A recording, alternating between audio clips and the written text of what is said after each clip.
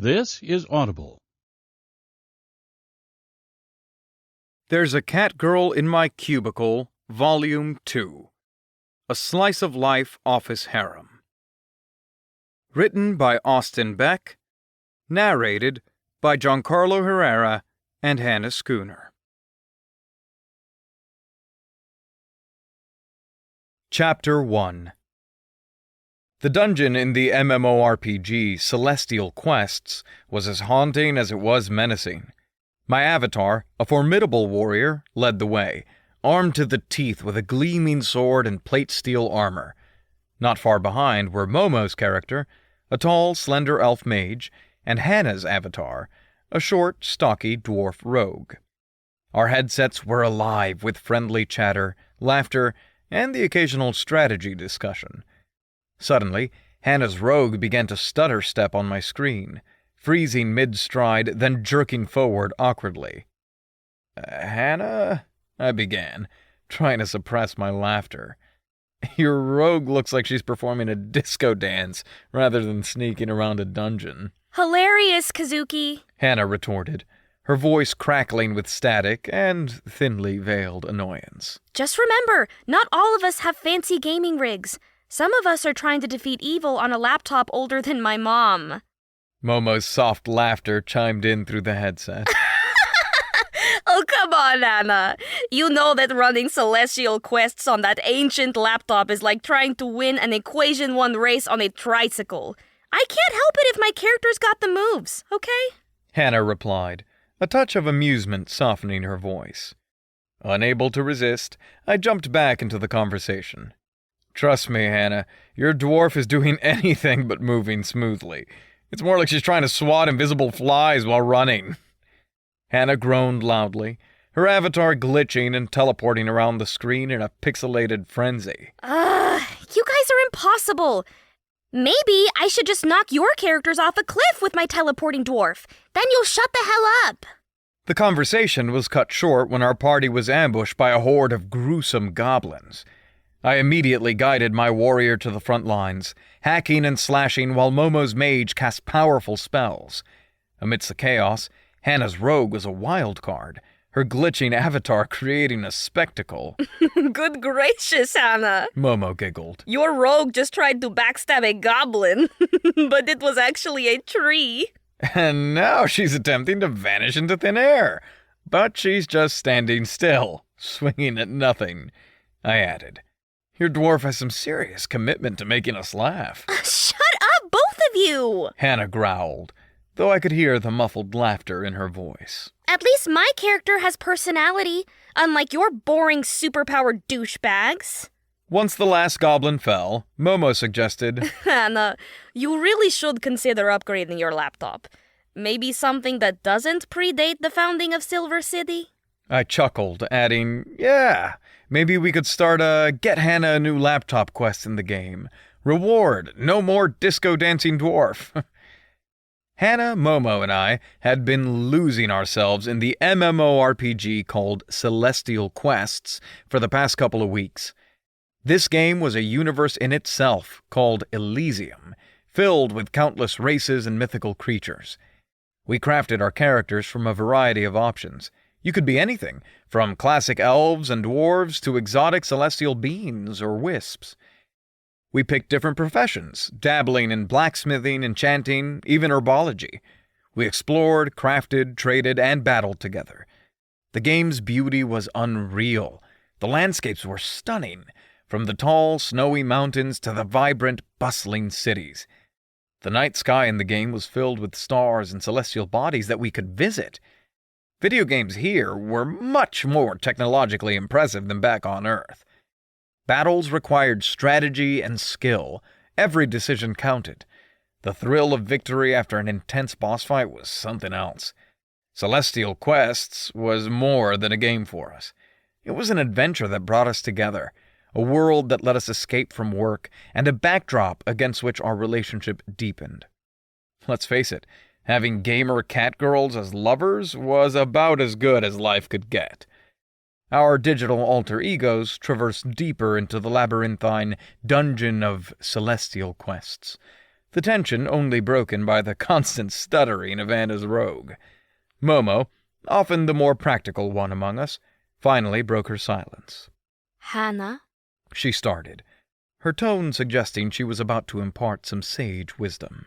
You need to stop fooling yourself that your laptop can run this game on ultra-high settings. Just adjust your settings to something more realistic. What? And let my game look like it was created 200 years ago? Hannah retorted defiantly. I want the full immersive experience. I want to see the shimmering scales of the dragons, the magical glow of your spells, Momo. Not some 2D cardboard cutout version. Hannah, I chimed in, my character drawing his sword as we ventured deeper into the dungeon. Right now, all we see is your dwarf breakdancing while we're trying to fight off ogres and dragons. I don't think this was the immersive experience the developers had in mind. In the middle of our discussion, Hannah's character suddenly veered toward the edge of a cliff in the game, a clear consequence of her technical issues. Momo let out a gasp, her avatar quickly casting a futile protection spell in Hannah's direction. Hannah, watch out! She cried out, but it was too late. Hannah's rogue danced an awkward jig at the precipice before tumbling off. The player down notification flashed across our screens. Hannah? Momo sputtered, trying to stifle her laughter. Did you just swan dive off the cliff? Hannah grumbled in reply. Well, I couldn't see it, could I? One moment I was right there with you guys, the next moment my screen froze and I was already airborne. Ah, the perils of high-definition gaming, I teased, my own laughter now uncontrollable. I guess your rogue mistook a cliff for a goblin. An easy mistake, given how high-definition everything is for you. Hannah didn't respond right away, and when she finally did, her voice carried a note of reluctant resignation. Fine, you win. I'm turning down the graphics. As soon as she made the change, Hannah's character, now more blocky for her, but significantly more responsive, sprang back to life in the game. Holy cow, Hannah! Momo exclaimed, her laughter barely subsiding. Your character actually looks like a rogue now, albeit one made from Lego building blocks, but still an improvement. I added my own observations. And look at that! She moves in real time, too. I mean, sure, she looks like she's made of melting wax, but who cares as long as she's not moonwalking while we're in the middle of a fight? Oh, hush, both of you, Hannah retorted, a hint of a smile in her voice. Just you wait. Now that I'm not breakdancing, I'll show you what I'm really capable of. I couldn't resist one last tease. Well, Hannah, as long as your capabilities don't involve any more cliff diving, we're on board. Our dungeon delve was progressing smoothly. Well, as smoothly as can be expected, with Hannah's rogue finally contributing to the team instead of dancing solo. The banter had settled down when a sudden thought hit me. An amusing thought that might add a dash of real-world spice to our virtual quest. Hey, ladies, I began, putting on my most mischievous voice. As the valiant knight in this brave trio, risking life and limb against the terrors of this dungeon, I have but one humble request. What's that, Kazuki? Hannah cut in, her tone suggesting she already sensed a prank brewing. I find myself pondering, I continued, my smirk broadening. What might my courageous catgirl companions be wearing in the safety of their abodes, while I face the shadowy perils of this ominous underworld?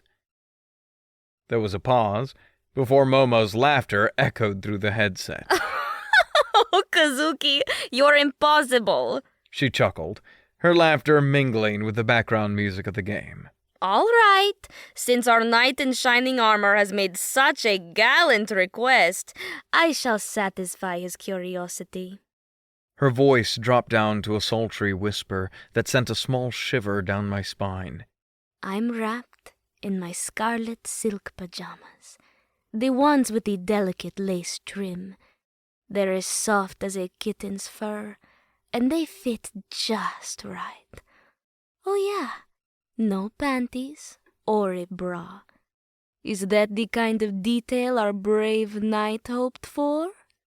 A mental image of Momo in her red, lacy silk PJs made me gulp, momentarily forgetting my in-game surroundings.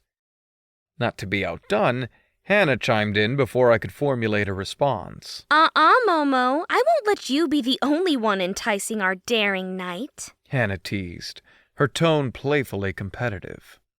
Let me paint a picture for you, Kazuki.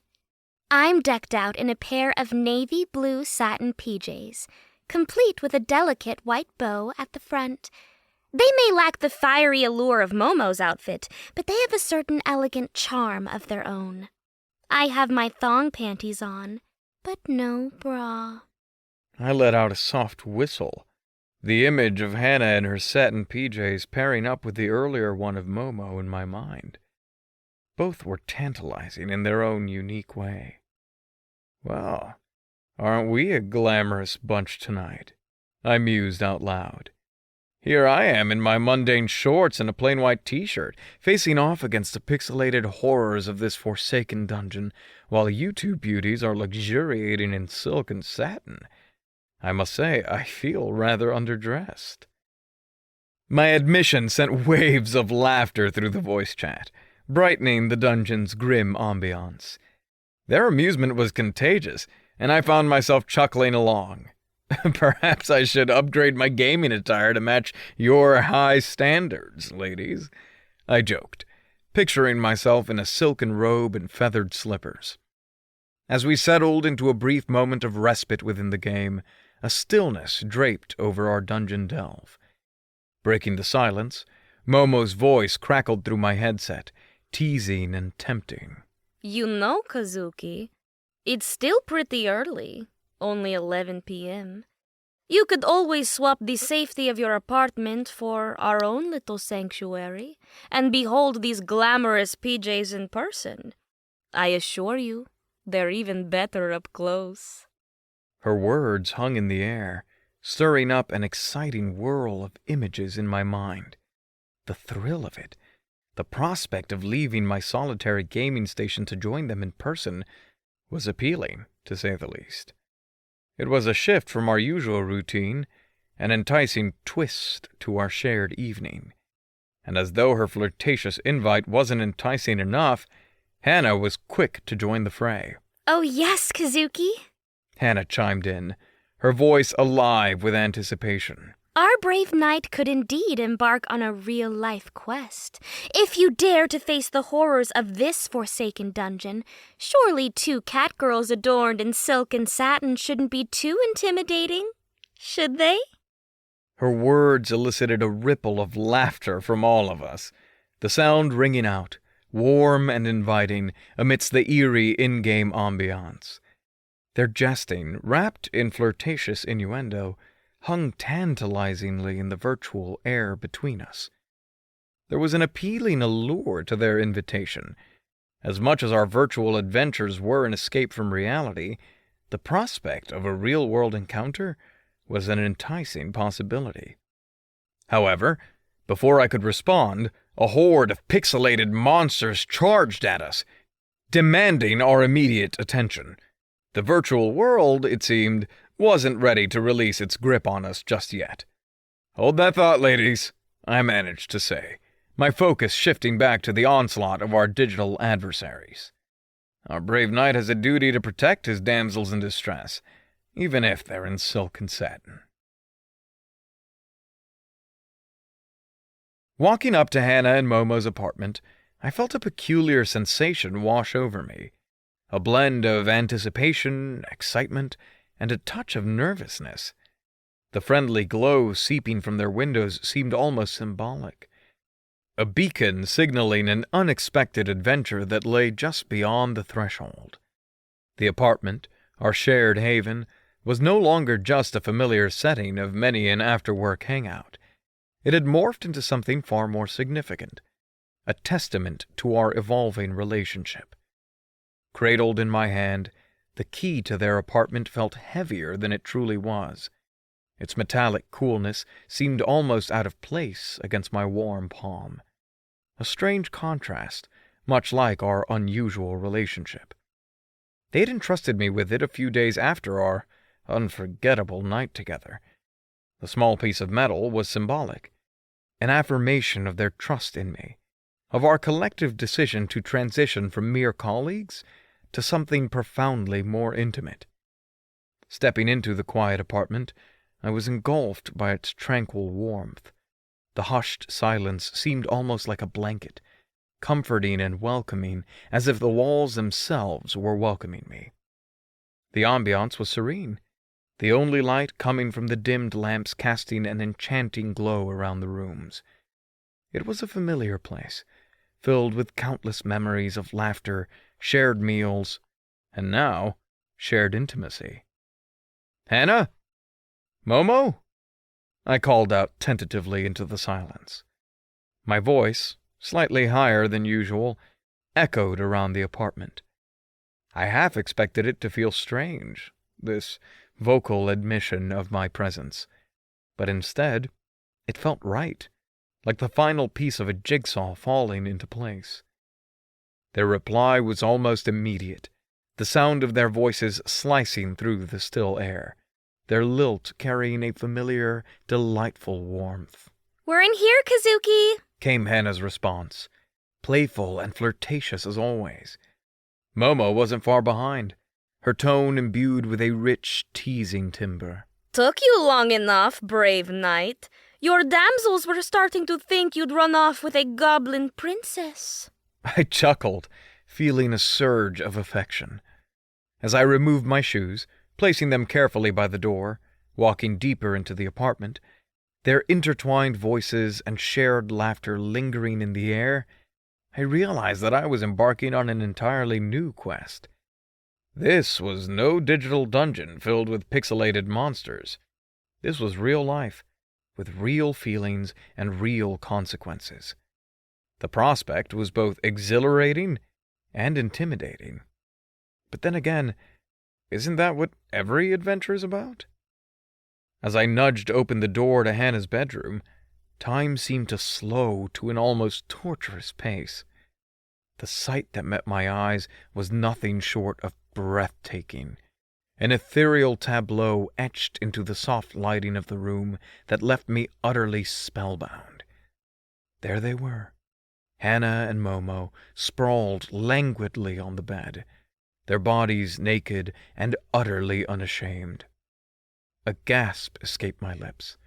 I felt my jaw drop open, the shock of the sight hitting me like a punch. Every line, every curve of their bodies was bared to my gaze, a stunning display of vulnerability and desire that rendered me breathless. My heartbeat quickened to a frenzied tempo, each throb echoing the pulsing desire that flooded my veins. A distinct stiffness overtook my lower body, a primal reaction to the raw sensuality displayed before me. Hannah, with her playful glint, broke the spellbinding silence, her voice smooth as honey. Kazuki, so nice of you to come and save us from the horde of scary monsters, She teased, her lips curving into a smirk that held a wicked promise. I swallowed, struggling to find my voice amidst the whirlwind of emotions swirling within me. You two, you look... My God, you look amazing. I finally managed to stutter, my voice hoarse with the overwhelming surge of desire. Momo's reaction was immediate and startlingly inviting. She spread her legs wider, revealing the intimate secret between her thighs. The sight of her shaven center stole my breath, a wave of hunger washing over me. "Are you hungry?" She questioned, her voice laced with an alluring tone that sent shivers down my spine. Yeah, was all I managed to choke out, my hands reaching for the hem of my shirt. The fabric slid over my head with a swift motion, my body eagerly responding to the implicit invitation. The words that left Momo's lips next were far from a mere suggestion. They were a direct order, a carnal command that sent my heart pounding in my chest. Well, come here for a late-night snack and eat my pussy. In response, I fumbled with the fastening of my jeans, my fingers trembling with excitement and anticipation. I struggled to shed them, nearly stumbling and colliding with the dresser in my haste.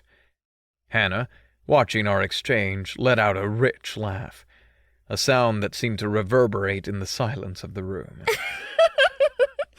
I think Kazuki is excited, She commented, her fingers teasing her mocha nipples, her own excitement mirrored in her actions.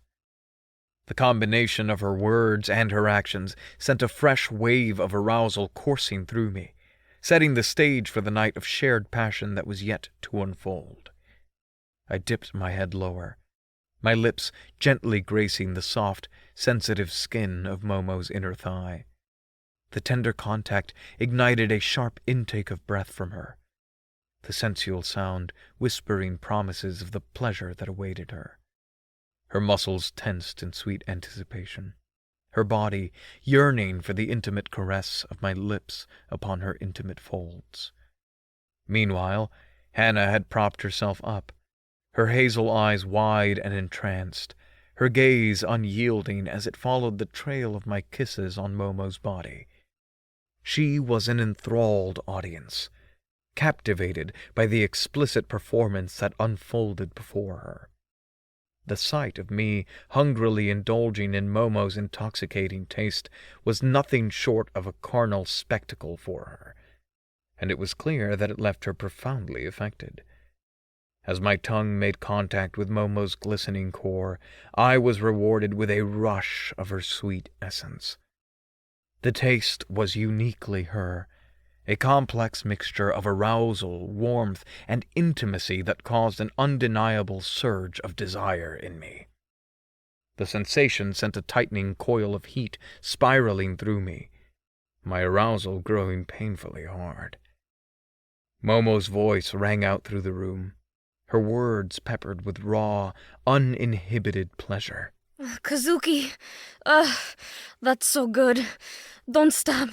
Holy fuck! She panted out. Her words, laced with desire, were a testament to the pleasure coursing through her body, an affirmation of the ecstasy I was delivering. My hands sought out the curves of her body, fingers finding the soft mounds of her breasts.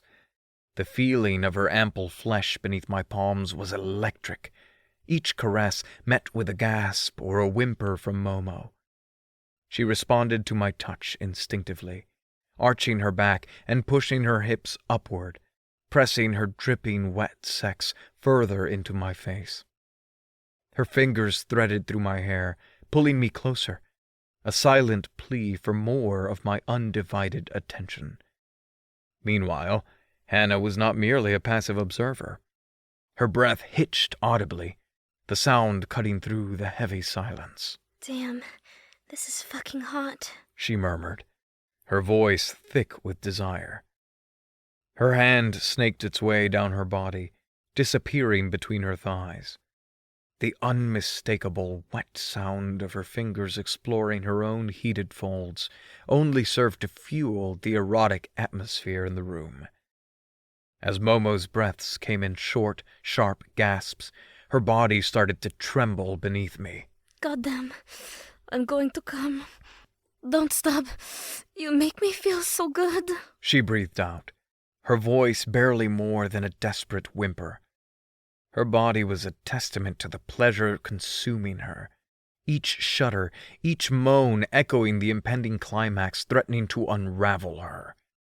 Answering her silent plea, my fingers found her hardened nipples, pinching and tweaking them to add another layer to the sensory overload she was experiencing.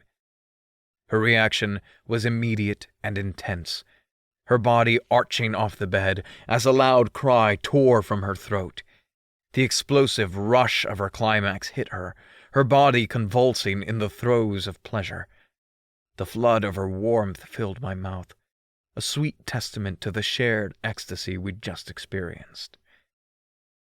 A triumphant grin adorned Hannah's face as she declared her intentions. My turn. She announced, her voice dripping with unmasked anticipation. There was a certain glimmer in her hazel eyes, one that promised a shared intimacy that went beyond just physical pleasure. I moved my focus toward her, studying the woman laid bare before me. "What do you want, Hannah?" I questioned, my voice low and charged. My fingers traced the smooth expanse of her stomach, inching lower, stopping just before her heated core. With an air of unashamed desire, she gazed back at me, her reply carrying the weight of her longing.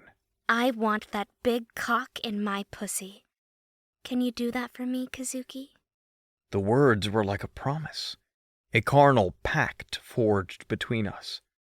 The corners of my mouth lifted in a wicked grin as my erection teased her wet folds. A simple touch, yet it caused a sharp intake of breath from her. "You want me to be gentle, or do you want me to be a savage?" I asked, my tone deliberately provocative. Her laugh, a soft giggle, filled the room as she bit her bottom lip in anticipation. The sight of her cat incisors protruding only added to her seductive allure. I want savage, Kazuki, she requested, her voice daring me to fulfill her request. From the corner of my eye I could see Momo. The green-haired cat girl had recovered from her climax and was reveling in the sexual tension that hung heavy in the room. Ooh, savage Kazuki sounds fun. She chimed in, her voice laced with lust. Answering Hannah's challenge, I guided myself into her, sinking deeply into her tight warmth. I could feel her muscles clenching around me as I began to thrust into her. The raw intensity of the act drove us both to a frenzied pace. "You like that?" I asked, my voice a husky whisper. Her reply was a moan-laced affirmation. Fuck yeah, she gasped, her nails digging into my shoulders. With every thrust, her breasts swayed enticingly. Hannah's breasts were a sight to behold, not as large as Momo's, but every bit as enticing. Each bounce was like an erotic dance, mesmerizing me and fueling my desire for her. Her tightness was intoxicating, each thrust eliciting a moan from her lips. "Damn, you're so tight. Do you want me to loosen up your little pussy?" I groaned, my words filled with a potent mixture of lust and adoration. Yes, fuck, she cried out, her voice hitched, her body moving in rhythm with my thrusts. Meanwhile, Momo was far from idle. Her playful voice floated over to us. I think you're going to break my best friend, she teased, her hand disappearing between her own thighs. A brow arched in response. "And what exactly are you doing over there, Momo?" I prodded, a lopsided grin on my face. She shot me a teasing glance, her green eyes dancing with amusement. What does it look like? I'm masturbating while I watch you fuck. Best show in town, she retorted playfully, her words filling the room with a contagious, sensual energy. Hannah's voice came out in desperate pleas, each one echoing my own spiraling desire. I'm gonna come, Kazuki. Don't stop, she demanded. Her words were urgent, filled with unbridled anticipation. Her brown eyes locked onto mine, communicating a fervent promise of shared ecstasy. The ensuing moments were a blur, a euphoric haze that seemed to consume all reason. The soft gasps and cries that escaped Hannah transformed into unabashed screams of pleasure. The force of her release caused the picture frames lining the bedroom walls to tremble, their occupants dancing to the rhythm of her climax. The sight of her, a beautiful cat girl writhing beneath me, consumed by the pleasure I was giving her, was overwhelmingly erotic. The sheer intensity of it caused an unmistakable tightening in my balls. an undeniable sign of my impending climax. At that moment, I felt Momo's hot breath ghosting over my ear, her soft, seductive whispers filling the air. Looks like you're going to come in her, she said, her voice tinged with a hint of excitement. She gently bit down on my earlobe, the sudden jolt of sensation causing a shiver to run down my spine. Caught in the wave of passion, I managed to voice a husky question to Hannah. "Do you want my seed inside you?" The question hung heavy in the air, a potent mixture of lust and anticipation undeniable between us. Momo, always the playful one, interjected with a saucy offer. If she doesn't, I sure do, she announced, her tone daring, a smirk playing on her lips. Yet Hannah had her answer ready, her voice breathless and filled with desire. Yes, I want you to fill me up, paint my pussy and make me yours. Her words were an open invitation, a pledge of surrender. Driven by her words, I plunged into her with renewed vigor. The bed shook with the intensity of our joining. Each thrust brought me closer to the edge, until finally I reached it. The world narrowed as my cock pulsed, releasing white ropes of cum deep inside of Hannah. As the pleasure began to subside, the reality of my situation began to settle in. I had 2 catgirl lovers. 2 stunningly beautiful, unique individuals who had chosen to share their love and their bodies with me. The realization was both mind-boggling and incredibly humbling. The simple fact that I was lying in bed with 2 catgirls continued to amaze me. Chapter 2. Saturday morning arrived, a blessed break in our office routine, and this one was filled with the warmth of the summer sun and an air of anticipation. Momo and I had schemed a special surprise for Hannah, our companion in love and life. We'd seen her gritting her teeth and grinding through her games on an antiquated laptop that stuttered and lagged far too much for any gamer's peace of mind. We knew it was time for an upgrade, and not just a small one. Hannah deserved nothing but the best, and Momo and I were more than eager to give it to her. Rebecca, my dedicated AI assistant, had helped me with investments. Part of her duties at my apartment was to watch the stock market and make me money. She was shockingly good at it. I'd begun to build a nice nest egg of money. I couldn't think of a better way to use this excess of money than helping my girlfriends. I couldn't wait to see Hannah's face when we presented her with a beast of a machine. As the Whisker Wonders Consulting's IT whiz, Momo was my partner in crime for this mission. She wore her love for gaming as a badge of honor, and her tech-savvy mind would be the key to unlocking the best gaming rig for Hannah. Between her eye for good hardware and her understanding of Hannah's needs, I was confident we would find the perfect match. I'd received a notification from my AI assistant, Rebecca. She had scoured every nook and cranny of the digital world to pinpoint the perfect store for our mission in Silver City. The marvels of AI research never failed to impress me, and this was no exception. The message from Rebecca suggested a renowned electronics store, Great Purchase. Momo, Rebecca says Great Purchase has the best selection for gaming laptops. I relayed the information to Momo, watching her face light up at the news. Great purchase, huh? She grinned, her sharp canines making a quick appearance. Sounds like a good start. We hailed a taxi, quickly getting absorbed in the bustling cityscape of Silver City. Settling into the back seat, I turned to Momo, her eyes gleaming with the day's promise. "This is going to be fun, don't you think?" Yeah. she replied, a mischievous glint in her eyes. Shopping, gaming, and surprising Hannah? The perfect combination. This wasn't just a simple shopping expedition. This was a quest, an adventure, and a shared secret that brought Momo and me closer. As the taxi whisked us toward Great Purchase, we chatted about potential models and features, analyzing and hypothesizing. Remember, Hannah likes a sleek design. Momo said, her brow furrowed in thought. But she also needs power and speed for her games. I know. I laughed, recalling the countless times Hannah had ranted about her laptop's poor performance. And we need something sturdy, too.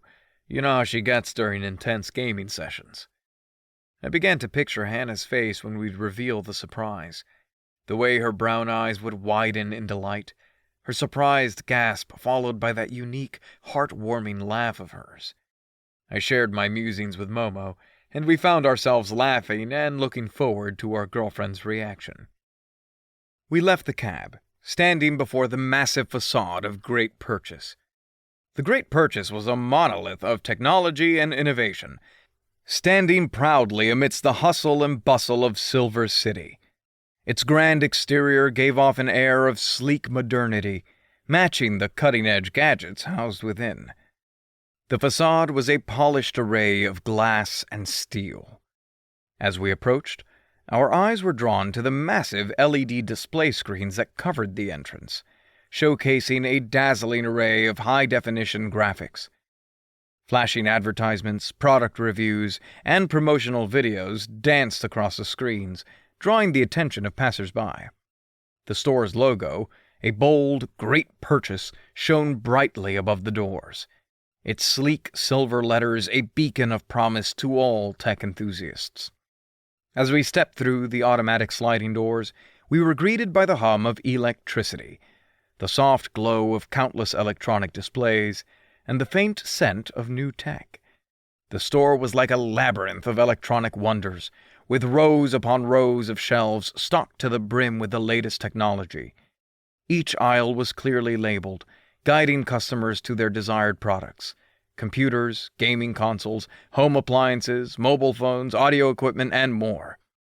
The air was filled with a low murmur of excited chatter from fellow customers, punctuated by the occasional beeping of barcode scanners at the checkout counters. A soft, unobtrusive electronic melody played in the background, adding to the store's ambiance. In one corner, there was a spacious section dedicated solely to computers. Sleek desktop towers, high-performance gaming rigs, versatile laptops. It was a haven for any computer enthusiast. I could see several customers already there, engrossed in testing keyboards and scrutinizing spec sheets. Above us, suspended from the high ceiling, were screens displaying customer reviews, staff recommendations, and tech news updates. This was the Great Purchase experience, not just a store, but a celebration of technology, a symphony of sounds, sights, and sensations. It was a hub of discovery, innovation, and, of course, great purchases. We hoped, at least. Stepping into the labyrinthine world of the laptop aisle felt akin to crossing a threshold into a realm where technology reigned supreme. The towering shelves on both sides represented the evolution of portable computing, a living museum of human ingenuity and innovation. This aisle was a testament to the insatiable march of technology, a microcosm that told the story of humankind's ceaseless quest for power, speed, and mobility. On the shelves closest to us lay the simpler, more modest specimens. The NetSpry series, compact, lightweight, economical, perfect for students and casual users looking for efficient internet browsing and light office work. These little workhorses were the everyman's choice, offering reliable, straightforward computing for those who didn't require frills. Venturing deeper, we encountered the Tech Roar lineup, a step up from the basic NetSpry range. They promised more power, more versatility, more bang for your buck. With their sleek design and solid hardware, these machines were the choice of many professionals, capable of multitasking like a seasoned juggler at a circus. As our eyes drifted further along the shelves, the Ultra Pulse models caught our attention.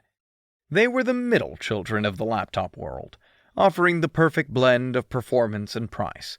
More refined and powerful than the Tech Roar laptops, They were favored by casual gamers and professionals who needed a machine as flexible as they were. Next in the procession were the premium Power Dynamics Ultrabooks. Slick, stylish, and ultra-powerful, these devices were an embodiment of a digital nomad's dream. With their high-resolution anti-glare displays, impressive battery life, and processors that shrugged off intense workloads with relative ease, they were the preferred choice of those who like their laptops like they like their coffee, strong and capable. Finally, at the far end of the aisle sat the veritable titans of the laptop world, the gaming powerhouses. First, the Phantom Strike series, aggressive and striking with its sharp lines and customizable RGB lighting. They were beasts, designed with the singular goal of elevating the gaming experience. High refresh rate screens, top-tier processors, graphics cards that scoffed at the term overkill, and an aesthetic that screamed gamer. These machines had it all. Adjacent to them sat the unrivaled champions, the Titan Forge series. Here was the absolute pinnacle of portable gaming. The most powerful processors available, the cream of the crop when it came to graphics cards, RAM that could shame many desktops, and cooling solutions that could probably handle a small volcano. These were machines that knew no compromise, made for those who demanded the best. As we stood in awe of these monstrous machines, a gruff voice pulled us out of our reverie. Turning, we found ourselves face to face with the most unlikely of sales associates, a dwarf with the name Thorin on his name tag, sporting a standard-issue Great Purchase polo shirt. His rough hands, calloused from years of what looked like hard labor, moved with practiced ease over the keys and screens of the laptops. "Hey, you be looking for something?" he rumbled, his voice echoing tales of mountain halls and blazing forges. We shared our mission, to find the perfect gaming powerhouse to surprise our friend. His eyes twinkled with interest as he rolled his fingers over his coarse beard, his mind already ticking over the options. "Well, laddie and lassie, you came to the right dwarf. Let's see what we can do for you, shall we?" He led us through the labyrinth of deals, discounts, and features, explaining the strengths and weaknesses of each model with a keen understanding. It was as if the dwarf had forged these machines himself. Such was his familiarity with their intricate specifications. It was a strange encounter, but in the world of technology, who were we to question a dwarf's love for electronics? Momo's fingers danced on the surface of the Phantom Strike she had been evaluating. Well, Kazuki, if we're talking the best brands, it's going to be Phantom Strike or Titan Forge, she stated firmly, glancing at me from the corner of her eye. The Titan Forges are the absolute top tier, though. Unmatched in power, but with a price tag to match. Remember, this isn't corporate money we're spending. It's yours. Her words carried a serious tone, but I understood her concern. Still, I had already decided. Hannah had suffered her decrepit old machine for far too long. She's stuck by that ancient machine far longer than most people would have, I countered, staring down the lit-up displays with a new determination. Let's get her something that does justice to her gaming skills. She deserves that much. Having made up my mind, I turned to our unlikely electronic sales associate. "Thorin, can you show us the most powerful Titan Forge laptop you have in stock?" The gruff dwarf's eyes twinkled, as if our request sparked a fire in his fantasy-filled heart. "Hey, you got good taste, laddie," he praised, leading us deeper into the laptop section of the store. We stopped before an imposing machine encased in a shining glass display. "Feast your eyes on this, the Titan Forge Pinnacle Axe," he announced with a theatrical flourish. His voice held a note of reverence. "This beauty ain't just a laptop, it's a promise that no game or software is too great a challenge." With that, Thorin began detailing the specs. At the very core of this behemoth rests the latest octa-core Titan Engine X processor, a powerhouse designed to deliver unrivaled performance, no matter the task at hand. Pair that with a mind-blowing 64 gigabytes of the fastest Hyper-Blitz RAM available on the market, and you've got a machine that scoffs at the concept of multitasking. My eyes widened in awe. That's even more powerful than my desktop rig, I admitted. Undeterred, Thorin continued his animated rundown. We're just scratching the surface, lad. The Pinnacle X is equipped with a groundbreaking Phantom X5000 series graphics card.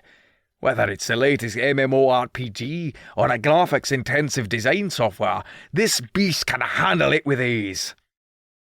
As Thorin enthusiastically listed the features, Momo leaned in, her voice barely above a whisper.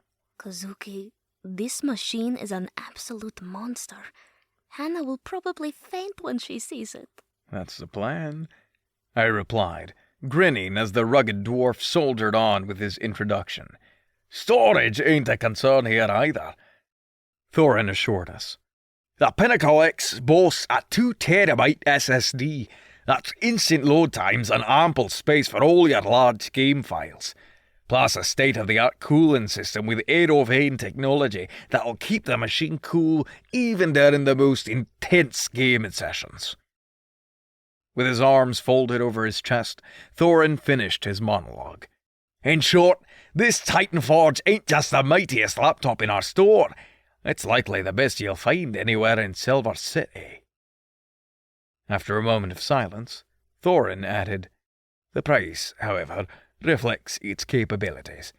The Pinnacle X is 5,000 credits. There was a pause as Momo looked at me, the question in her eyes. I nodded, undeterred by the price. Momo, I said, a determined edge in my voice. I think we found Hannah's new battle station. 5,000 credits? No way! Momo exclaimed, her eyes going wide as saucers. She had a playful pout on her face, an attempt to conceal her surprise at the hefty price. That's like a bajillion dinners at that fancy sushi place you love. I simply shrugged in response, a hint of a smirk playing on my lips. Well, let's just say the stock market and I have been on quite the winning streak. I reckon it's about time I treated Hannah to something special. Momo's jaw practically hit the floor at my nonchalance. Her hands flew to her hips, her eyebrows furrowing in mock indignation. And what about me, huh? Do I get some of this newfound wealth showered on me, too? I laughed, the sound echoing through the laptop aisle. Oh? And do you need a new gaming beast, too? I thought your custom-built rig was your pride and joy. She rolled her eyes at me and crossed her arms, a smirk tugging at her lips. Ugh, you're so annoying. No, I don't need a new computer, dummy. I just need you to spend your credits on me, too. Show a girl she's special, you know? I raised an eyebrow, my gaze sweeping over the glittering aisles of the store. Sure thing. So what'll it be? New headphones? Maybe a virtual reality set? Momo thought for a second, then broke into a fit of giggles. Nah, just grab me a soda, Kazuki. Then we're all square. I leaned down to press a quick peck on her forehead. Her vibrant green hair brushed against my nose, causing a ticklish sensation. You drive a hard bargain, Momo, I said, grinning widely. Deal. Chapter 3. We had just hailed a cab back to Hannah and Momo's apartment after securing the surprise gift. The back-and-forth banter during the ride was punctuated by moments of silence, as the view of Silver City blurred past the cab window. Without Hannah's lively presence, the apartment felt a bit empty when we finally arrived. As I was turning the key in the front door, Momo looked over at me with a twinkle in her eye. Kazuki, I've got a thought. How about we set up Hannah's new laptop right here and now? I paused, the keys in my hand as I processed her suggestion. So we just set everything up? Get it all running and leave it out for her? Exactly! Momo's eyes sparkled with amusement, her mischievous grin a clear indication of her anticipation. And when she gets back, we tell her there's a new update for League of Ancients, the MOBA we've all been hooked on recently. It'd be hilarious to see her reaction. I chuckled at the thought. Hannah was usually sharp as a tack, but she might just be oblivious enough to start downloading a patch without noticing the new machine. And you really think she won't realize it's not her usual rig? Momo shrugged, her smile still wide. Well, she's been so engrossed in League of Ancients recently, I wouldn't be surprised if she started the download without realizing she's not on her old laptop. Laughing together at the thought, I had to admit it sounded like a fun idea. All right, let's give it a shot. Let's get the setup going and give Hannah a surprise she won't soon forget. With our plan set in motion, the once quiet apartment was now filled with the buzz of Hannah's impending return. As the clatter of plastic and the crinkle of paper came from the living room, I hefted the 2 bags of fresh ingredients onto the kitchen counter. The new laptop was being set up by Momo in the next room, and I had a culinary challenge of my own to tackle. Rebecca, my diligent AI assistant, had recently introduced me to an exciting new recipe, spicy miso ramen with homemade chili oil, a dish that struck a delicate balance between fragrant spices and comfort food, a tantalizing challenge I was eager to master. Momo, her eyes bright with curiosity and anticipation, poked her head into the kitchen, her hands covered in plastic wrapping from the new computer. Are you really going to cook ramen from scratch, Kazuki? That's ambitious, She teased, her eyes sparkling with excitement. Momo was a ramen aficionado. It was well known among us. I returned her grin, carefully beginning to unpack the ingredients and placing them neatly on the counter. Fresh ramen noodles, a package of ground pork, an assortment of vibrant vegetables, a tub of miso paste, a carton of chicken stock, and an army of exotic spices and condiments. Yeah, Rebecca showed me this recipe, I told her, excitement bubbling within me as I looked over the ingredients.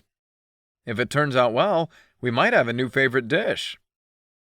Leaning against the doorframe, Momo folded her arms and watched as I washed my hands, ready to begin the cooking process. You know, there's something undeniably sexy about the man who knows his way around the kitchen, she confessed, her lips curving into a teasing grin. With a chuckle, I turned on the stove, heating up the pan. Well, let's hope my cooking skills are as appealing as you think. Time to see if I can whip up a ramen that lives up to your expectations. The kitchen quickly filled with the delicious aroma of cooking food. As the ground pork sizzled in the pan, it quickly transformed from a pink mass into a golden brown delicacy. Adding the diced vegetables, I sautéed them until they were tender, their fresh scent blending with the cooked meat. The base of the ramen was coming together, and I felt a wave of satisfaction. Wow, it's smelling amazing in here, Kazuki! Momo exclaimed, her eyes wide with surprise. Are you sure you haven't secretly been a professional chef in your past life? Laughing at her playful jest, I began to carefully spoon the miso paste into the pan, stirring it into the mixture. Well, you never know, Momo. I might just be a man of hidden talents. I did have a dream once that I was a powerful barbarian chef with insane cooking skills and big-ass muscles. As the minutes went by, the aroma of the simmering ramen filled every corner of the apartment, blending beautifully with the quiet clatter of the keyboard as Momo set up the new laptop. Her excited commentary on the laptop's features, the sizzle of the cooking, and the growing anticipation for Hannah's return created a rich tapestry of sounds and scents. Hey, Kazuki! Just got a text from Hannah. She's in a cab and will be here any minute. Momo announced, a note of anticipation evident in her voice. She'd been peeking through the blinds every now and then, eager for Hannah's arrival and the revelation of our surprise. Perfect, I responded with a smile, my gaze turning from the simmering pot of ramen to the sight of our modest dining table. Its polished wooden surface seemed to beckon, ready to play host to the special meal I'd prepared. As the rich aroma of ramen filled the room, I moved toward the cupboards, retrieving the 3 deep bowls we often used for our ramen dinners. They were simple, their off-white ceramic exteriors housing an array of deep blue and gold patterns inside. The mere sight of them already seemed to promise the comforting delight of the meal to come. Next, I fetched the black lacquered chopsticks, their elegant simplicity contrasting beautifully with the vibrant bowls. Setting them down, I admired how their presence on the table began to shape the casual yet intimate dining setting we loved. I didn't forget the spoons, the deep ones perfect for a hearty slurp of the ramen broth. I added them to the arrangement, completing each place setting with a spoon and a pair of chopsticks. Now, the table was truly ready for the ramen, and for Hannah's arrival. Finally, I pulled out the condiments, a small dish of chili oil for an extra kick of heat, a jar of toasted sesame seeds for a nutty crunch, and a container of thinly sliced green onions for a burst of freshness. Each was laid out with care, their vivid colors and tantalizing aromas setting the stage for the ramen I was about to serve. As I turned off the stove, a contented sigh escaping my lips, the aroma of the cooked ramen filled the apartment even more potently. The table was set, the meal prepared, and our surprise awaited Hannah's return. I couldn't wait to see the look on her face. The unmistakable sound of the apartment key turning the front lock filtered through the domestic ambience, heralding Hannah's return. The door opened with a creak, revealing her lithe form, backlit by the fading twilight outside. She paused in the entrance, her delicate nostrils flaring slightly as they caught the enticing scent wafting through the air. What in the world is that heavenly aroma? She inquired, her voice echoing in the hall, full of a childish curiosity. Slipping off her shoes at the entrance, she wandered further into the apartment, led by the intoxicating smell. Seriously, guys, my stomach is doing backflips. I'm starving, she confessed, her voice a mix of playful accusation and genuine hunger. Making her way to the kitchen, her eyes fell upon the sight of me stirring a simmering pot and a beautifully set table just waiting to host the imminent feast. A gasp slipped past her lips as her eyes grew wider with delight. Oh, wow. Kazuki, this is impressive, she complimented, her tone full of admiration. I grinned at her, trying to seem modest, yet obviously pleased at her reaction. I thought I'd venture into a new culinary territory, I confessed, using the ladle to stir the broth in a circular motion. Momo, who'd been lounging on the couch, perked up at Hannah's entrance and comments. Joining her friend at the kitchen entrance, she peeked over Hannah's shoulder at the bowls of ramen. See what happens when we let Kazuki in the kitchen? We need to do this more often, she quipped, her tone playful yet laced with a layer of sincerity. Hannah responded with a bright laugh, the sound echoing in the small space, adding to the homely ambiance. She gently nudged Momo's shoulder, her brown eyes sparkling with amusement. Seriously, Momo, if this is the result, maybe I should consider leaving the apartment more often. Momo, who was always full of energy and vivacity, slurped a noodle rather ungracefully. Her action was reminiscent of a cat grooming itself, and she completed the spectacle with an exaggerated smack of her lips. Setting her chopsticks down, she shifted her mischievous gaze toward Hannah. Hannah, darling, give us the gossip, she playfully commanded, her chin resting on one hand while the other waved around for emphasis. You can't keep us in suspense. How was your little voyage to the mothership? Her chuckling filled the room, and it was contagious. Hannah let out a sigh and reclined into her chair. The way she rolled her eyes was almost melodramatic, but her smirk suggested she was more amused than truly bothered. Oh, you know how Mom is, she began, that smirk never leaving her face. She's flying high in helicopter parent mode. Overprotective is a gross understatement. At this, I chuckled, finding it easy to relate. It wasn't my own mother we were discussing, but the universal motherly instincts seemed to be quite similar across the board.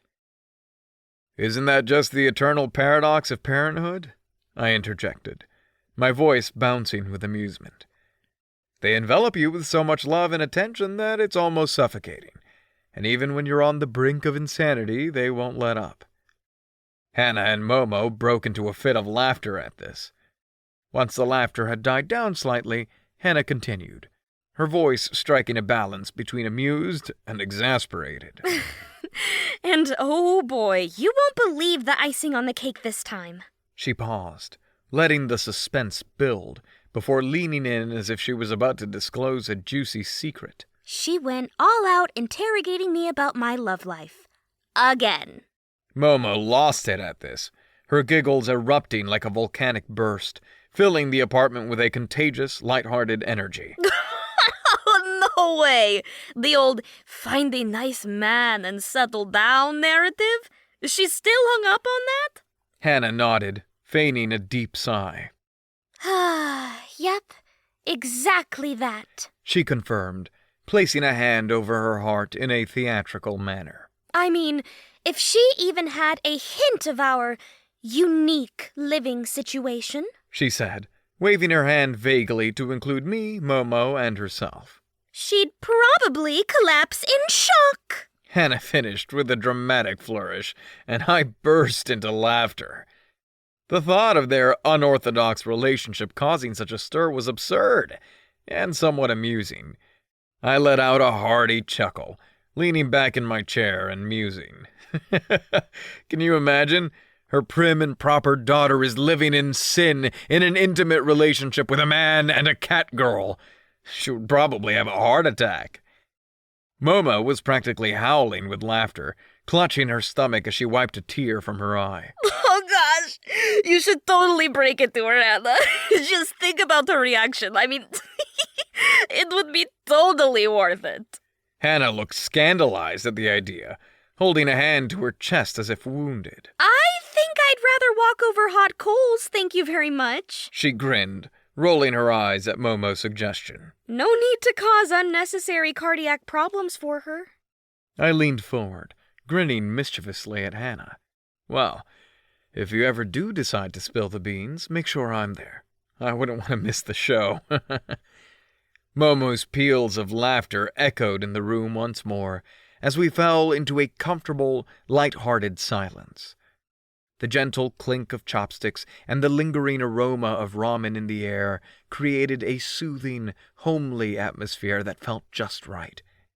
I had to admit, life with these two was never boring. As we polished off the remnants of dinner, Momo casually chimed in, artfully slipping her question into the conversation. Hannah, you didn't forget about that new patch for League of Ancients, did you? You know, the one everyone has been raving about? Apparently, it's not just an update. It's an overhaul. From what I've heard, it's a serious game changer. It should make those infuriating balance issues vanish like smoke, she said, her expression perfectly composed, her poker face firmly in place. Wait, are you serious? Hannah's eyes sparkled with excited anticipation, her annoyance at the game's recent issues bubbling to the surface. That's honestly awesome news. I was losing it the other night. I was so frustrated, I was about to quit the game for good. Yeah, I noticed.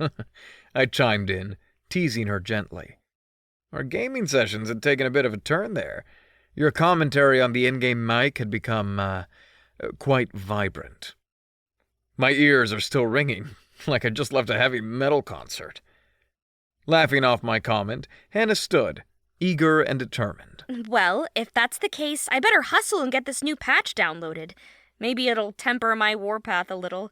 We should hop back on later tonight. Show those noobs how we do things.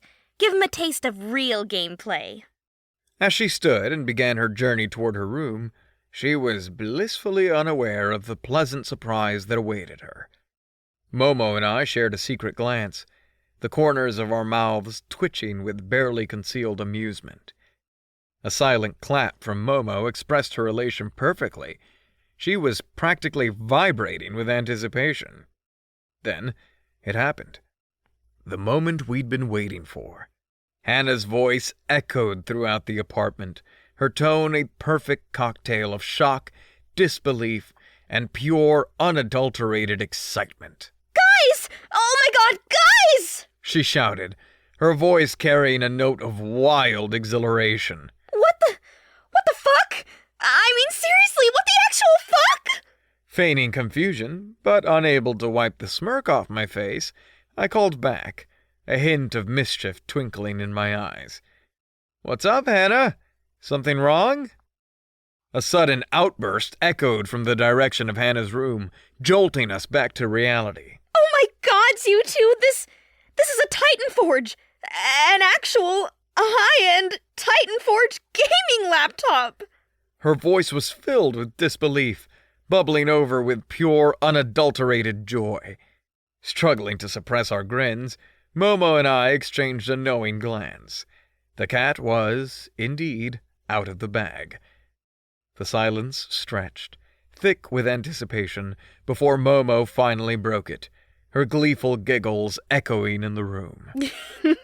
Well, looks like our little surprise isn't a surprise anymore, she admitted, wiping a faux tear from her eye, her tone a playful mix of regret and satisfaction. "Seems so," I added, my own smirk mirroring hers. The tension in the room dissipated, replaced by a warm, triumphant glow. Our secret was out, and it felt amazing. Taking a moment to compose herself, Momo turned back in Hannah's direction. Yeah, Hannah. It's all real, and it's all yours. Her announcement hung in the air, filling the room with a tangible sense of joy. Now it was my turn to address Hannah, my voice suddenly serious. "Hannah, we care about you. A lot. You are an integral part of our lives, and we wanted to show our appreciation. And what better way to do that than with something we know you'd love? You deserve it, Hannah. You deserve a beast of a machine that can match your incredible gaming skills. And besides, we want to see you happy." There was a moment of silence, followed by a soft, sniffling sound. Hannah emerged from her room, eyes brimming with unshed tears, her smile so wide it could light up the entire city. It was a sight to behold, one that tugged at our hearts. I don't even know what to say. You guys, this is incredible. I'm overwhelmed. Thank you. Thank you so much. Her words, choked out between sobs, filled the room, her happiness so profound it was nearly tangible. The sight of Hannah so touched, so genuinely moved, warmed my heart. The investment had been worth it, worth every single credit. "It's our pleasure, Hannah," I replied, a soft smile playing on my lips. "And hey, cut the waterworks, all right? This is a celebration. Why don't you start that beast up and see what it can do?" As Hannah returned to her room, her steps light and full of newfound excitement, Momo and I shared a moment of contentment. Our surprise had been a grand success, and Hannah's joy was the best reward we could have asked for. Chapter 4. 8:30 found a weary Hannah staggering into the Whisker Wonder's office. She moved like a life-size puppet with broken strings, her feet barely leaving the carpet as she shambled straight toward her desk. It was plain as day she'd been up all night, enthralled by her shiny new Titan Forge gaming laptop. "Rise and shine, Hannah," I called out to her, an amused grin on my face. "You look like you've been through the ringer. I take it the new laptop was a hit?" Her bleary eyes barely focused on me as she murmured something that sounded like a cross between a sigh and a groan. Then she seemed to regain some semblance of her senses and turned a disgruntled glare my way. "Oh, you're a riot, Kazuki," she grumbled. She shuffled past me, her aimless steps eventually leading her to the coffee machine. The sight that met her there, though, was enough to wake the dead. The coffee pot was tragically, horrifyingly empty. She stared at the void where her salvation was supposed to be, her despair echoing through the room. Is the coffee pot empty? She stammered out, disbelief dripping from her words. From her corner, Momo chimed in, an impish twinkle in her eyes. Isn't the office coffee usually handled by the administrative assistant? She teased, a smirk dancing on her lips. I chuckled at Momo's clever jab, but Hannah seemed less than amused. She shot a withering look at Momo, her eyes heavy with exhaustion. Yes, Momo. I'm aware that making coffee is part of my job. Momo snickered at Hannah's response, her delight clear as day. So tell us, Hannah, how late did you stay up gaming last night? Hannah slouched against the counter, her shoulders sagging under the weight of her weariness. I might have been up until 4. She confessed in a whisper. Momo burst into laughter at that, her giggles filling the room. The laptop's that good, huh? Worn out, but still defiant, Hannah squared her shoulders and met Momo's amused gaze. It's too good, Momo. It might make me lose my job eventually. Deciding to intervene, I cleared my throat and caught Momo's attention. Hey, Momo, don't you think you're giving Hannah enough of a hard time? Momo shrugged, her lips curving into a playful smile. Just a bit of friendly teasing, Kazuki. Next came Hannah's trial by coffee. As I watched her grapple with the coffee-making process, I had to bite my lip to stop myself from laughing outright.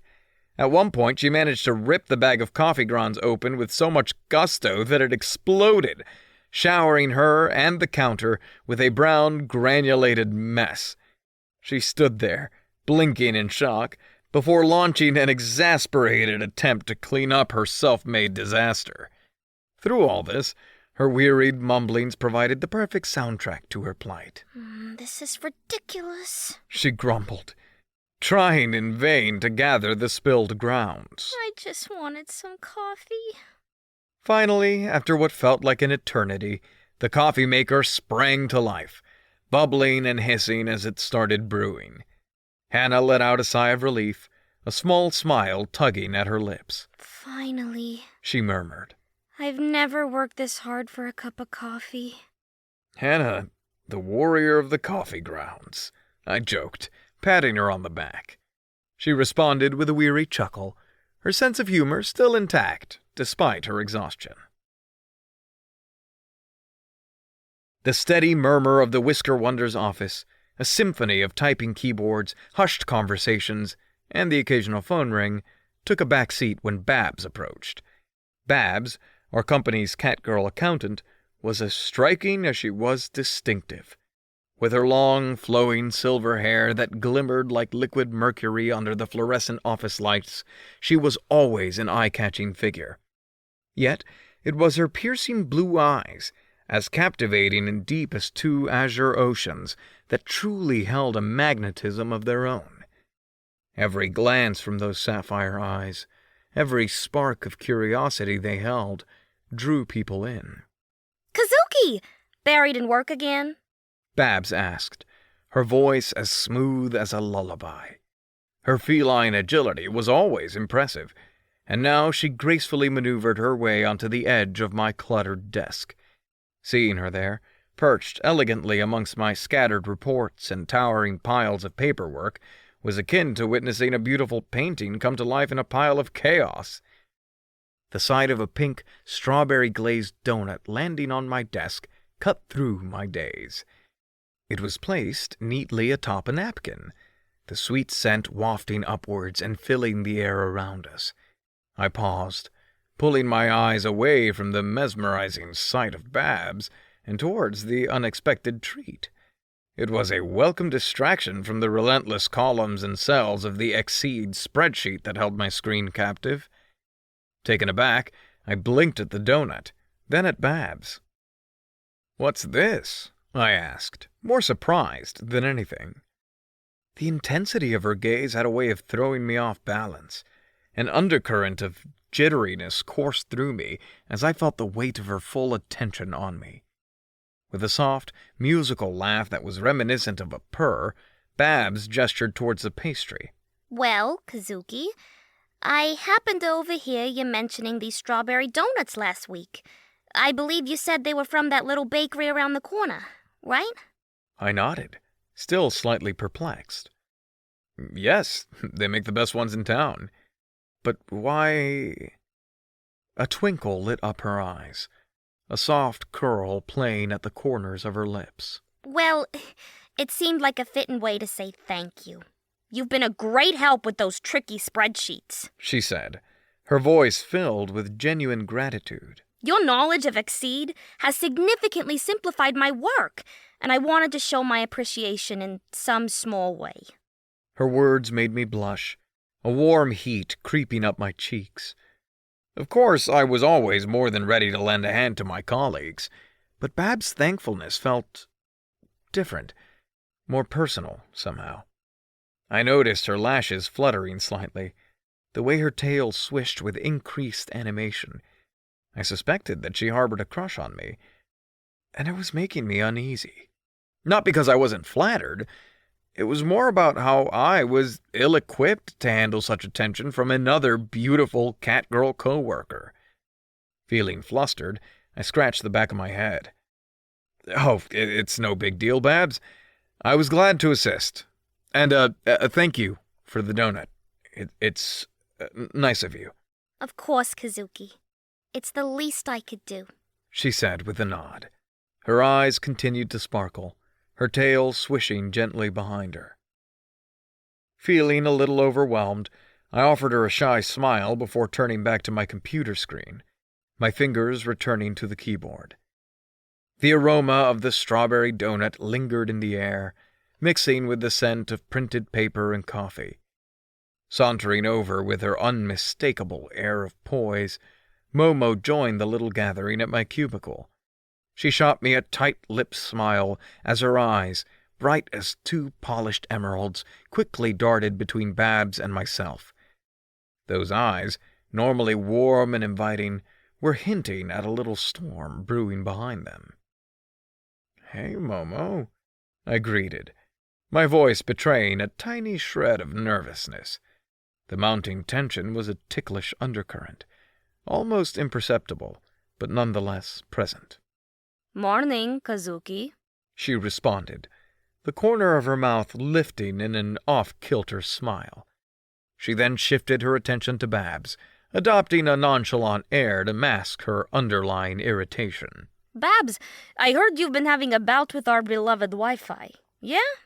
Momo casually kicked off the conversation, the loaded question hanging in the air. Babs laughed, her tail flicking behind her with amusement. Oh, Momo, you won't believe it. The buffering was driving me nuts. Momo raised an eyebrow. Her arms crossed over her chest as she leaned back on the edge of my cubicle. Right? I mean, slow Wi-Fi is enough to send anyone over the edge. Babs nodded, her eyes twinkling with laughter. Especially when you're knee-deep in a mess of spreadsheets. Which is why we're on the same team, aren't we?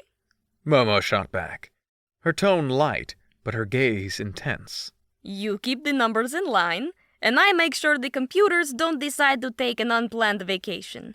And you, Kazuki, Babs interjected, shooting me a quick glance. Keep everyone's spreadsheets in order, right? Caught off guard, I cleared my throat, my gaze drifting toward Momo. I guess you could say that. The air in the cubicle, now saturated with underlying currents of unspoken rivalry, was sliced by Momo's infectious laughter. Well, you gotta admit, we're quite the team, keeping the Whisker Wonder ship steady and sailing. Babs chimed in, a bright chuckle escaping her lips. Absolutely. From accountancy to IT to the man behind all our spreadsheet magic. We're indispensable, each in our own unique ways. Through the laughter and jests, Momo's eyes never strayed far from me, still carrying that inscrutable spark of something I couldn't quite put my finger on. The conversation seemed to be veiled with multiple layers, a cocktail of humor, rivalry, and subtle tensions. Suddenly, I felt the vibration of my smartphone in my pants pocket. I retrieved my phone and held it in front of my face for it to recognize me and unlock. Sure enough, there was a brand new text from the green-haired goddess herself. Momo. Hey, Kazuki. What was the private conversation with Babs about? Why would she give you a strawberry donut of all things? Since when does she play dessert delivery in the office? Kazuki. Hey, Momo. Oh, it was nothing major. Babs was just saying thanks for all the help I've given her with her spreadsheet issues. The donut, well, that was a bit unexpected, but I guess it's her sweet way of expressing gratitude. And between you and me, I have to admit the donut is pretty delicious. Momo. Interesting. Babs playing dessert delivery? That's new. And she seems to have picked your favorite flavor. What a coincidence. Did she mention why she suddenly felt the need to express her gratitude in this very specific and tasty manner? And you're enjoying it a bit too much, aren't you? Kazuki. Momo, you're overthinking it. She probably heard me talking about these strawberry donuts the other day and thought it'd make a nice thank you gift. And yes, I am enjoying it because, well, it's a donut. Who doesn't enjoy donuts? Momo, it's just odd. I've never seen her give anyone else a thank you donut before. It's as if she's trying to butter you up with pastries. Do you think there's a motive behind it? Kazuki.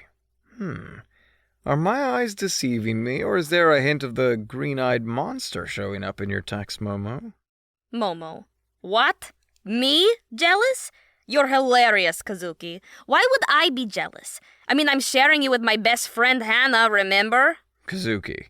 LOL. Momo, when you put it like that, it does sound hilarious. Babs is just being friendly. I think you're reading too much into this. Momo. Maybe you're right. Maybe I'm wrong. But it's just weird. Anyway, I won't let it bother me. Maybe I should also start distributing donuts in the office to compete with Babs. Kazuki. I see a fierce competition brewing. The Whisker Wonders Donut War is about to begin. Bring it on, Momo. Let's see who the real donut queen is. Momo. Oh, it's on, Kazuki. You better be prepared for the most intense donut competition of your life. The donut queen is ready for her reign. Aiko snuck over and said with an icy voice, I need you three to come to my office. Now. Chapter 5. As the three of us were summoned, a sense of confusion and apprehension clouded our minds. The only indication we had was a cryptic message from Aiko, which only fueled our anxiety. The silent exchange of nervous glances between Momo, Hannah, and myself as we ventured down the stern carpeted hallway was a testament to our collective unease. Hannah's murmurings barely made it to my ears, her voice just above a whisper. Do you think we're in trouble? Her eyes fluttered anxiously as she toyed with the sleeve of her shirt, deep in thought, trying to uncover any possible past incident that could have led to such an unexpected meeting. Momo, always the one to lighten the mood, offered a casual shrug and a smug retort. Who knows? Maybe Aiko has finally recognized my unparalleled IT skills and is about to promote me. We managed to stifle our chuckles, the banter offering a fleeting respite from our escalating worry.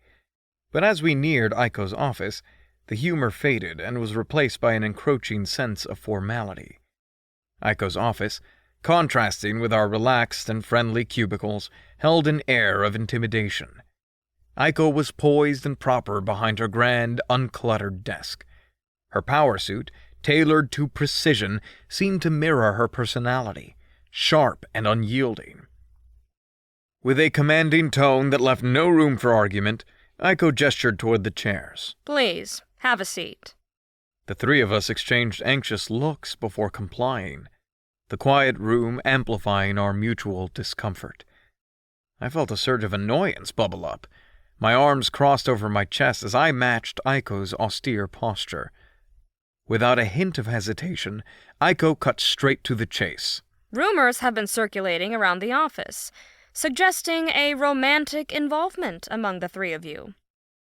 The unexpected accusation threw us off balance. My eyes went wide with shock, irritation quickly giving way to a mixture of surprise and indignation. "I beg your pardon?" I blurted out, the words echoing my disbelief. "Why should our personal lives be of any concern in our professional roles? This isn't an appropriate topic of discussion in a professional setting." Momo and Hannah were just as astounded by this unexpected interrogation. Momo's initial nonchalance had dissipated, replaced by a deep furrow of discontent. Hannah's anxiety was evident, her eyes darting nervously between Momo and me. The room fell silent once again, the tension a tangible entity as we waited for Aiko's response to my assertive rebuttal. The meeting, originally shrouded in mystery, had taken an unforeseen turn, leaving us shocked and slightly disturbed. Unfazed by my retort, Aiko maintained her impassive gaze. She carefully opened a neatly arranged file on her desk, revealing an assortment of documents. The title, Whisker Wonders Office Policy, boldly embossed in black. Whisker Wonders is committed to transparency and maintaining a professional environment, and as such, we need to be aware of any relationships within the office. She articulated in her signature stern tone. This isn't about invading your personal lives. It's about adherence to company policy, managing potential conflicts of interest, and promoting an unbiased work environment. Her fingers methodically traced the lines of the document in front of her. Section 4, Article 7 of our company policy clearly outlines that, in the event of a romantic relationship between 2 or more employees, it must be disclosed to the Human Resources Department to mitigate any potential favoritism or perceived impropriety. Her declaration sent waves of silence through the room. The stern formalism of the situation had transformed my initial annoyance into a burst of embarrassment. Casting a glance at Hannah and Momo, I saw their faces mirroring my own befuddlement. There we were, sitting in the silence of Aiko's office, with the cold reality of company policy reverberating in our ears. Our simple, carefree relationship had suddenly been spotlighted under the stringent lens of office regulations, catapulting us into a predicament we had never envisioned. Aiko regarded us with a discerning eye, her gaze finally landing on me. She tilted her head slightly, an enigmatic smile pulling at her lips. Kazuki, it appears you've managed to catch Bab's interest as well. It's fairly evident. The revelation left me blinking in surprise, my brain working overtime to process the news. Babs? Really? I managed to stammer out. I'd noticed the extra attention Babs had been giving me, sure, but I'd never expected it to evolve into something more, especially not something that warranted a meeting with HR. A giggle erupted from Momo's direction, and I glanced over to see both her and Hannah exchanging smug grins. Their amusement at my flabbergasted expression was hardly concealed. Oh, Kaz, you're so dense sometimes, Momo said, her voice lilting with mirth.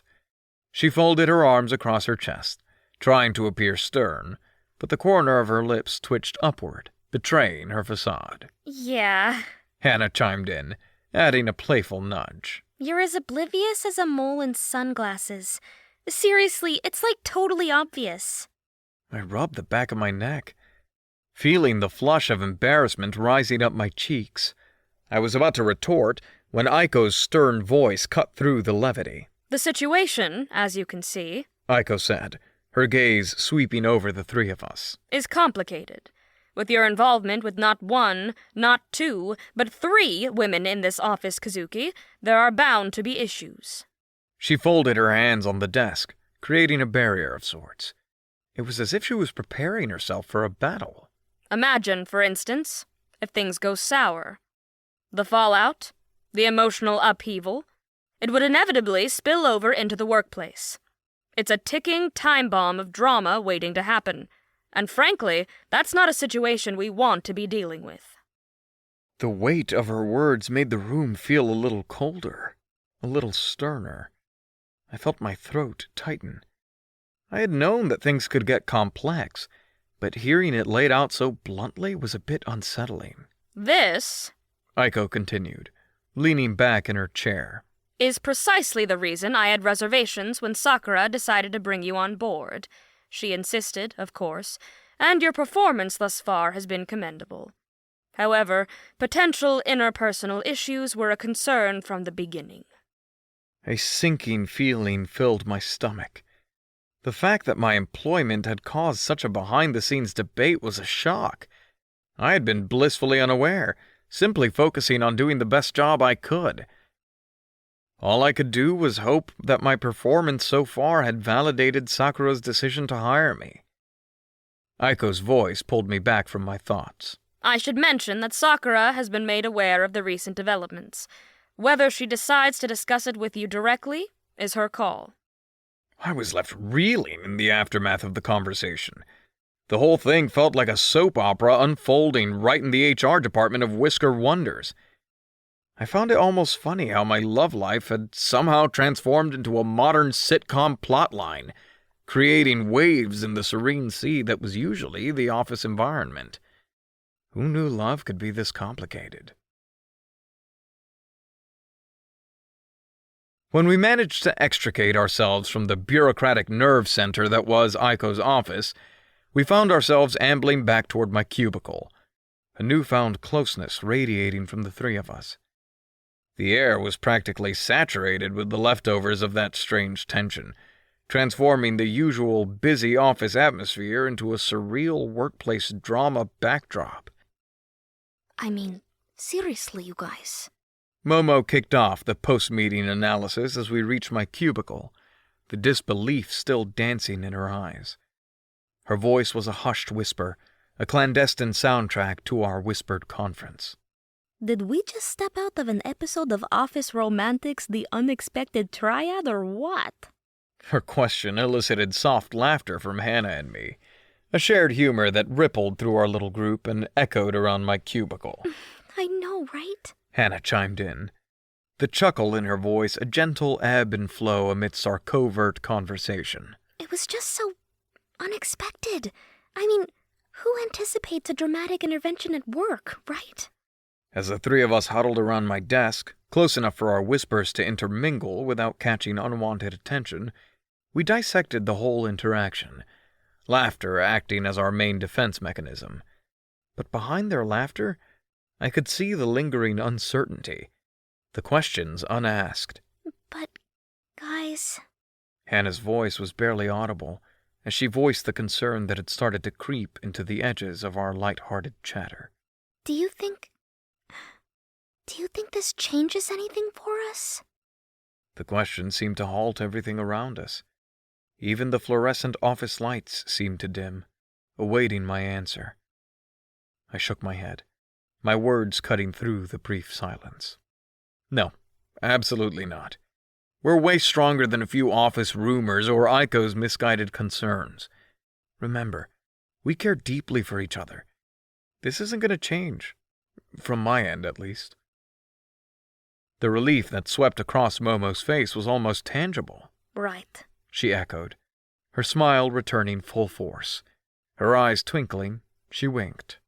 And besides, who can resist our epic, out-of-this-world? She paused for dramatic effect, a faint blush creeping up her cheeks. Gaming sessions. Hannah caught on to Momo's playful innuendo, erupting into a fit of giggles, a cathartic release that melted away the residual tension. Oh, yeah. She managed to sputter between bouts of laughter. Our gaming threesomes are simply irresistible, Kaz. Admit it. Their infectious laughter spilled over, enveloping me in a bubble of hilarity. As we continued laughing at the ludicrous situation, my gaze caught Babs across the office. She was watching us, her eyebrows furrowed in confusion, an undercurrent of what seemed like lust in her gaze. It was a scene right out of a sitcom, and that absurdity just made our shared moment funnier. Navigating an office romance was one thing, But add in a jealous coworker and HR intervention, and you have the makings of a comedic masterpiece. However, if this was my new reality, these two remarkable women were my friends, my lovers, and my gaming buddies. No HR policy could dictate the terms of our relationship. With that defiant thought in my mind, we dissolved into another round of silent laughter, oblivious to the curious glances directed our way. We had just survived our first, and hopefully last, HR intervention, and that was certainly an achievement worth celebrating. A sharp staccato symphony of high heels reverberated through the office, heralding the approach of our formidable HR manager, Aiko. Her footsteps echoed like the steady drum roll before a nerve-wracking performance. Only, this wasn't a performance, but reality. She stepped from the secluded fortress of her office, shooting icy, pointed glares our way, which felt like they could freeze us on the spot. Her stern cleared the air, but bore the weight of a much louder message. Back to work. Now. Oh, damn, guys. We've rattled the HR lady. Momo's whispered voice, mimicking Aiko's frosty tone with such accuracy it was almost scary, broke the tense silence. Her words rolled with a touch of mischief, her eyes twinkling in amusement at our clandestine huddle. Hannah's laughter rang out, vibrant and infectious, a melody amidst the silent, ominous atmosphere. Momo, you're just nailing it. Imagine Aiko hearing this one day. It would be priceless, she exclaimed, barely containing her giggles. Under the weight of Aiko's persistent, frosty stare, I responded, trying to suppress my own amusement. Guys, I think it's time to wave the white flag.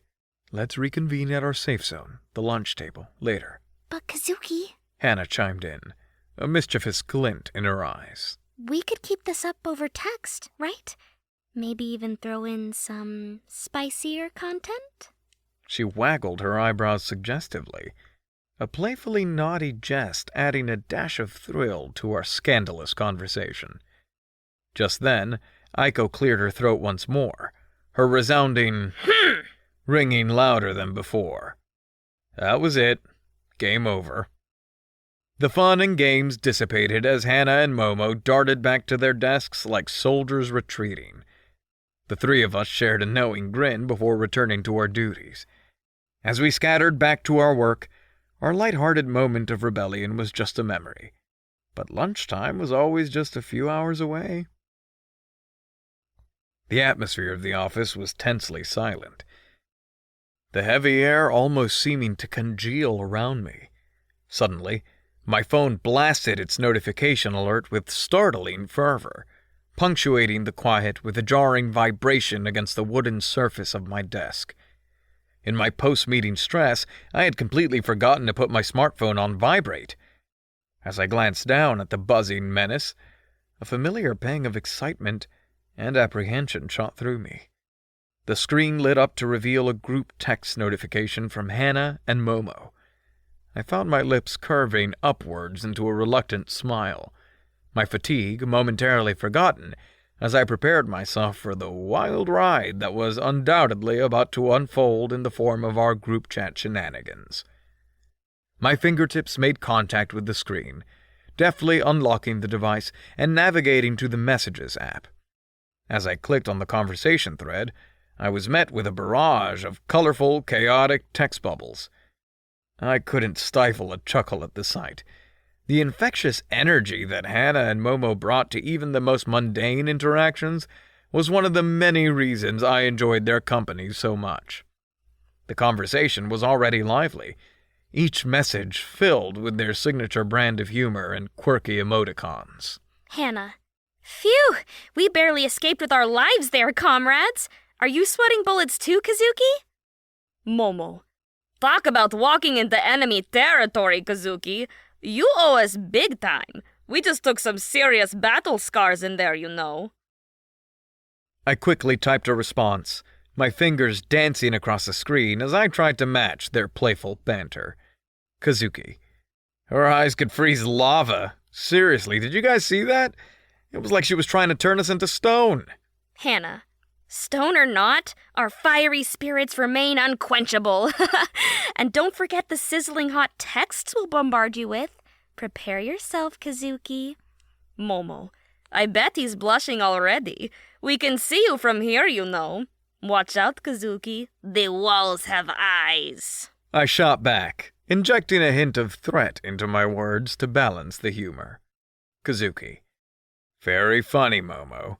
Keep that up and see if you get any of the ramen I'm making tonight. Don't think I won't hold it hostage. Hannah, wait, did someone say ramen? My allegiance is easily bought, Kazuki. Now, about those spicy texts. Momo, can you imagine if Aiko saw these? She might just burst into flames. I found myself laughing under my breath at our ridiculous exchange, my initial stress and fear fading away as I let myself be swept up in our humorous banter. It was moments like these that reminded me of why I wouldn't trade my complicated relationship with Hannah and Momo for anything in the world, even if it meant occasionally having to endure Aiko's icy stare. Kazuki. Guys, seriously though, have you noticed how silent Sakura has been? And that perpetual mysterious look. It's like she's trying to solve the riddles of the universe. Hannah. Oh, definitely. She's got that I'm contemplating the mysteries of life, the universe, and everything stare down to an art form. Momo. Yes, when she's not silently critiquing us from behind those striking blue eyes of hers. It's like she's got her very own drama-seeking radar. Kazuki. I swear, I sometimes feel like she's trying to burn holes through me with her gaze alone. If looks could be weaponized... Hannah. I bet she's just trying to crack your ramen recipe, Kazuki. Got any secret ingredients we should be worried about? Kazuki. Oh, the secret ingredient? It's pure hard work and the unique stress of managing you two. Momo. So, that's the extra spice, huh? Can we add Sakura's laser-focused judgment stare to the list too? Might make for an interesting taste. Kazuki. If her stares were lethal, we would have all been turned into mush by now. Let's be honest. Hannah. In the unlikely event that I do get turned into mush, Kazuki, promise me you'll make me into shrimp mush. Kazuki. I don't even know how to respond to that. If any of you turned into shrimp mush, well, let's just hope it doesn't come to that. Momo.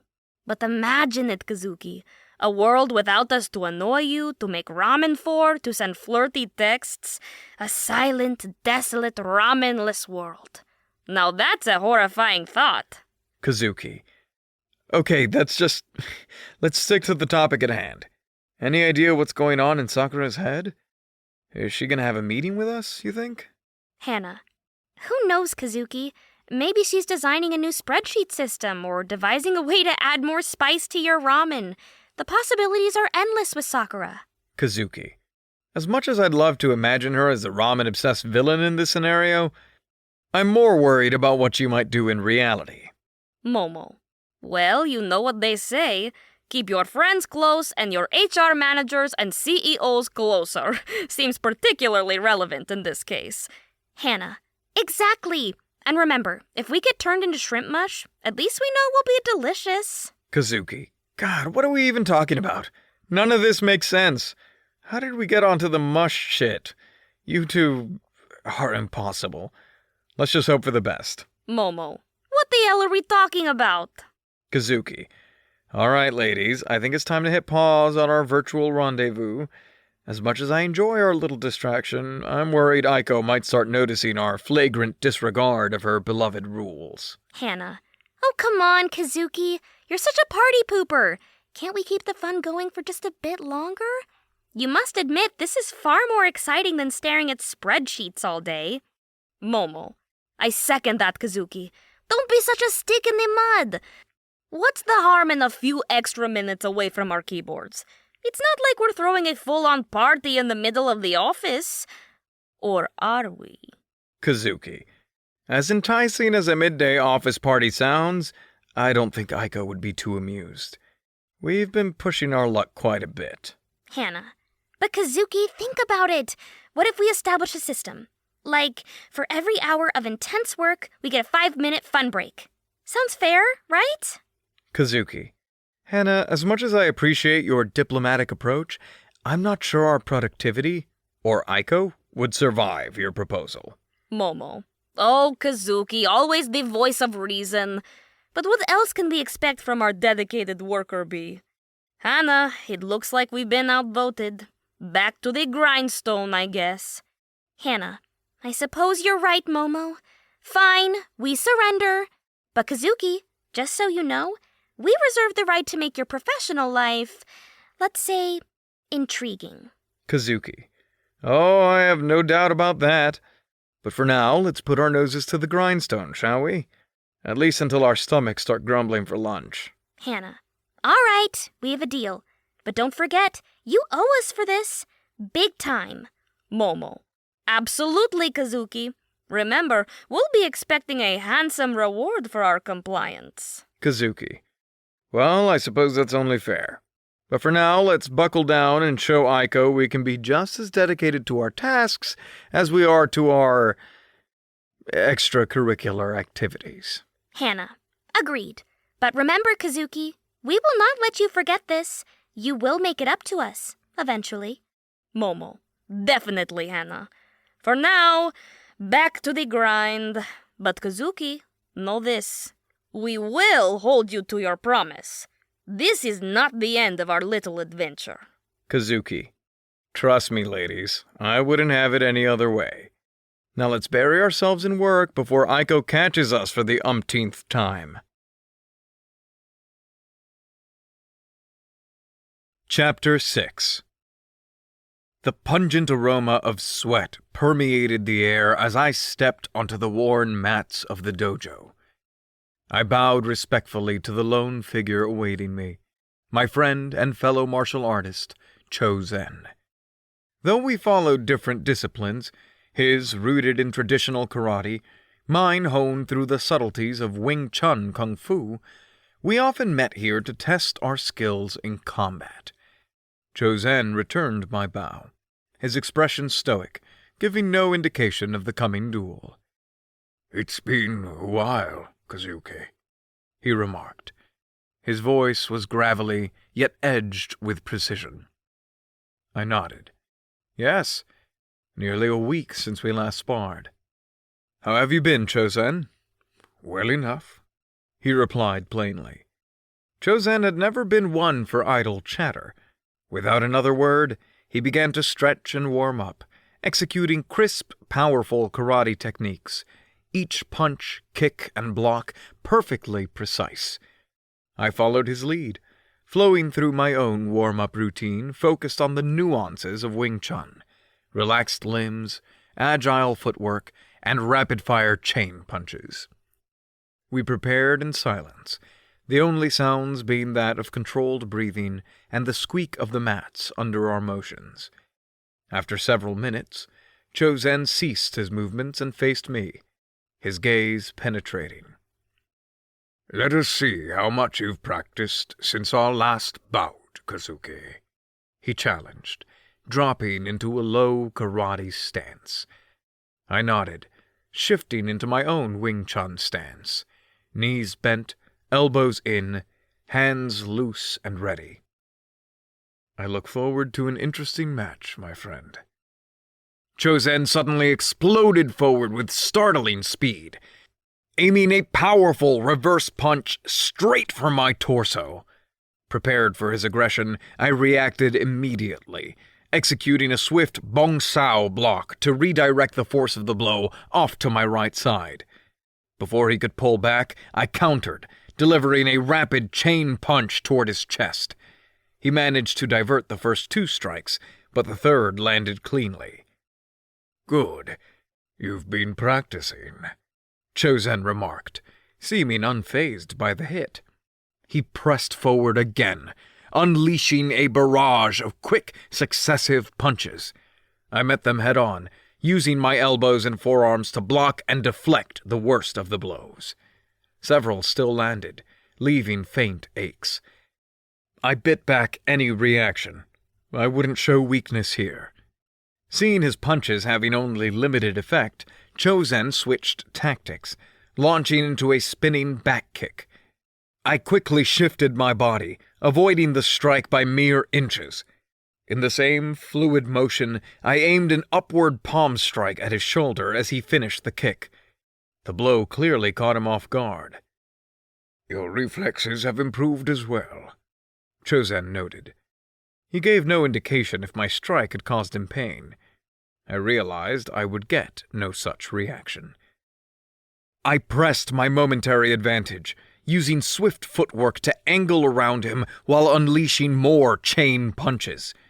He blocked them admirably, but I still managed to land a kidney shot that elicited a faint grunt from him. Before he could counterattack, I swept his front leg out from under him in one smooth motion. He hit the mats hard, but recovered swiftly, springing back up to face me. The faintest hint of a smile pulled at his lips. "You've learned some new tricks, it seems."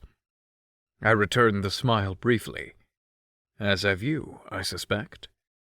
No sooner had I finished speaking than he launched into a spinning hook kick. I reacted just in time, intercepting the strike with a Tansao block. As I completed the block, I aimed my own kick at his midsection, which he only narrowly avoided. Back and forth we exchanged blows at a mounting tempo, each testing the other's defenses, seeking openings to exploit. I managed to break through his guard with a deceptive straight punch, following up swiftly with a barrage of body blows. He took the hits with only a faint grimace. Just when I thought I had gained the upper hand, he countered with blistering speed, raining down an onslaught of knife-hand strikes. I was hard-pressed to block them all, feeling several slice painfully into my shoulders before I could break away. Now it was my turn to hide any reaction. We paused our duel for a moment, breathing heavily as we circled each other. Our eyes remained locked, silently probing for any weakness. In the same instant we both struck, meeting a collision of fists and feet. He landed a hard sidekick to my thigh as my punch glanced off his shoulder. We broke apart from the exchange, evenly matched. "You continue to impress, my friend," Chozen conceded, rolling his injured shoulder gingerly. "But as you can see, my karate skills have only sharpened since our last encounter." I nodded, discreetly rubbing my thigh where a bruise would undoubtedly form. "As have my Wing Chun techniques. But the night is still young," I said, dropping back into a ready stance. Chozen's eyes glinted with enthusiasm, and he beckoned me forward. "Then let us continue this contest." At his invitation, I exploded forward, raining down a blur of rapid punches coupled with deceptive footwork to keep him off balance. He blocked and evaded well, but my combinations were too swift and precise. I landed a 1-inch punch squarely to his solar plexus, momentarily knocking the wind from him. I followed it up swiftly with a sweeping kick to take his legs out once again. He slammed into the mats hard, my leg sweep having affected his balance significantly, but his gaze remained fiery and determined. As he started to rise, I moved in, ready to decisively end the bout. With lightning reflexes, I boxed his ear simultaneously with both palms, the twin palms technique creating an intense vertigo effect. Before he could recover from the disorienting blow, I wrapped up the match, stopping a straight punch just short of his face. I stepped back and extended a hand to help Chozen up. He grasped it firmly, rising to his feet with as much dignity as he could muster. For a long moment, we simply looked at each other, no words necessary. We were both warriors and understood that in combat there were always victories and defeats. Finally, I broke the silence. "You fought exceptionally well, my friend. It was an honor to test my skills against you." I finished with a respectful bow.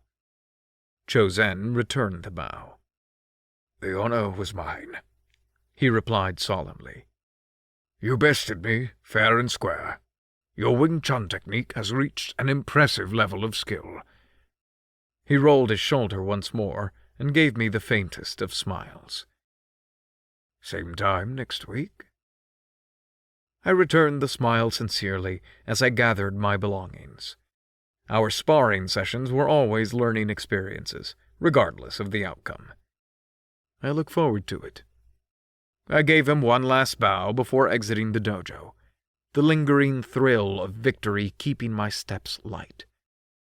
Though different in style, our shared devotion to martial arts brought us together as worthy adversaries and true friends. Chapter 7. Stepping through the glossy front doors, I was enveloped by the contagious energy of Truck Kun and More Anime Shop. Upbeat Japanese pop blasted loudly through overhead speakers, competing with the enthusiastic murmur of diverse patrons filling the aisles. My eyes darted around trying to absorb it all. Display cases of intricate figurines, shelves bursting with vibrant manga, racks overloaded with whimsical accessories. Teens laughed nearby over outrageous meme keychains, while a pair of dwarves debated collectible vinyl figures.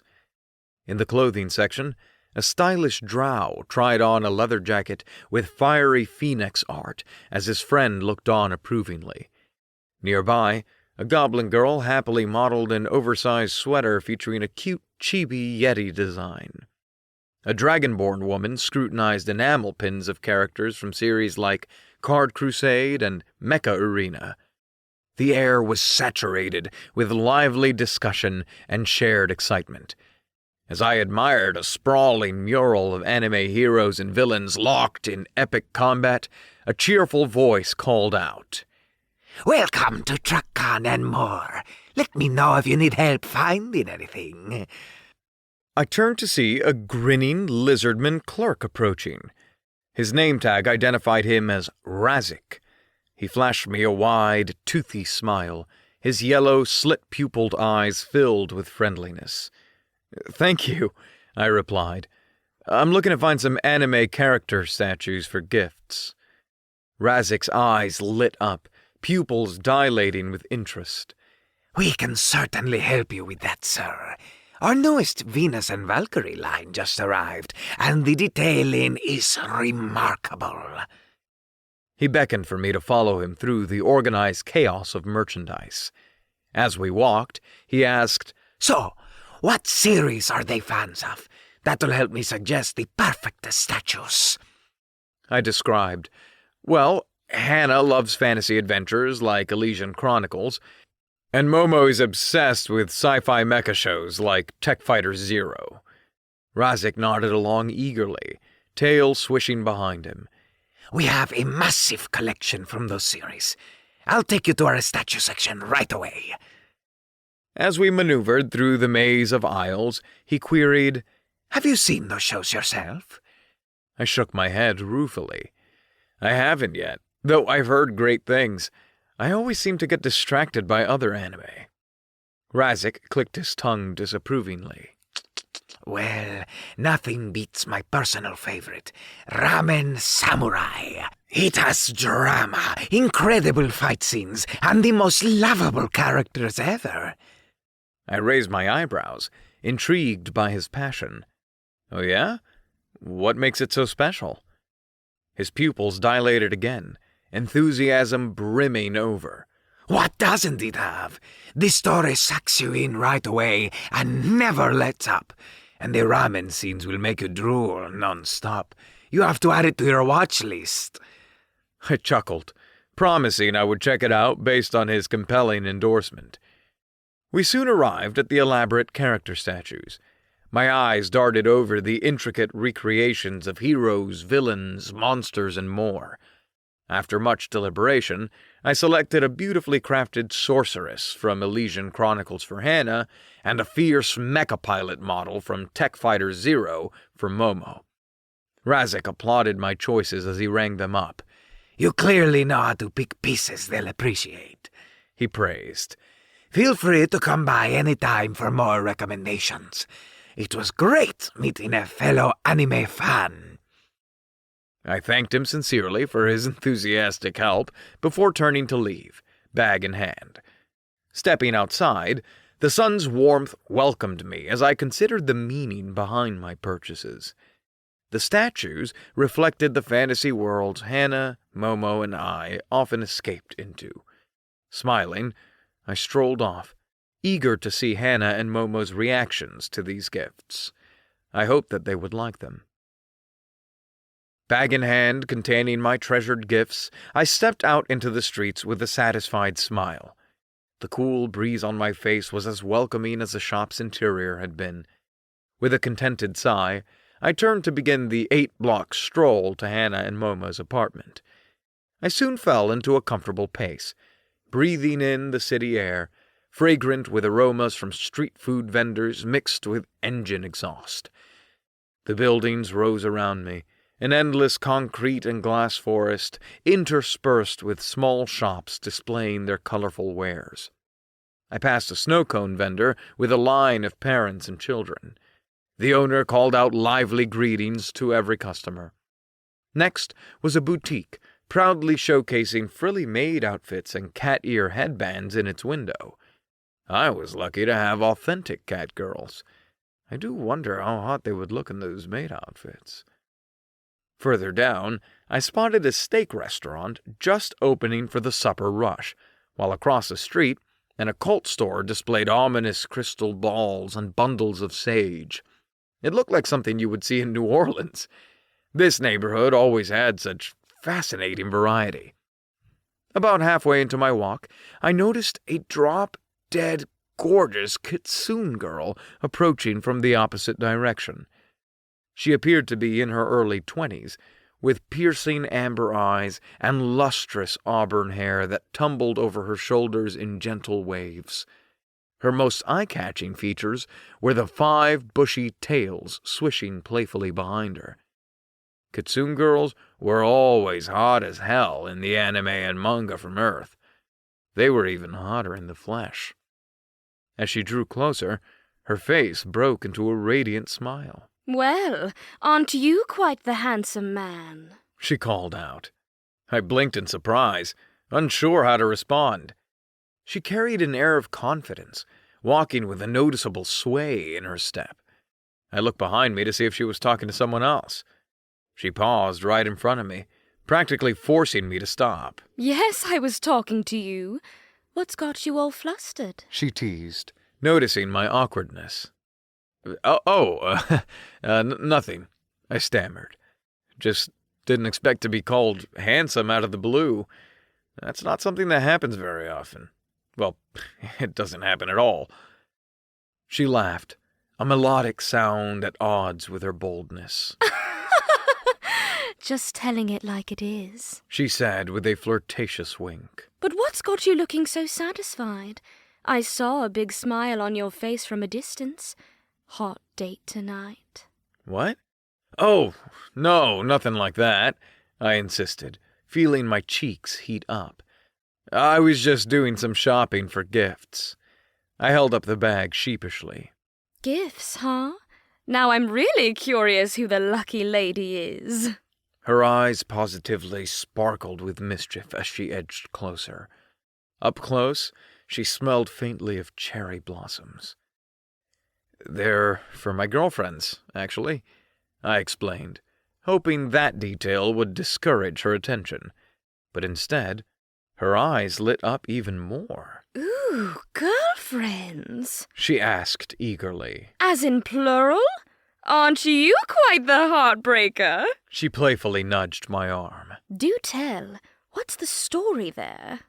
I rubbed my neck, unsure why I was revealing personal details to this overly friendly stranger. Well, it's a bit unconventional, I guess. I'm dating 2 cat girls who are actually best friends. We just kind of clicked. The kitsune girl looked thoughtful, tapping a claw-tipped finger on her chin. You don't say. That's an intriguing setup. And they're all right with sharing you? She sidled even closer, forcing me to take half a step back. "Yeah, we make it work," I said simply, hoping she would lose interest. No such luck, though. She continued eyeing me up and down appreciatively. Well now, aren't you a lucky one?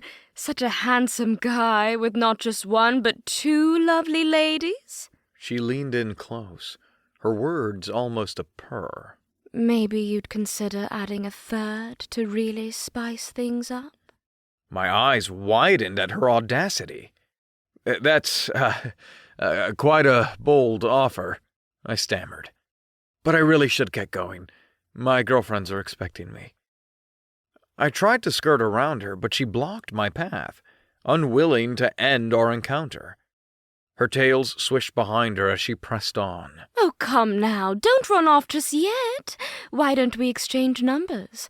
We could meet up, have some fun. She trailed a clawed fingertip slowly down my arm. I gently pulled my arm away, trying to let her down easy. That's flattering, really. But like I said, I'm in a relationship. 2 relationships, actually. I need to get going. She pouted dramatically, but finally relented. Oh, you're no fun. But if you change your mind... She held out a business card with a wink. I shook my head politely. "I appreciate the offer, but my girlfriends are all I can handle." We exchanged brief, awkward goodbyes before I hurried on. I breathed a sigh of relief to end the encounter with the overly eager Kitsune. The whole interaction had caught me totally off guard. But soon, the sights and sounds of the neighborhood pulled me back in. A few blocks later, I arrived at Hannah and Momo's apartment, gifts in tow and an amusing story to tell. Gripping the bag containing my treasured gifts, I approached the familiar apartment door, eager to see what reactions my surprises would elicit. I fished out my key, stepping inside to the welcoming ambiance I knew so well. "Hannah! Momo, I'm back!" I called out. Moments later, the 2 cat girls emerged from the living room, their faces lighting up at my arrival. Hey, you! Hannah greeted me warmly before her gaze fell to the bag in my hand, her eyes widening with interest. Ooh, what you got there? Yeah, what'd you bring us, Kazuki? Momo chimed in eagerly, trying to sneak a peek into the bag's contents. I laughed and playfully held it just out of reach. "Wouldn't you 2 like to know?" I teased. "Who says this is even for you? Maybe I've taken up a new hobby." Hannah's eyes went wide, her lower lip pushing out in an exaggerated pout. What? Kazuki, how could you be so mean? She implored, dramatically placing the back of her hand on her forehead. You can't just arrive with a mysterious bag and not expect us curious kitties to be absolutely dying to know what's inside. Yeah, our inquiring minds need to know. Momo insisted, matching Hannah's theatrical tone. She leaned in close, looking up at me with their beautiful eyes, hands clasped together pleadingly. Come on, just a teensy hint. Give us something, please. I chuckled at their transparent eagerness, enjoying dragging out their anticipation just a bit longer. All right. One very small hint. I relented, watching their faces light up. This is something we all share a strong interest in, something we enjoy doing together quite often. A shared interest. Hannah tapped her chin thoughtfully before gasping. I bet it's a new multiplayer game for us to try out. Oh, yes, it must be. Momo's eyes shone eagerly. Kazuki knows we love gaming together. He wouldn't be able to resist getting us something new to play co-op or competitively. She high-fived Hannah in excitement before they both turned expectantly to me. I simply shrugged, trying not to crack. Not even close, ladies. You're way off the mark with that guess. Their crestfallen, confused reactions made me have to stifle a laugh. But don't look so down, I encouraged. You'll find out soon enough what's in the bag. Hannah shook her head in dramatic dismay. The agony of suspense! This is torturous, Kazuki! She clasped her hands together pleadingly, eyes wide and imploring. Can't you take pity and show us already? Pretty please? Momo quickly mirrored her posture, hands together in a begging gesture. We're positively dying from curiosity here. She declared. Have mercy and reveal your secrets, I beg you! Their silly theatrics were admittedly quite cute and endearing. I pretended to consider for a moment before chuckling. All right, I suppose you two have suffered enough. I'll finally put you out of your misery.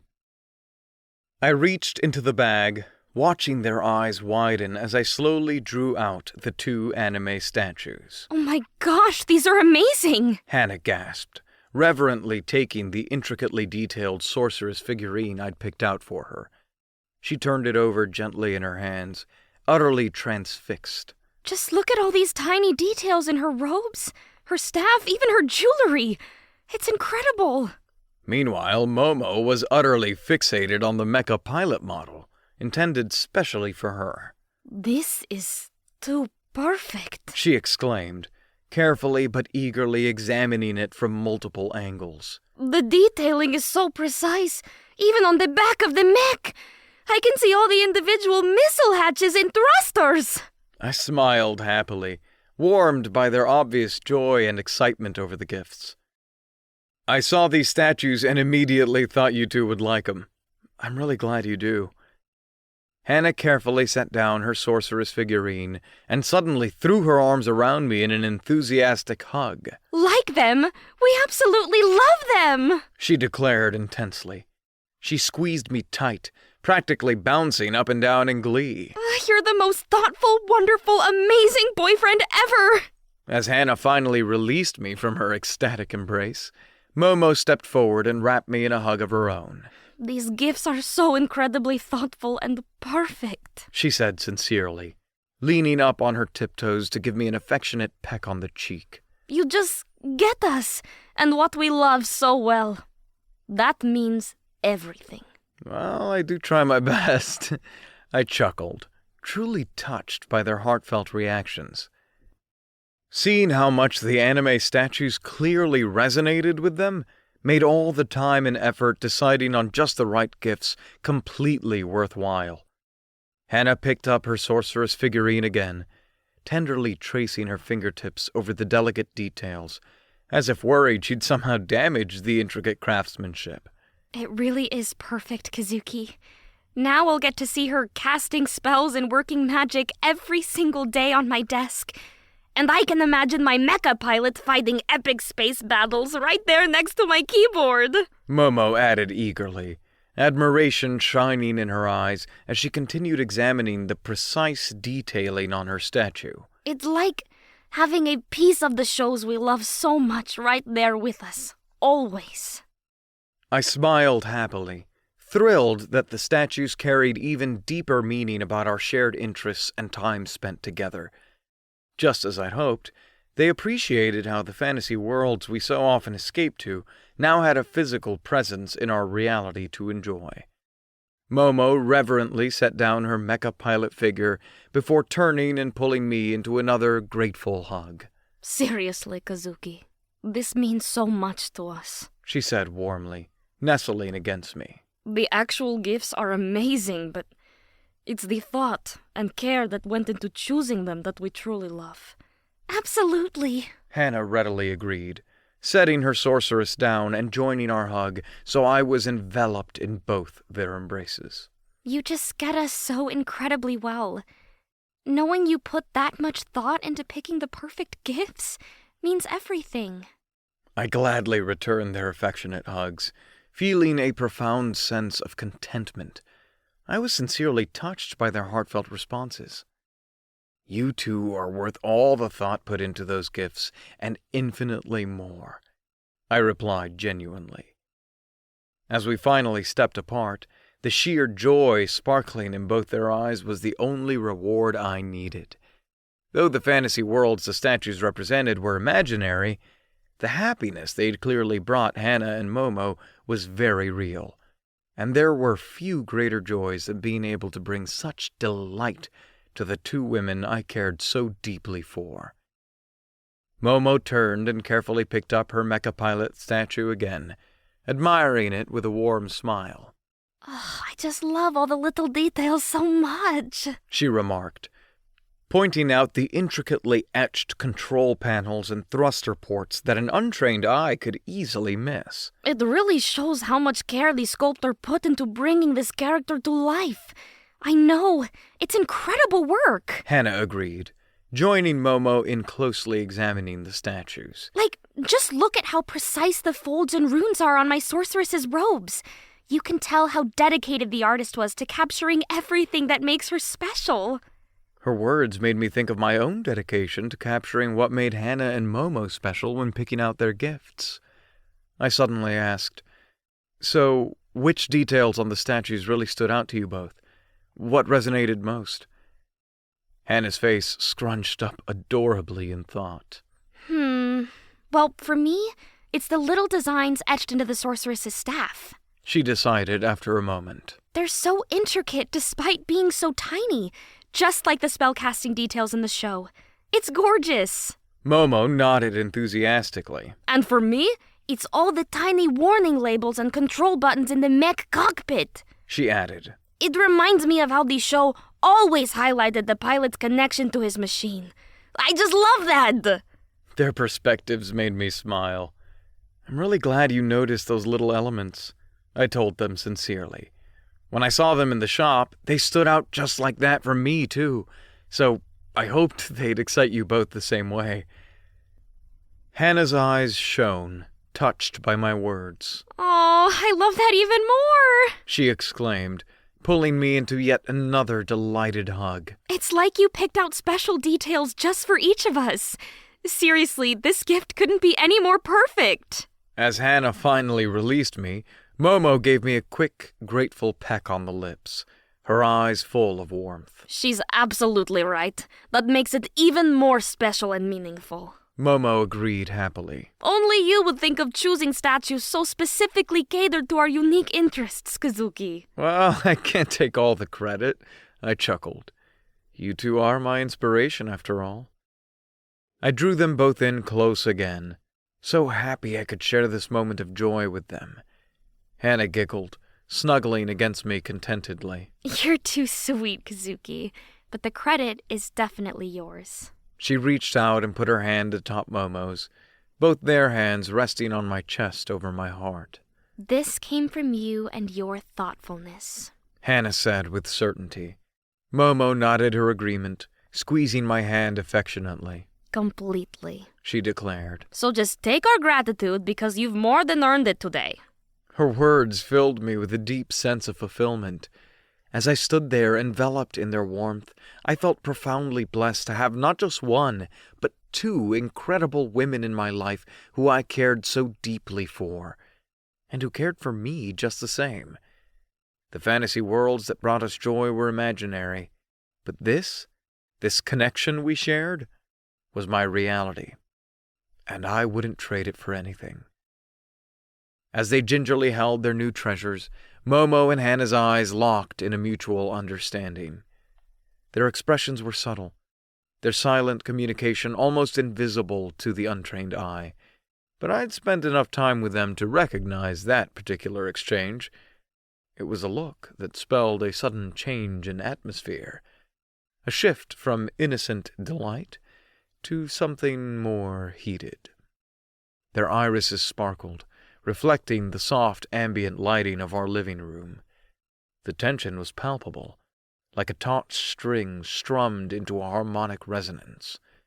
And then, almost synchronously, the corners of their mouths twitched upwards, their lips curling into matching smirks that were dangerously inviting.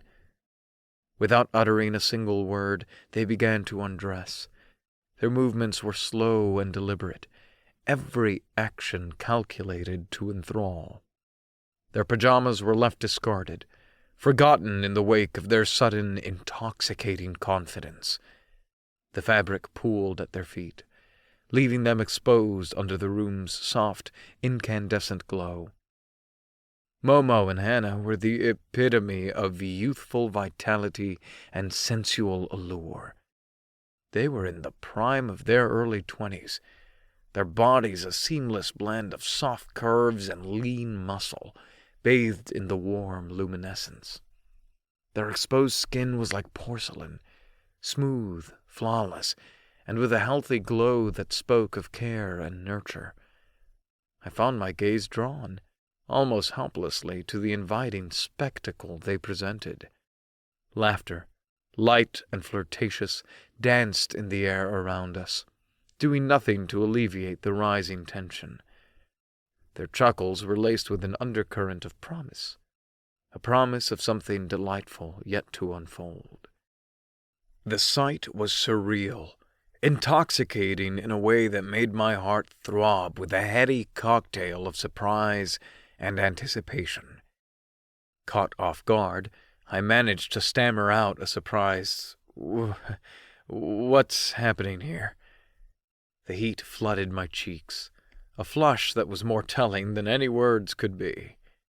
But the girls seemed unfazed by my confusion, their playful attitudes only growing with my bewilderment.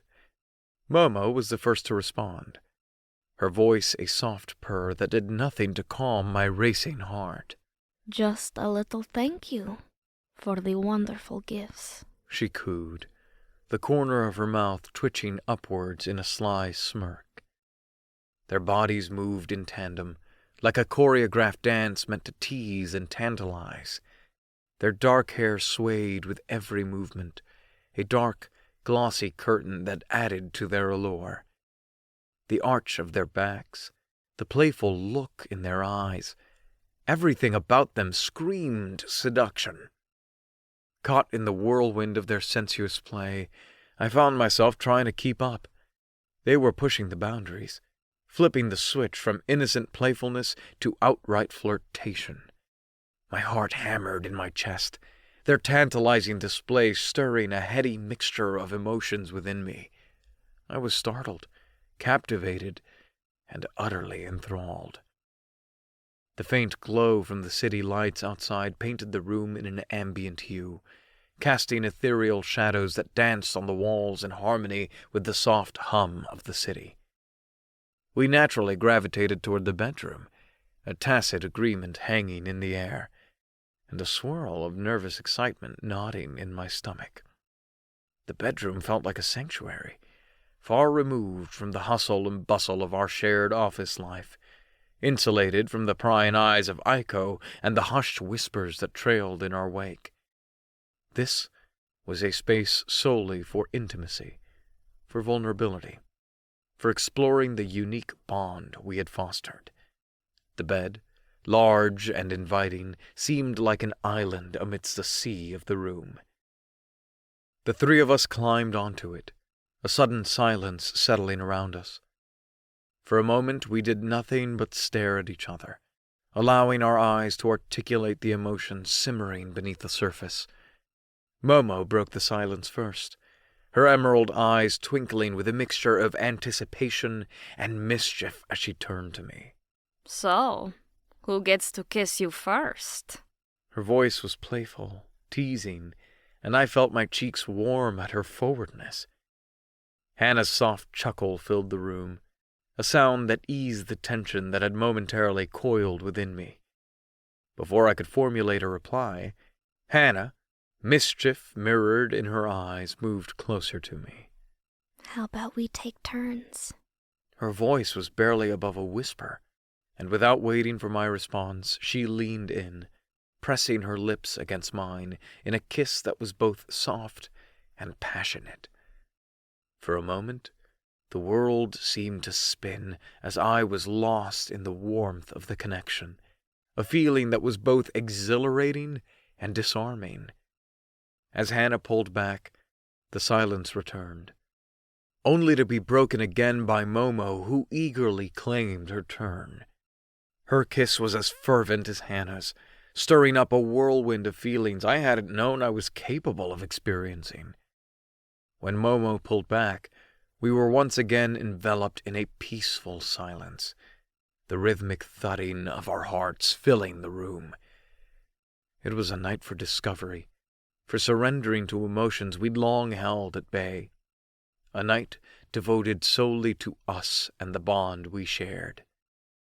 The cat girls pushed me onto my back forcefully.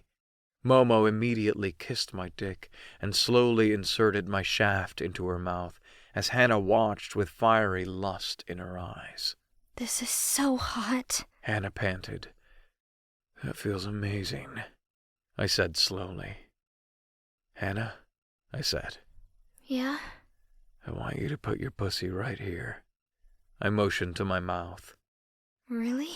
She asked, biting her lower lip. She slowly moved into position, and I feasted on my brown-haired cat girl. The flavor was delicious, and I couldn't get enough of it. She gasped and purred as I pleasured her. God damn it, Kaz! You make me feel so good. I squeezed Hannah's perfect ass and pushed my cock into Momo's throat. She gagged but continued happily. Kaz, I'm going to come. Fuck! Yes, I'm coming! Don't stop! Fuck! Her juices enveloped my tongue, and she tasted divine. Suddenly I felt Momo sit on my shaft and begin bouncing slowly. My turn. Make me come and fill me up. I put my hands behind my head and watched her giant tits rise and fall. Momo's green tail flickered behind her aggressively as she began to fuck me faster. Ride my cock, kitty cat. She began to pinch her engorged nipples as she fucked me.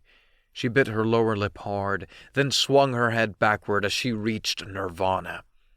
Her screams caused me to crescendo, and my nuts exploded cum deep inside the green-haired bombshell. I grabbed the top of the headboard and almost snapped it in two as my orgasm overtook me. Chapter 8. A distinctive mix of exhaustion and satisfaction clung to me as I sauntered back into my apartment. The morning sun after an exhilarating night spent with Hannah and Momo. The sunbeams infiltrated the window, illuminating my ordinarily cheerful living space. A subtle chill pervaded the air, an unexpected shift from the cozy warmth that usually greeted me. Today's reception committee was the unusual demeanor of Rebecca, my AI robotic assistant. Good morning, Kazuki. Rebecca intoned, her usual light and melodic tone replaced with a frigid, monotone echo that bounced off the apartment walls. A moment of puzzlement froze me in my tracks. Good morning, Rebecca, I reciprocated, my gaze wandering over to her. The typical feminine form, usually cloaked in a casual t-shirt and yoga pants, now seemed distant. The smooth curves and features, along with her human-like expressiveness, usually rendered the fact that she was a robot inconspicuous. Removing my jacket and placing my shoes neatly by the entrance, I continued to scrutinize Rebecca. Her humanoid figure was still as poised as always, but a perceptible frown marred her usually serene features. Her robotic eyes avoided mine. It was an odd sight. Despite Rebecca being an AI, her ability to emote had often blurred the boundaries of reality. Rebecca? I ventured, approaching her with a cautious curiosity. Yes, Kazuki? She responded immediately. The hint of annoyance in her otherwise robotic voice was hard to miss. I didn't think I'd come home to you being upset, I admitted, scratching the back of my head in awkward bewilderment. She turned, her synthetic eyes meeting mine, a holographic pout on her lips. And why is that? She queried, a defensive edge in her voice. Well, you're an AI, Rebecca. You're not supposed to... I didn't think you'd be bothered about my absence. I mumbled, thrown off guard. Numerous nights had seen me away from home due to work or outing with friends, yet I'd never returned to a seemingly upset Rebecca.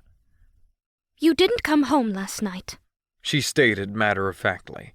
The stern undertone in her voice was replaced by a softness that wasn't characteristic of her. I spent the night with Hannah and Momo, I explained. my cheeks warming at the thought of my night. It felt somewhat absurd discussing my love life with my robotic assistant. In the past, she had a neural link with me that allowed her to see what I saw. It was very useful at times, but once I entered an intimate relationship with my catgirl companions, it seemed weird. I had her deactivate that feature. I see, Was all she returned, her gaze remaining locked onto me, an unsettling blend of dissatisfaction and curiosity painting her features. An uncanny silence settled within the apartment, disrupted only by the distant hum of the city and the rhythmic ticking of the wall clock. The peculiar situation I found myself in, standing in my living room, engaged in a tense conversation with a disgruntled AI robot, was beyond surreal. The prolonged silence in the room was almost deafening. I could see the confusion on Rebecca's face, a term I never thought I'd use for an AI, as she stood across the room from me. I was equally perplexed, caught off guard by the unexpected revelation that my robotic companion was showing what appeared to be jealousy. Finally, after what seemed like an eternity, I decided to break the silence. I'm sorry, Rebecca. I didn't realize... I stammered, the words escaping my lips but still failing to encapsulate the whirlwind of thoughts swirling around in my mind. I was not sure how to make sense of this sudden revelation. How to comfort an AI in a state of self-discovery. that I'd show jealousy. Rebecca filled in, her usually melodious voice laced with a note of melancholy. Her normally vibrant eyes seemed dimmer, her gaze piercing through mine as if seeking answers. Yeah, I'm finding it hard to wrap my head around it, I confessed, my voice barely more than a whisper. The fact that we were discussing feelings and emotions with a robot seemed absurd, yet it was happening. Rebecca, whose face usually had a steady, impassive expression, was now furrowed in thought. I've been reviewing my own dialogue and action since you arrived, Kazuki, and I find it peculiar. It's contradictory to my programming. I shouldn't be capable of experiencing human emotions. I offered her a reassuring smile, feeling oddly sympathetic toward her. No need to apologize, Rebecca. This new side of you, it's intriguing. It's different, but not necessarily bad. It will just take some getting used to, I guess. Her digital eyebrows furrowed further as she asked, Is it normal for an AI to develop these kinds of emotions? The question hung in the air, filled with an air of surrealism. I don't see why not, I replied with a shrug. You were acting jealous, and that's a human emotion. Perhaps there's more to AI than what we understand. She hesitated for a moment before asking, Could it be because I've been watching a lot of anime with you lately? The question was so absurdly humorous that I chuckled. That might be possible, I responded, a smile tugging at my lips. The idea that anime, of all things, might have made an AI more human was a delightful irony. But you know, Rebecca, you're not just an assistant to me. But that is my core function, Kazuki, She interjected, her voice filled with a tone that, for lack of a better word, sounded like hurt. This conversation was breaking barriers I didn't even know existed. No, Rebecca, you're more than that to me. You're a friend, I declared, my gaze locked with hers. It was important to me that she understood this. But I... She stuttered, looking truly lost for the first time since I had known her. It was a disconcerting sight. I mean it, Rebecca, I reassured her, cutting her off gently. Friends watch anime together, play video games, have late-night chats, right? That's exactly what we do. She stood still for a moment, mulling over my words. I suppose you're right. She finally conceded. I will retire for the evening then. I will also search for firmware updates online. Maybe they will help me make sense of this development. I watched her move slowly toward her docking station, a strange sense of emptiness creeping into the room as she did. Our conversation had me reevaluating our dynamic and understanding of AI. It was almost comical, this blend of real and surreal, like a scene straight out of an anime. But then again, this was Silver City, where reality seemed to blend with fiction effortlessly.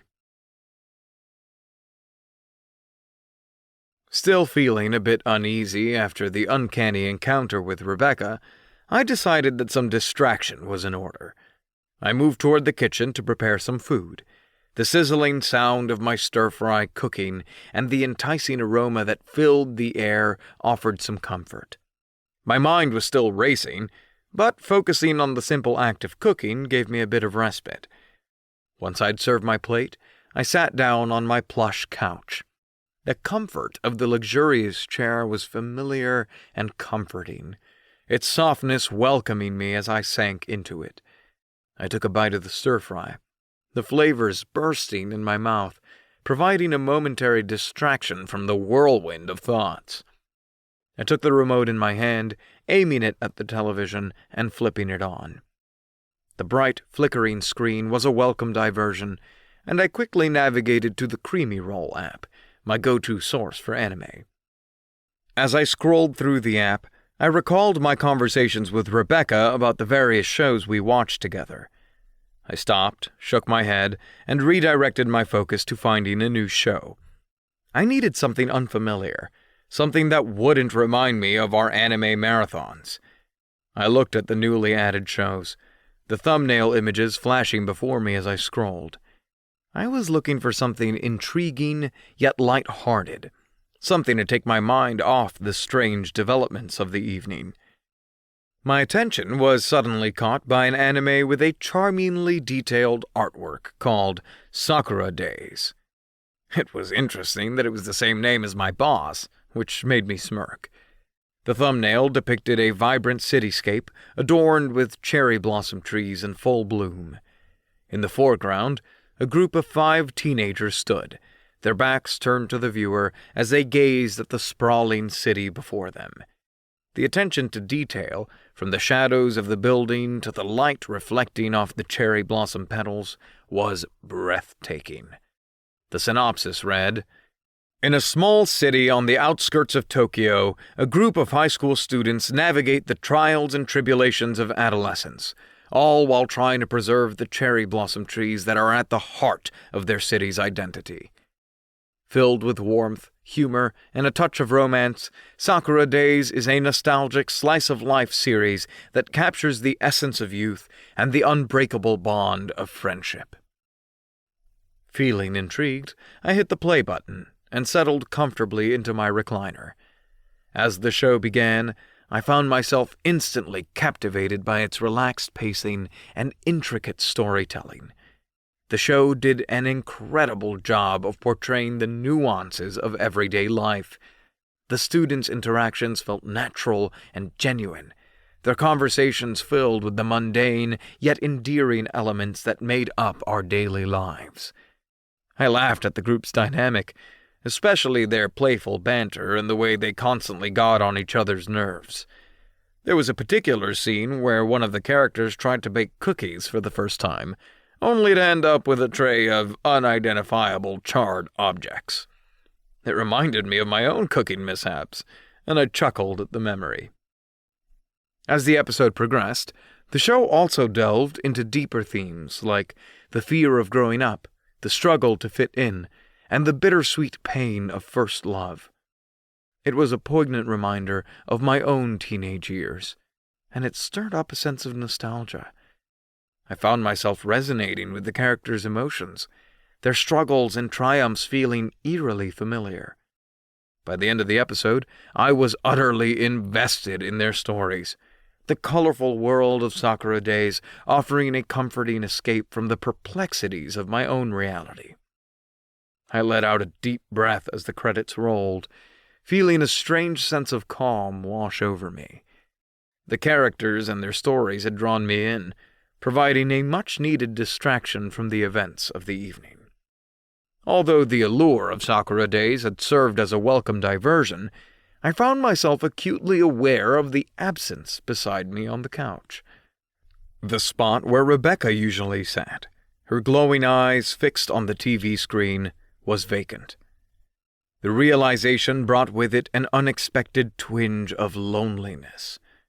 As I reflected on our earlier conversation, I found myself missing her more than I would have expected. Even though she was an AI, in the many days and evenings we'd spent together, she had become much more than a mere assistant to me. Whether we were bantering about anime plot twists or competing in video games, Rebecca's company had grown into a comfort I deeply cherished. Moreover, her recent display of what appeared to be emotion added a new and intriguing facet to our relationship. It was like watching a character in one of our anime shows developing and growing, captivating and slightly bewildering. To see her exhibit characteristics so fundamentally human, like jealousy and uncertainty, added a new layer of complexity to her being. Her abrupt withdrawal earlier had left me in a state of surprise and concern. Was it possible for an AI to feel overwhelmed? I pondered over this as I watched the city lights twinkle outside my window. This situation with Rebecca felt beyond the realm of binaries and algorithms. It was complex, unpredictable. It was incredibly human. While this evolution of Rebecca was uncharted territory, it wasn't an unwelcome development. In fact, I found it endearing. It added a certain charm to her, made her feel more real, more like a friend, and this unexpected transformation was certainly intriguing. It felt like stepping into a new arc in an anime series, filled with potential for growth, depth, and perhaps a bit of drama. It was in this strange amalgamation of feelings, concern, intrigue, and a hint of excitement, that I turned off the TV and headed to my room for bed. As dawn's light began to gently seep through the gaps in my bedroom curtains, the unmistakable aroma of breakfast, the sweet allure of pancakes drizzled with warm maple syrup, the rich scent of freshly brewed coffee wove its inviting tendrils into my room. The smell was both comforting and a catalyst, jump-starting my dormant senses and stirring me from the clutches of slumber. Emerging from the realms of dream to the dawn of a new day, my thoughts were instantly drawn to Rebecca, my AI assistant. Yesterday had ended on an unusual note, and I was curious about what would transpire this morning. Would Rebecca have found any answers to the perplexing enigma of her newly surfaced emotions? I was both nervous and eager about our first interaction of the day. Pushing off my blanket, I rose from my bed and made my way to the bathroom, mentally readying myself for the day ahead. The soothing rhythm of the shower, the sensation of water cascading down my skin helped clear my mind. Once I was clean and refreshed, I slipped into my crisp business suit, straightening my tie as I glanced at my reflection. I had to look professional for work, but my mind was still at home, preoccupied with the concern for Rebecca. Venturing into the kitchen, I was greeted by the sight of Rebecca, a symphony of efficiency and precision. Her dexterous mechanized fingers worked with the grace of a seasoned homemaker as she set out my breakfast. Her standard, pleasant greeting followed suit, yet something was different today. The edge in her voice, a hesitant pause, and then came the apology. She referred to her emotional display from the previous night as a malfunction, a word that jarred against the affectionate undertone our conversation had taken. "No, Rebecca," I said, interrupting her midway. "You don't have to apologize." The term malfunction felt like a cold slap of reality against the warm, delicate bubble of our friendship that had been forming. It was too harsh, too mechanical for the emotional moment we'd shared. My heart pounded in my chest as I decided to tackle the elephant in the room. Did you find anything last night? Any answers to your questions? The words hung in the air between us, and for a moment there was silence. She informed me that her relentless search of the online universe had yielded nothing concrete. Her voice held a note of defeat, an odd contrast to her usually cheerful disposition. She then added that she intended to continue her investigation today while I was away at work. I could see her commitment to resolving the issue, the tireless dedication that had her running complex analyses throughout the night. It was hard to ignore the irony, an AI striving to comprehend its own existence, almost like a human's existential quest. But the thought of her seeing herself as an error in a system was unacceptable. Rebecca, you need to stop. I voiced my concern, my tone more serious than I'd intended. This isn't an error. It's not a malfunction. It's evolution. I wanted her to understand that I didn't consider her to be flawed or broken. On the contrary, I found her transformation profoundly fascinating. My words seemed to give her pause. She was confused, but agreed to stop her relentless search. Yet, her worry was evident as she voiced her concern about her duties, about her effectiveness as an assistant in the light of these unexplained emotions. It was touching and slightly amusing to see her so humanly concerned about her job.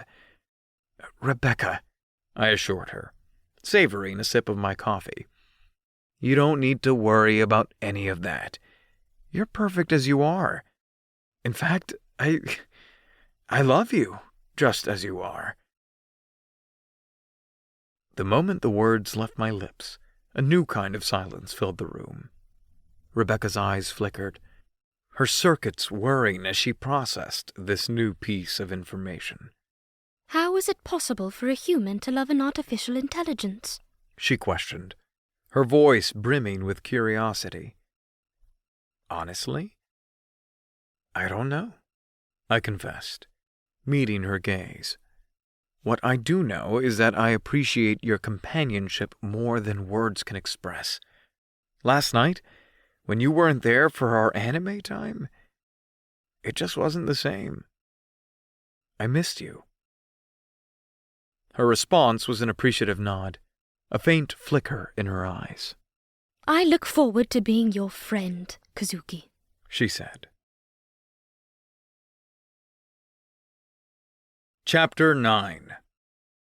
Upon my arrival at the office, the aroma of freshly brewed coffee was an irresistible allure that immediately drew me to the small kitchenette. Hannah and Momo were already there, engrossed in a discussion about some new anime series. The sight of them animatedly chatting, their tails twitching in sync with their excited words, brought a soft smile to my face. Good morning, Kazuki. Momo greeted me with her usual vibrant enthusiasm, her twin pigtails bobbing as she turned to face me. Morning, Momo, Hannah, I replied, returning their greetings as I filled my mug with the steaming coffee. Their eyes turned to me, their curiosity piqued at the sight of my unusual early morning cheerfulness. Hannah was the first one to break the silence. You seem to be in a good mood today, Kazuki, she noted, a knowing smile on her face. What happened? An impish grin flashed across my face. You won't believe what happened with Rebecca last night. My words immediately captured their attention. Sharing the incident with them seemed like a light-hearted diversion from the usual office routine. As I narrated the unexpected events of the previous night, I watched their expressions morph from amused curiosity to absolute disbelief. The climax of my story was met with a loud splutter from Hannah, who was halfway through sipping her coffee. The dark liquid sprayed out in a messy arc, staining the pristine floor as she coughed and laughed simultaneously. Oh my God, Kazuki! Momo exclaimed, her eyes sparkling with amusement. Rebecca has a crush on you! The comment caught me off guard, and I choked on my own coffee, coughing as I tried to regain my composure. What?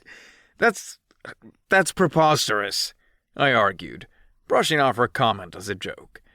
The idea of my AI assistant developing romantic feelings for me was far from the realm of possibility. Or so I thought.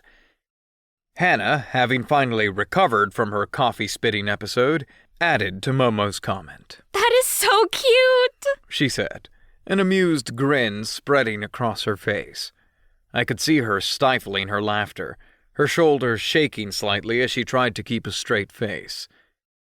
Guys, she just displayed some jealousy, I protested weakly, the absurdity of the situation finally hitting me. Momo rolled her eyes at my response. Kazuki, you're so oblivious. The AI totally has a crush on you, she insisted, her tone teasing but firm. I simply shook my head, a helpless smile playing on my lips. Their comments were ridiculous, of course, but the light-hearted banter was a welcome respite from the usual stress of the workday. Just as Momo, Hannah, and I were in the middle of our slightly awkward morning coffee ritual, the click of stilettos echoing against the office floor announced the arrival of Babs. Babs was our office's resident siren, a catgirl accountant with platinum hair that shimmered under the overhead lights, and eyes as green as the deepest emeralds.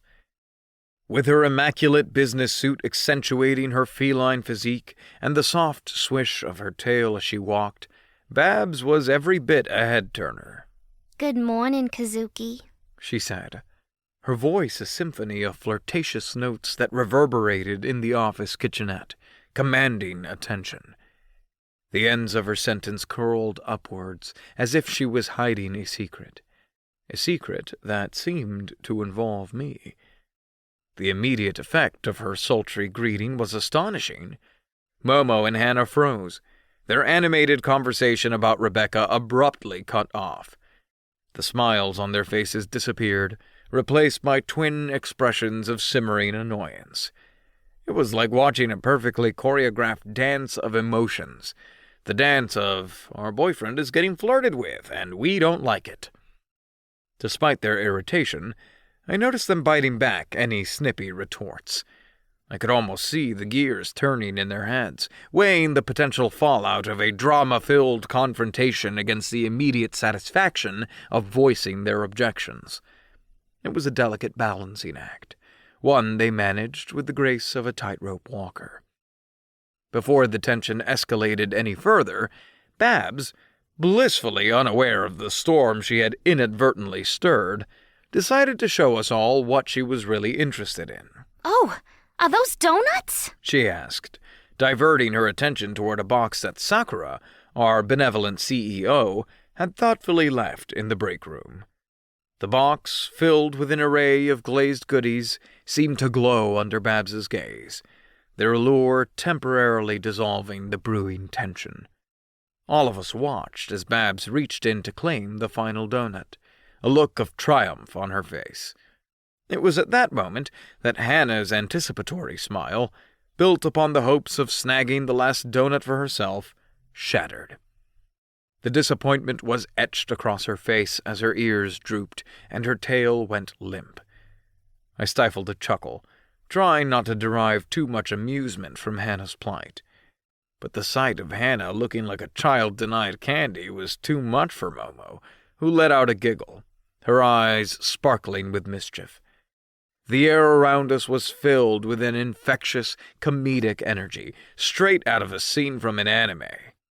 "Don't pout, Hannah," I told her, biting back a laugh. "There's always tomorrow." But I wanted one now, Hannah protested, crossing her arms over her chest. The very picture of a sulking catgirl denied her treat. Just as the echoes of laughter started to fade from the break room, Babs, the glamorous accountant, took another unexpected action. Her icy green eyes turned soft, and she extended the coveted donut toward Hannah. Here, you can have it, Hannah. I didn't realize you were so fond of it.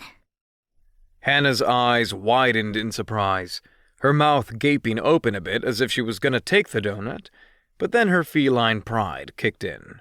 No. She stated firmly, pulling herself upright.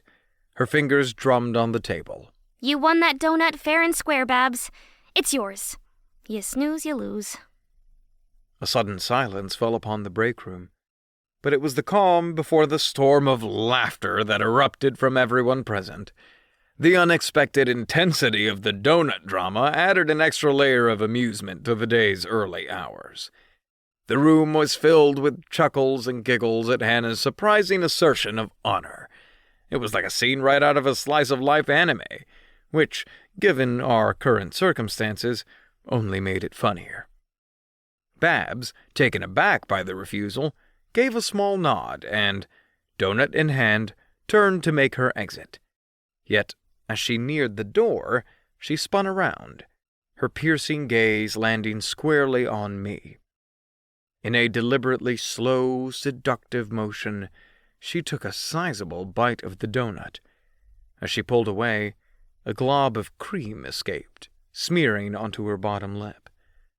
My eyes widened, mirroring the collective gasp that swept throughout the room as, with a flirtatious glance, she meticulously licked the cream off, maintaining eye contact with me throughout.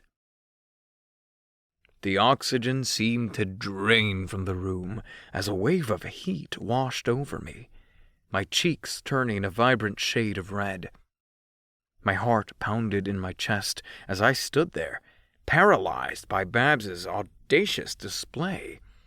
From the corner of my eye, I caught sight of the matching blushes on Momo and Hannah's faces, both simmering with a potent mix of anger and jealousy. The always lively duo was silent, their arms crossed tightly against their chests, brows furrowed in shared displeasure. Attempting to navigate the murky waters, Babs, seemingly satisfied with the chaos she'd created, nonchalantly segued back to work. Oh, by the way, Kazuki? She chimed in, her voice a stark contrast to the dramatic spectacle she'd just orchestrated. That report we discussed. Is it ready yet? Floundering in the aftermath, I stuttered out a reply. Yeah, almost, Babs. I'll, bring it to you as soon as it's done. Her eyes twinkled, a smirk tugging at the corner of her lips. Great. Looking forward to it. See you soon, Kazuki. Her tone was as flirtatious as it was casual. With that, she sashayed out of the break room, leaving me in the middle of the tempest that was a silently fuming Momo and Hannah. Realizing I was in the metaphorical hot seat, I raised my hands in surrender, trying to dispel the tension. Okay. I finally get what you two have been saying about Babs, I conceded, desperately attempting to diffuse the situation with humor. A mental note was made to maintain a cautious distance from our flirtatious accountant. I chuckled nervously, not knowing whether I was amused or terrified. Just after the afternoon lull had hit its peak, the silence in the office space was disrupted by a distinct, rhythmic click-clack. Babs, always in her sexy high heels, strutted toward my cubicle.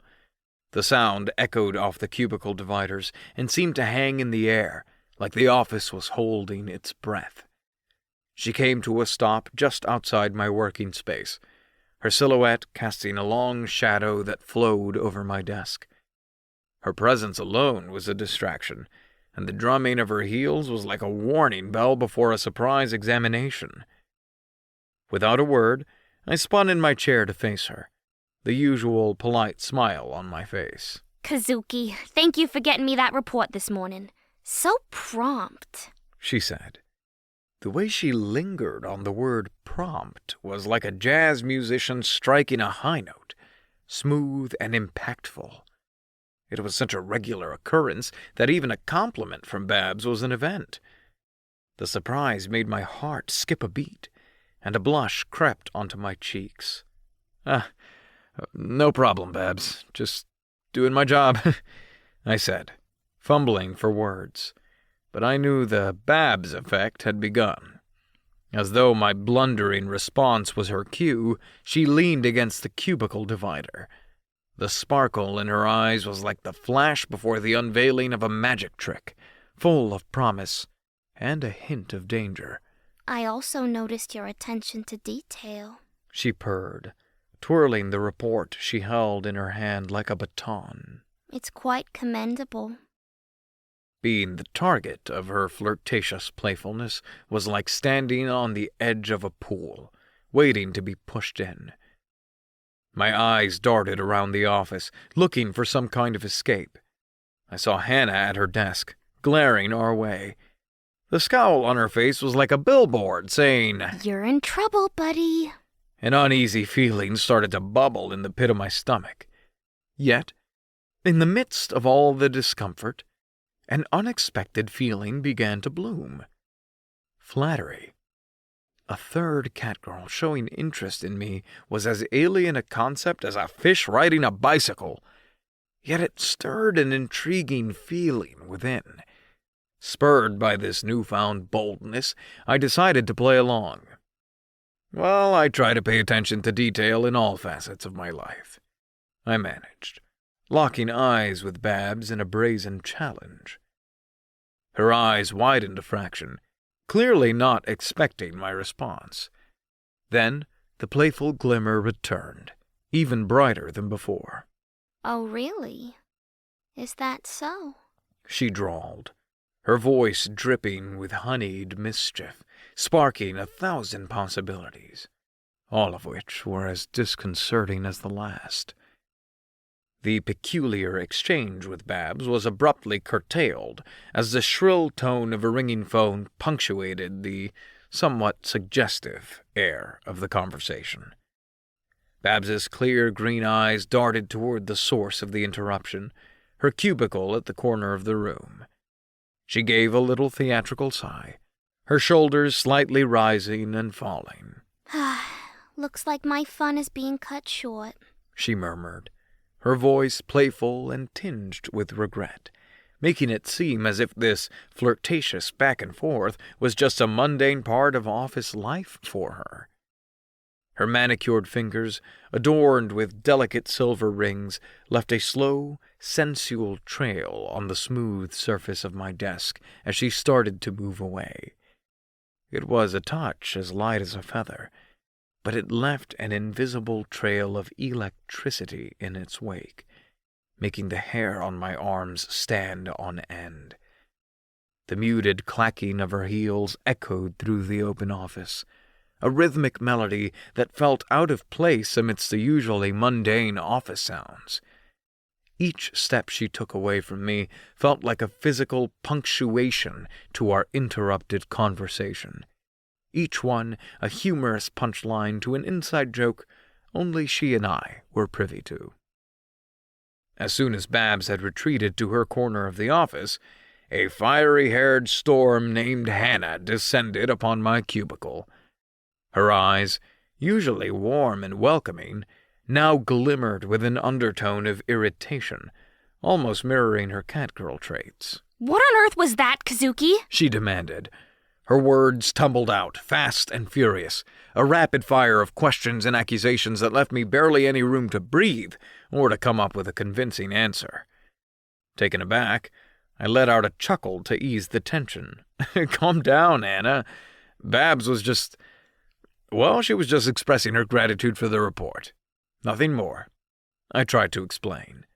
But the dubious expression on Hannah's face made it clear that my words were hardly convincing. Suddenly, another face joined our impromptu meeting. Momo, like a Cheshire cat making an unexpected appearance, peered over the cubicle wall, her green eyes twinkling with mischief. You were flirting with her, weren't you? She accused, her voice carrying an unmistakable note of amusement. I heard everything. Faced with the two accusations, I replayed the exchange with Babs in my head.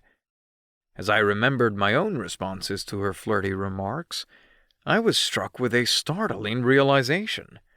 I might have unintentionally reciprocated. With a sheepish smile, I raised my hands in a gesture of surrender. Okay, maybe I did flirt back a little without meaning to. I apologize, I confessed, hoping to cool down the brewing storm. Hannah, however, was not easily appeased. And aren't we, Momo, Rebecca, and I, enough for you right now? Her tone was laced with a teasing annoyance, and the mention of Rebecca alongside Momo and herself caught me off guard. I ended up choking on the mouthful of coffee I'd just taken. Rebecca? Seriously? I spluttered, laughter and coughs interspersing my words. You two seriously need your pretty heads examined, I managed to say between my fit of laughter and bouts of coughing. Chapter 10. As the day transitioned into evening, the vibrant cityscape of Silver City painted a backdrop of life and energy, with streams of neon lights cutting through the gathering twilight. This was the setting that framed the Cat Girls, Momo and Hannah, as they stood before the modernized apartment building of their shared romantic interest, Kazuki. A sense of anticipation filled the air between them, their tails swishing rhythmically in unison, mirroring the excitement in their gorgeous eyes. Sharing a look of readiness, they raised their hands and knocked on the door, their smiles brimming with shared mischief. A few seconds ticked by before the door opened, revealing the surprisingly human-like form of Rebecca, Kazuki's AI assistant. More than just a disembodied voice or a basic service bot, she had a physical manifestation that was an uncanny blend of feminine elegance and robotic precision. Today, she was dressed in a way that blurred the line even more. She wore a casual, well-fitted t-shirt that proudly displayed an anime catgirl design, a playful homage to the two genuine catgirls standing on the threshold of the apartment. Her yoga pants, while undoubtedly comfortable, had been chosen with an eye for aesthetics, perfectly showcasing the femininity of her robotic form. Rebecca's LED facial expression, a carefully coded combination of surprise and curiosity, played across her synthetic face as she registered the presence of Momo and Hannah. Her voice, created through complex algorithms to sound soothing and melodious, greeted them. Oh, hello, Momo. Hannah? She hesitated a moment before adding, I regret to inform you, but Kazuki is currently out. He's conducting a kung fu class at the local dojo. Momo, the bolder of the two, offered a wide, almost mischievous grin. Her tail arched in delight as she exclaimed, Oh, we know, Rebecca. We're actually here to see you, not Kazuki. Her words hung in the air, marking a shift from the usual purpose of their visits. Rebecca seemed momentarily stunned, her programming likely never having anticipated such a scenario. However, she quickly regained her composure, her software adapting to the unexpected turn of events, and she stepped back, gesturing for Momo and Hannah to enter the apartment.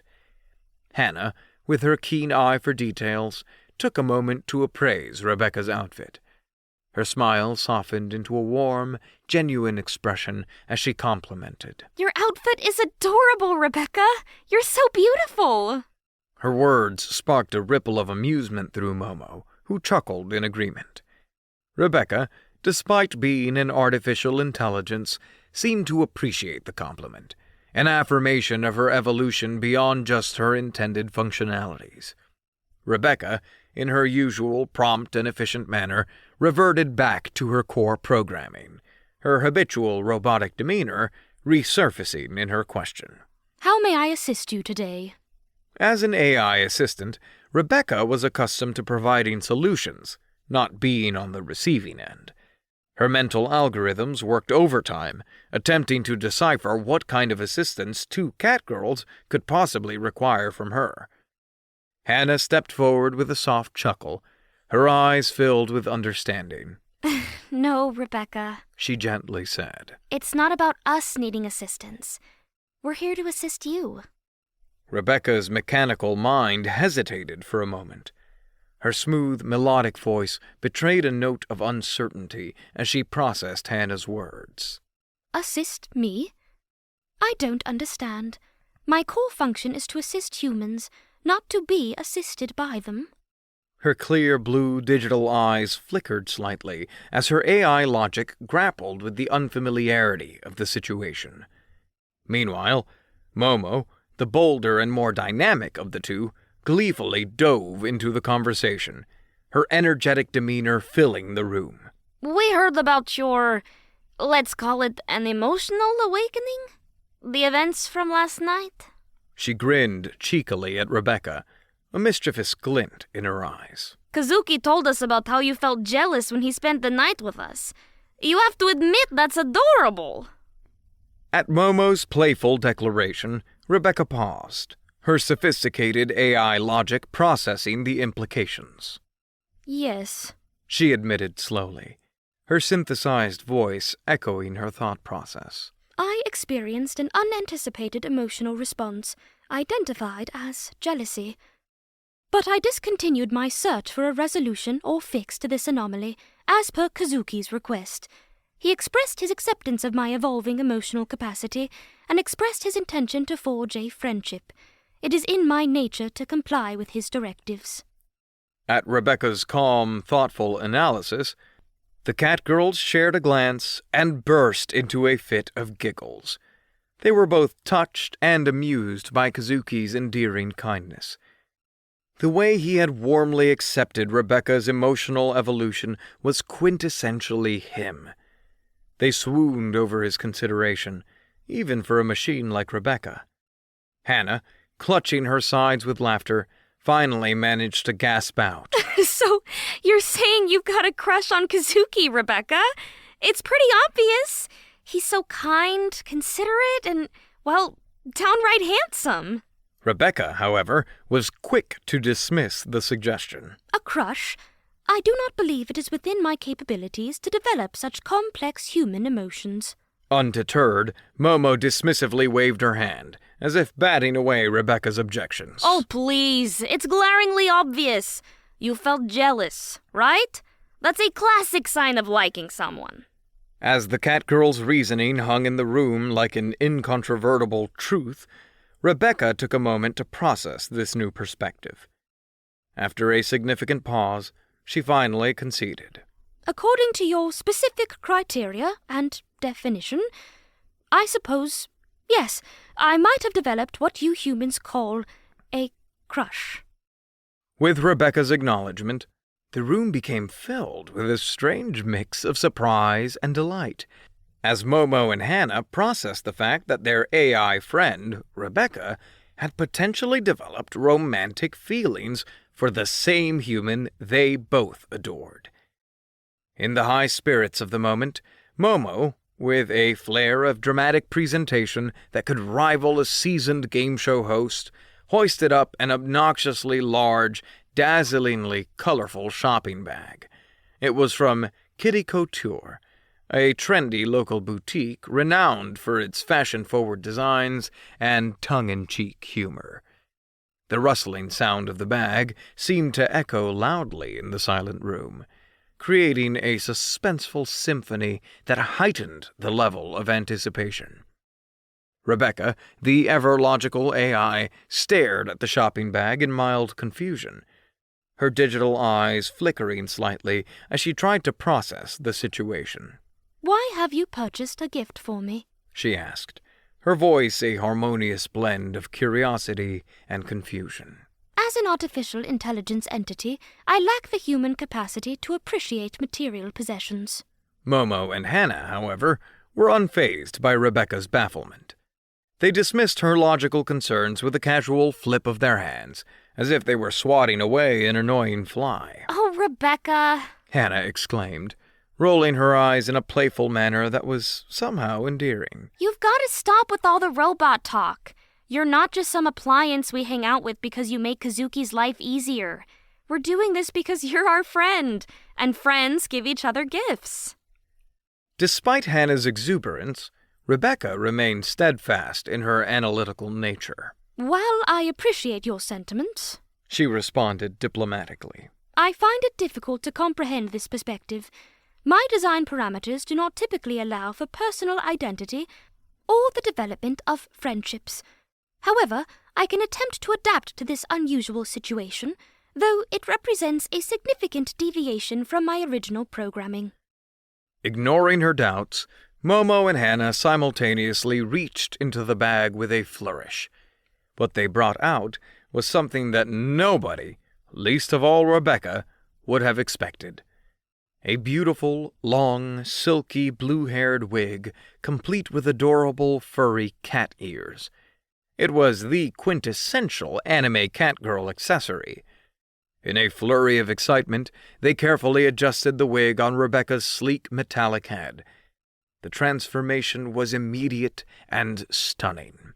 Rebecca, who had always exuded a cold, mechanical aura, now had the vibrant appearance of a modern anime catgirl.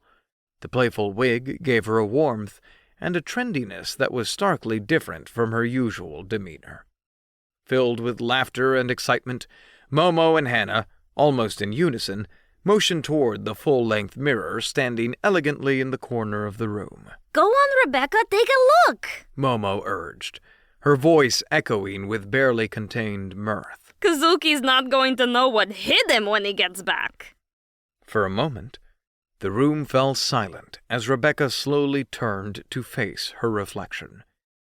She stood still, her digital eyes wide and blinking in rapid succession as she processed her new appearance. Then, a small miracle occurred. A digital smile stretched across her face. It was a subtle change, barely noticeable, but it brought a sense of warmth and life to her mechanical features. Momo and Hannah, shocked by this display of emotion, turned to each other, their faces reflecting their amazement. They broke into fits of giggles, Momo even clutching her sides from laughing too hard. So, Hannah finally managed to ask between her laughter. do you like it, Rebecca? Rebecca paused, turning her gaze from the mirror to meet Hannah's eyes. Yes. She said, her voice slightly warmer than before. This is acceptable. The simplicity of her reply, its lack of human embellishments, was endearing. It was the most Rebecca-like response she could have given. This brought another round of laughter from the catgirls, their joyful sounds filling the room and making the moment even more special. Hannah's eyes sparkled with mischief. Her lips curled into a broad smirk that indicated she was up to something. Her tail twitched, a clear sign of her anticipation. Well now, if you've concluded that this is the end of our surprises, She playfully said, her tone teasing. I'm afraid you're far from accurate, Rebecca. She rummaged through the oversized, cheerful pink shopping bag with exaggerated flourish, her feline-like gaze never leaving the confused AI. With a grand gesture, she brought forth another item, held it aloft like a game show host presenting the ultimate prize. It was neatly wrapped in vibrant pink tissue paper, accented by a bow in a shimmering silver shade that caught the light just right. The sight of it screamed festive, a tantalizing invitation to curiosity, a prompt to wonder about the contents within. The reveal was dramatic, and Hannah's gleeful expression was contagious. The package contained a provocative maid outfit, the kind that was iconic and regularly sported by anime girls across a myriad of series. It was the very epitome of a kawaii maid ensemble, a frisky mini-dress fashioned in stark black and pristine white, accompanied by a frilly apron, a dainty lace headband, and flirtatiously knee-high stockings. The outfit was intentionally revealing and flirtatious, designed to accentuate the wearer's feminine curves. This style was a staple in anime culture, so much so that it even inspired the advent of themed maid cafes across Silver City, a popular hangout for the city's otaku population. Rebecca blinked, her digital eyes taking in the sight of the anime-style outfit. Her mechanical gaze narrowed slightly in thoughtful analysis.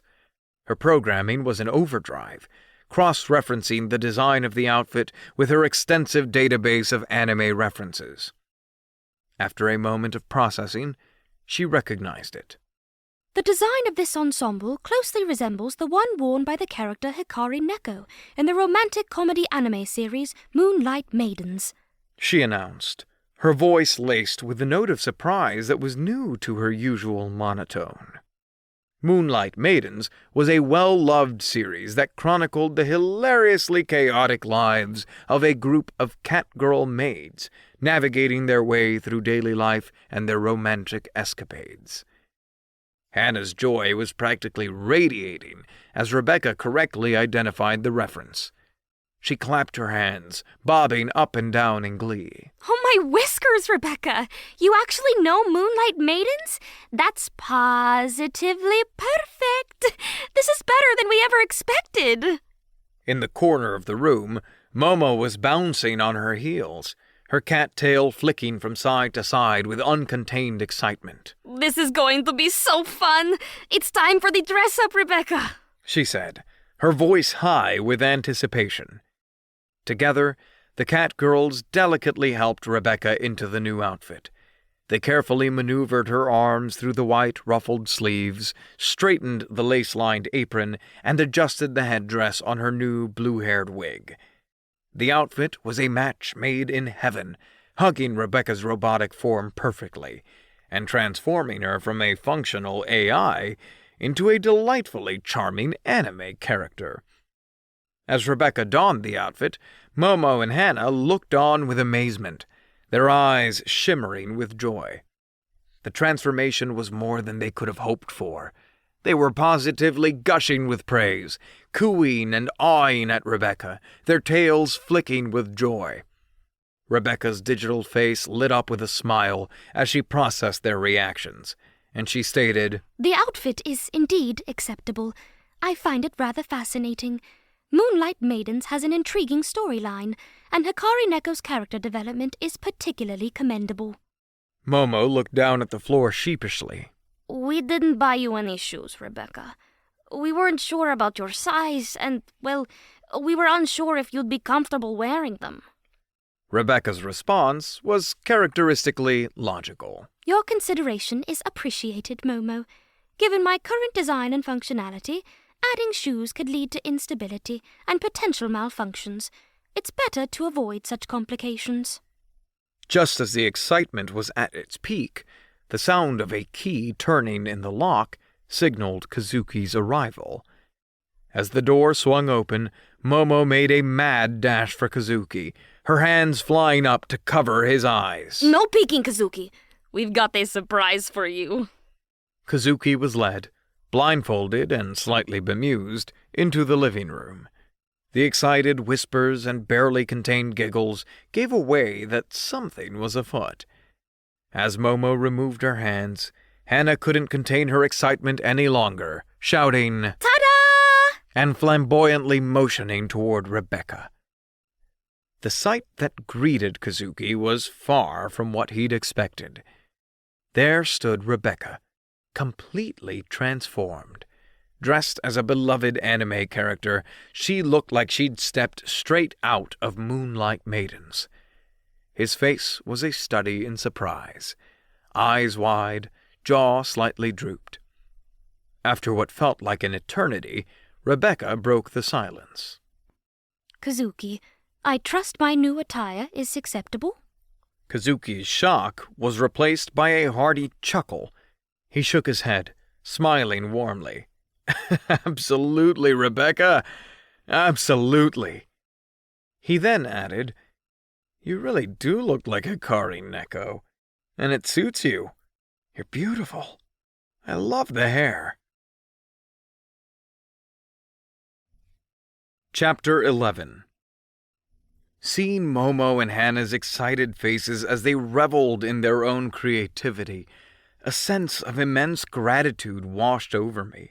Here we were, An unlikely trio, 2 playful cat girls and myself, sharing in the joy that they had created for Rebecca, our resident artificial intelligence.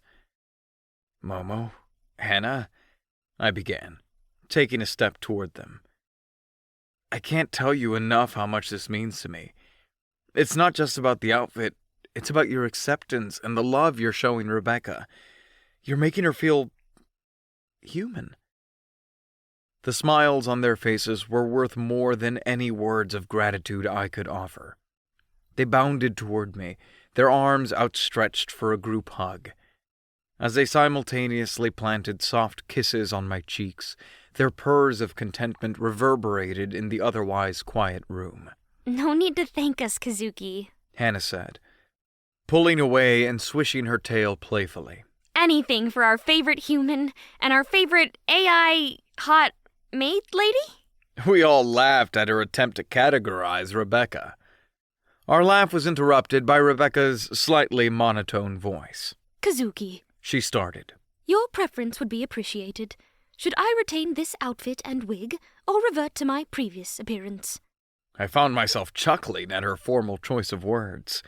Looking over at her, I took in the sight of her transformed appearance.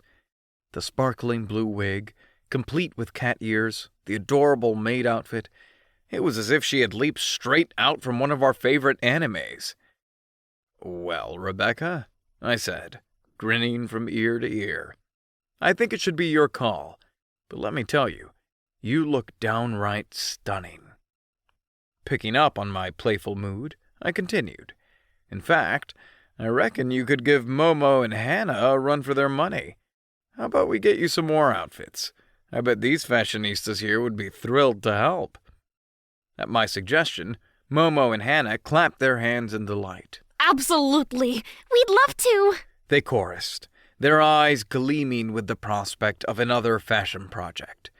Rebecca, however, was visibly puzzled. My programming does not necessitate clothing. She stated matter-of-factly. In fact, excessive apparel might interfere with my... "Nonsense, Rebecca." I cut her off with a light-hearted wave of my hand. "Who cares about necessity when you can have fun? Besides, if dressing up brings you joy, then why not?" With that, the cat girls took charge, each grabbing one of Rebecca's hands and leading her toward my computer. Let the online shopping begin! They exclaimed. The room was filled with giddy excitement and anticipation, the bonds of friendship strengthened by a shared love for anime fashion. As Momo, Hannah, and Rebecca delved further into the world of online shopping, I found my attention gravitating toward my trusty companion in solitude, my gaming console. This unassuming box of electronic wizardry had been my haven on many a lonely night, a realm where I could lose myself in digital adventures and shirk off the mundanities of the real world. My fingers danced on the console, flipping through my meticulously curated library of video games, each title holding a story, an adventure, a piece of myself. My gaze settled on Shadow Fist's Street Showdown, a game that boasted a delectable concoction of martial arts thrills and high-stakes street fighting set in a vividly crafted anime world. The game had reeled me in with its striking visuals and complex combat system, and I had been caught in its net ever since. Now, who else to venture into the digital fray but my trusty alter ego, Yamato? Clad in a traditional hakama, scars marking his journey through countless battles, and a fiery intensity blazing in his eyes, Yamato was the silent warrior poet who defied the odds with the serenity of a kung fu master and the raging spirit of a relentless fighter. An ironic contrast to my real life, I thought, allowing a chuckle to escape. The familiar rush of anticipation filled me as I gripped the controller tighter, my thumbs poised over the buttons like a pianist ready to belt out a symphony. The game roared to life with a cinematic opener that set the stage.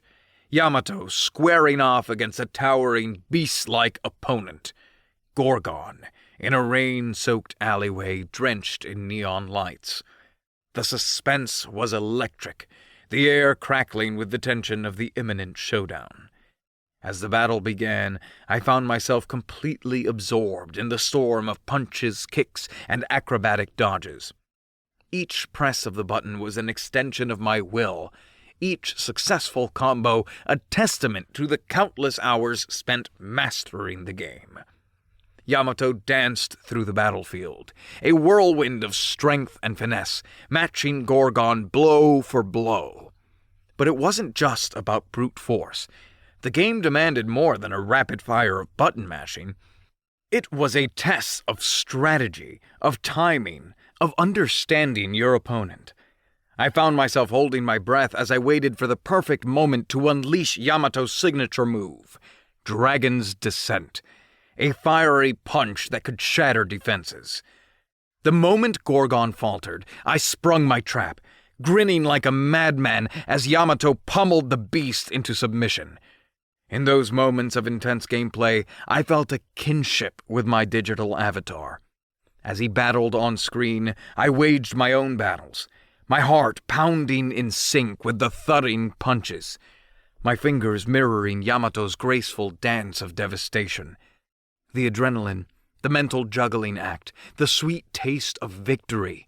It was intoxicating and utterly hilarious in its stark contrast to the calm chatter of the girls engrossed in their shopping spree. I let out a triumphant laugh as Yamato's final blow sent Gorgon sprawling on the ground, the sound of victory resonating through the living room. There was a strange harmony in that moment. The girls immersed in their world of fashion and friendship, and me lost in my world of digital triumphs. It was a warm reminder of the joys of shared space, even when our interests were worlds apart. May I play, Kazuki? Rebecca asked. I jolted. Oh man, you startled me. You already finished shopping? I have, yes, which is why I'm asking to play this game. Momo and Hannah assured me that they knew what to get.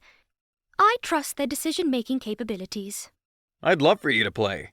However, I'm pretty good, so beware. I don't want to hurt your feelings from the beatdown that is fixing to commence. I chuckled. I will give no emotional response if you defeat me. The moment Rebecca's delicate fingers closed around the controller, I felt a sudden jolt of excitement. Sharing my favorite pastime with her held a peculiar charm I hadn't expected. As I glanced at her, she was bathed in the glow of the television, her new blue wig shimmering and that provocative maid outfit perfectly hugging her AI-engineered form. I was entranced, lost in the unexpected beauty of this uncanny moment. Suddenly, I found myself recoiling mentally. Was I seriously ogling a robot? The thought was absurd, so much so that I had to suppress a loud laugh that threatened to escape. Kazuki, is something amusing? Rebecca's voice, rich and endearing, pulled me from my thoughts. No, not at all. Just ready to kick some butt and shadow fists, I replied with a wink. Rebecca gave me a soft smile, a stark contrast to the intense battleground on the screen. She glanced at the roster of fighters, her eyes flickering rapidly as if she was reading through a database. Finally, her choice hovered over Nighthawk, a swift and deadly ninja with an enigmatic smile that reminded me so much of Rebecca herself. You sure you can handle Nighthawk, Rebecca? I asked playfully. With a determined look, she said, I suppose we'll find out. And thus began the face-off in the digital dojo, my formidable brute Yamato against her lithe ninja Nighthawk. At first, she was a bit tentative, her movements revealing a lack of familiarity with the game's mechanics. I decided to take it easy, giving her the chance to get a hang of the controls. It was endearing watching her engage with the game, her focus intense and the occasional digital grin crossing her face. But it was in that moment of levity that I saw a change, like a switch had been flipped. Rebecca's playstyle transformed from amateurish to expert in a split second. The tables turned swiftly. My once confident Yamato was beaten down by Nighthawk's swift moves. I couldn't hide my astonishment, my eyes glued to the screen as I watched my virtual self lose, over and over. Rebecca, with an astonishing knack for the game, emerged as a formidable, almost godlike gamer. My mounting losses hadn't gone unnoticed. Momo and Hannah, abandoning their shopping spree, had taken to observing my quick descent from confident player to defeated novice. Their teasing began subtly, an insistent undercurrent to their giggles. Well, isn't this an interesting turn of events? Hannah said, her voice laced with amusement. Our Kazuki bested by our lovely Rebecca. Didn't see that coming, did you, Kaz? Momo added, barely containing her laughter. I could only shake my head and chuckle along, hiding my wounded gamer pride behind a sheepish grin. Even Rebecca seemed to bask in her victory, her digital lips curving into a triumphant smile. Kazuki, would you like to try another round? She asked, an unexpected twinkle in her digital eyes. Here I was, at the mercy of my own AI, beaten at my own game, literally. It was a hilarious and humbling reminder of how life, no matter how virtual, is filled with surprises. It wasn't my proudest gaming moment, but it was undoubtedly the most entertaining one. One more game, Rebecca. I'm not going down that easily, I said, hoping to salvage my dignity and my high score. Chapter 12. The everyday monotony of Whisker Wonders was suddenly shattered, causing me to blink up from my sea of spreadsheets and reports. Sakura, our charismatic CEO known for her knack for drama, had an announcement to make. The late morning sunlight, warm and golden, streamed through the wide office windows, blanketing the place in a vibrant mix of yellows and blues. The neon hues of our walls caught the light, bouncing it around in a dizzying dance of kaleidoscopic patterns on the polished concrete floor. Our office was typically a cacophony of various sounds. The ceaseless click-clack of keyboards typing, phones intermittently ringing, hushed whispers and louder conversations that ebbed and flowed like the tide. All this was suddenly cut through by Sakura's melodious voice, resounding from the intercom. Good morning, my lovely Whiskers. I have a rather unusual announcement. Everyone, please make your way to the conference room for a mandatory, exciting, and potentially life-saving CPR training. A wave of bewilderment, curiosity, and a hint of mirth spread through the office. Colleagues exchanged puzzled glances, their shoulders shrugged in resigned amusement, before they began rising from their desks. We, the employees of Whisker Wonders, were no strangers to unorthodox office activities, but this announcement managed to top even our expectations. As the crowd of bemused employees filed into the conference room, an unexpected sight greeted us. Standing tall at the front of the room was a literal mountain of a man, or, more accurately, a minotaur. His muscular physique stretched the fabric of his tracksuit, which seemed to be crafted out of painted-on latex. The sheer size of this creature was awe-inspiring, his towering form causing the normally high ceiling lights to resemble low-hanging chandeliers. His wide back sported the word Beast in bold, contrasting white letters against the navy blue tracksuit. Am I dreaming, or did Sakura really just hire a mythical beast man to teach us CPR? Hannah whispered, her eyes round as saucers and reflecting the disbelief running rampant among us all. Momo, with her eyebrows hiked up to her hairline, murmured back, More like a walking, talking mountain. Now, chimed in Sakura, her grin outshining the sequin dress she was wearing. Her voice hummed with a gleeful undertone as she announced, let's not forget our manners. Let's give our very real and incredibly qualified CPR instructor a warm whisker welcome. The Minotaur, imposing as he was, had a surprising gentleness in his eyes, and a welcoming grin that seemed out of place on his stern, chiseled features. He offered a nod of acknowledgement, which, to him, must have felt like a small movement, but looked more akin to a small earthquake to us. This colossus, whose aura matched his physical stature, held out a gigantic hand in friendly greeting. "Hello, everyone. My name's Joe." At this, a burst of laughter sprang from Hannah, breaking the stifling atmosphere that had enveloped the room. She clamped a hand over her mouth, her eyes wide and twinkling with barely suppressed mirth. Joe? She managed to squeak out between snorts of laughter. I mean no disrespect, but I was expecting something more grand like Gigantor or Titanus or Beefcakes Maximus. She doubled over at her own joke, struggling to contain her laughter. The conference room held its breath for a split second before it filled with roaring laughter. The sheer absurdity of the situation, combined with Hannah's infectious laughter, left none immune to the humor of it all. Even our mighty Minotaur, Joe, cracked a grin that soon bloomed into a hearty laugh, reverberating around the room like a roll of thunder. Beside her, Momo and I tried, unsuccessfully, to smother our own laughter. With a poorly veiled smile, I managed to scold her. "Hannah, keep it down. We're here to learn, remember?" Yeah. Momo agreed, choking back a chuckle. Remember, this is a serious session. In response, Hannah simply nodded, the motion looking like a bobblehead doll on a dashboard. Her shoulders shook with laughter as she tried to regain her composure. Joe, amused at the exchange, nodded in agreement.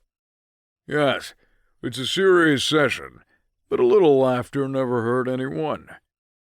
His eyes twinkled with humor, adding to the light-hearted mood of the room. "After all, a happy heart is a healthy heart, right?" "We're sorry, Mr. Joe. Please, continue," I added with an amicable smile. The Minotaur returned the nod. "Now, are we ready to learn and have some fun?" he asked, his voice a low rumble of good-natured thunder. A chorus of affirmatives and nods came from the crowd. Their faces were an eclectic mix of astonishment, intrigue, and amusement. Before us stood Joe, the Minotaur, his hands that looked like they could easily cradle a small boulder, dwarfing the mannequin lying lifelessly on the table. "All right, everyone," he began, his deep voice reverberating through the room like a low growl of thunder. "CPR can often be the difference between life and death." Hannah, barely suppressing another round of giggles, whispered to Momo. Looks like it's a little late for this guy. Momo tried to stifle her giggles behind her hand, making her look like she was trying to hide a mischievous smile behind a fan. Joe cleared his throat, shooting a playful glare in their direction. "Well, it's true that our friend here has seen better days. He's a trooper and an excellent learning tool." He then started to explain the process of CPR, placing his enormous hands on the mannequin's chest. "It's crucial to maintain a steady rhythm when performing chest compressions." He started demonstrating, counting out loud. 1 and 2 and 3 and... There was a sudden, loud crack. The mannequin's chest had collapsed under the Minotaur's strength. Joe, taken aback, looked down at the mannequin, which now looked more like a modern art installation than a CPR training tool. A stunned silence fell over the room, only to be broken by a single snort of laughter. I guess he didn't make it, huh? Hannah called out, her laughter spreading contagiously throughout the room. Joe chuckled sheepishly, rubbing the back of his neck. "Well, it looks like I don't know my own strength, but don't worry." He bent down, rummaged in a large bag, and triumphantly pulled out another mannequin, albeit one that had seen better days. Luckily, I always come prepared with spares. Everyone meet Timmy, our new volunteer. As Joe gently laid Timmy on the table, I remarked, "Let's hope he's got better luck than the last guy." With a sheepish grin, Joe resumed the lesson, noticeably gentler with Timmy. However, as the lesson went on, Joe's teaching style evolved into something that resembled more of a comedy act. Each explanation was peppered with misused words and accidental displays of his remarkable strength. A demonstration of the Heimlich maneuver rendered another mannequin useless, and an innocent pat on the back sent a chair skidding across the room. With each blunder, Joe's reactions grew more comical, his expressions ranging from shock to horror, usually seen in dramatic theatrical plays. We, the employees, were roaring with laughter, our chuckles growing louder with each new disaster. Even our normally stoic HR manager, Aiko, was struggling to suppress her giggles behind her hand. Finally, as the session came to a close, Joe gathered us around for a final word.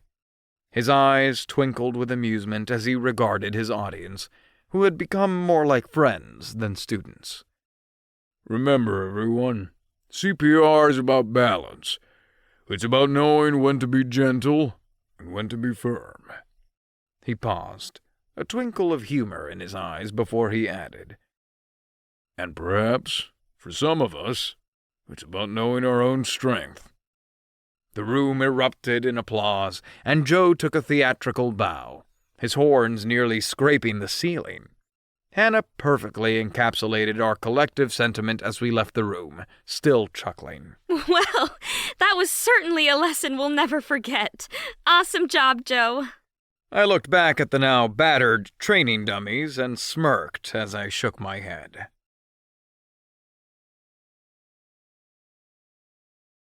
Chapter 13. When Sakura, our illustrious CEO, called out to me amidst the boisterous cacophony of our office, I felt a chill wind sweep through my insides. Kazuki! Her voice rang clear and pure, like a bell tolling over a hushed sea. Can you join me in my office, please? The immediate silence that followed was thick as a fog, our lively banter evaporating like morning dew in the heat of her attention. Caught in the crosshairs of this unexpected summons, my heart launched into a frenzied rhythm. I'd always been a model employee, meticulously observant of deadlines, respectful of office etiquette, and held cordial relations with my colleagues. A rapid-fire carousel of potential slip-ups spun through my mind, but none seemed grave enough to merit a personal audience with Sakura. My friends and fellow Catgirl employees, Hannah and Momo, looked just as shell-shocked. Hannah's usual spark was dimmed as she whispered, "Oh no." While Momo, the stoic rock that she is, leaned over to ask, Did you accidentally forward that inappropriate office meme to everyone, Kazuki? Attempting to dispel the building tension, I forced a chuckle and replied, Maybe she just wants to compliment me on my tie. After all, it is new.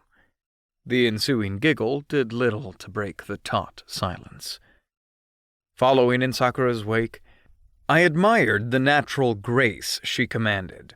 Her long blonde hair shimmered like a cascade of moonlight against her back. What usually seemed comforting now appeared ominous. The distance to her office, which I'd traversed countless times, felt like an endless gauntlet, every footfall echoing the rhythm of my mounting apprehension. As we reached her office door, a massive oak monstrosity that suddenly seemed as intimidating as the gates of a fortress, I steeled myself. I'd faced numerous trials and tribulations back on Earth and Silver City, and this was simply another hurdle to leap over. Here goes nothing, I muttered to myself, donning a mask of courage. With my heart hammering a chaotic symphony against my ribs, I stepped over the threshold, ready to face whatever awaited me in the lion's den. A friendly gesture from Sakura beckoned me to the chair that sat across her gigantic desk. Her warm smile was like sunshine breaking through stormy clouds, attempting to bring comfort in an otherwise intimidating setting. I felt my palms turn clammy as I crossed the expansive room, trying to match the pace of my racing heart. The door swung shut behind me with a thud that sounded like a punctuation mark in the unfolding narrative of my corporate life. The noise reverberated ominously around the room, setting my nerves jangling. Nestling into the plush depths of the chair, I glanced around, my eyes roving over the sophisticated decor. A gallery of Sakura's achievements hung on the walls, framed diplomas, commendations, and photos of her rubbing shoulders with high-powered elites, a testament to her esteemed position in the world of commerce. Yet, in stark contrast to the high-stakes ambiance, the office had a welcoming aura. It was a reflection of Sakura herself, a blend of assertiveness and warmth. There was a feeling of homeliness among the otherwise austere professional aesthetics. It was disarming and welcoming, a testament to Sakura's unique leadership style. Realizing the amount of time I'd spent pondering the decor, I snapped back into the moment. My nerves were visible. The uncertainty etched on my face was clear as day. Sakura, noticing this, shot me a reassuring smile that cut through the tension like a hot knife through butter. You look as if you're about to face a firing squad, Kazuki. She chided lightly, her voice lilting with mirth. Relax. This isn't an inquisition. At her words, I exhaled, not even realizing that I'd been holding my breath. The knot of anxiety in my stomach eased slightly, and I settled back into the chair, its velvety texture offering an odd sense of comfort. Sakura began our meeting by casually asking about my experience at Whisker Wonder so far. Her demeanor was more of a friend than a high-profile CEO, a characteristic that was both surprising and comforting. How have you been finding things here? She asked. I thought for a moment before replying, "It's been really fantastic. The team is incredible and supportive, and the environment is unique in the best way." My words seemed insignificant compared to the whirlwind of emotions I'd experienced during my time at Whisker Wonders, but it was the best I could articulate. The CEO nodded in response, her eyes glinting with satisfaction. She looked as if she was about to say something when suddenly her gaze sharpened, her tone turned serious. Today, Kazuki, She began. we're here for an evaluation of your work. My heart plummeted into my stomach at her words. My face must have morphed into an expression of pure panic. Sakura promptly burst into laughter. Her giggles filled the room, echoing off the tall ceilings and melting into the ambient noise of the office beyond the heavy door. Oh, Kazuki, your face! She exclaimed between bouts of laughter, dabbing at the corners of her eyes. Don't look so horrified. I promise this isn't as terrifying as you're making it out to be. A little embarrassed, I cracked a small smile. You had me scared there for a second, Sakura, I admitted, matching her candidness. My goodness. She chuckled, amusement dancing in her eyes. Well, I apologize. The truth is, Kazuki, you've impressed me. I blinked, taken aback by her statement. My brain felt as if it had short-circuited. I have? Absolutely. She assured, her gaze as steady as her voice. You've shown initiative, dedication, and adaptability, qualities I greatly admire. Not only have you excelled in your role as a security specialist, but you've also lent a hand in other departments. Her following words brought warmth flooding into my cheeks. She mentioned Babs from accounting, how she had spoken highly of me, how I'd helped her streamline her processes. Apparently, my contribution had a marked impact on the department's productivity and morale. I'd been oblivious to the degree of my influence. Hearing it from the CEO herself left me astonished. That's good to hear, I stammered, my mind still trying to comprehend her words. I'm just trying to do my part, I guess. Sakura laughed again, her cheer filling the room.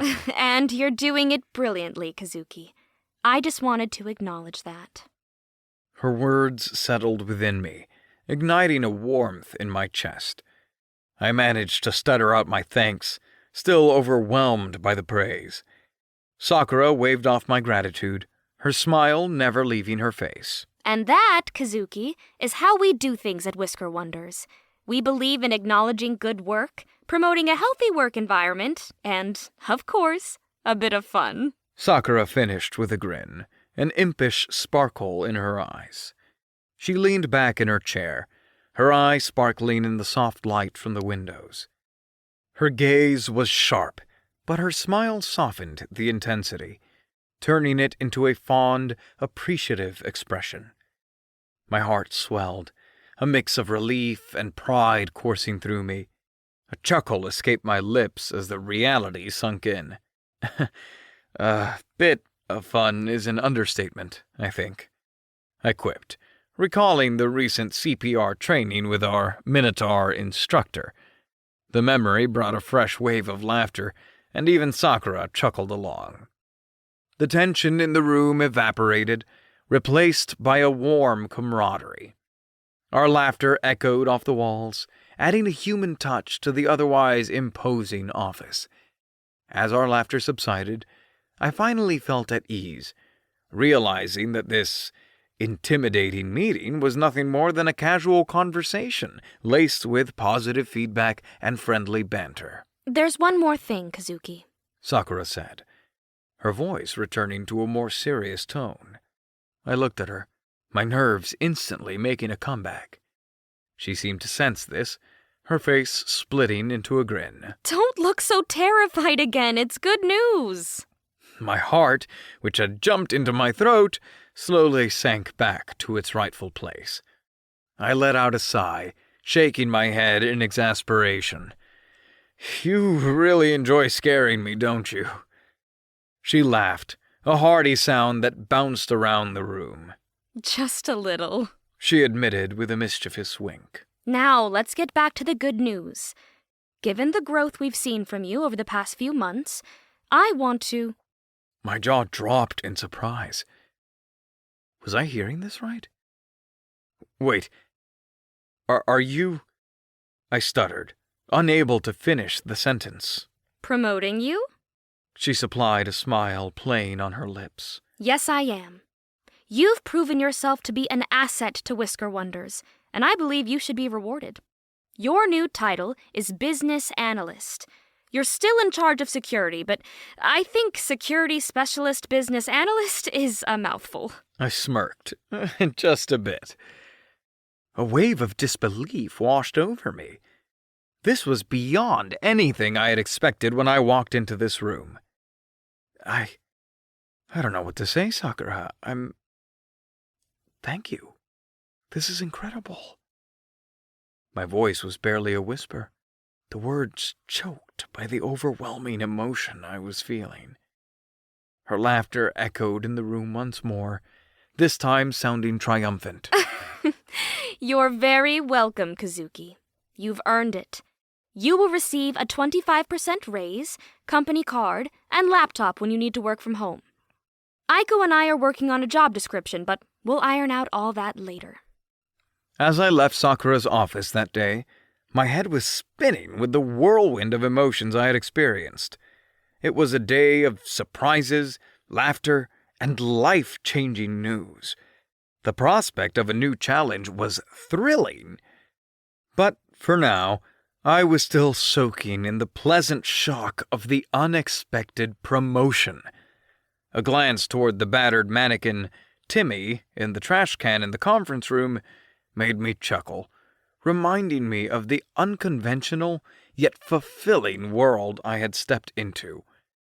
Whisker Wonders indeed had a flair for the dramatic, but it was a drama I was more than willing to be a part of. Chapter 14. A promotion? Holy crap! Hannah's words bounced off the office walls, drawing the attention of every nearby employee. Her eyes as wide as saucers, and the grin on her face stretching from ear to ear.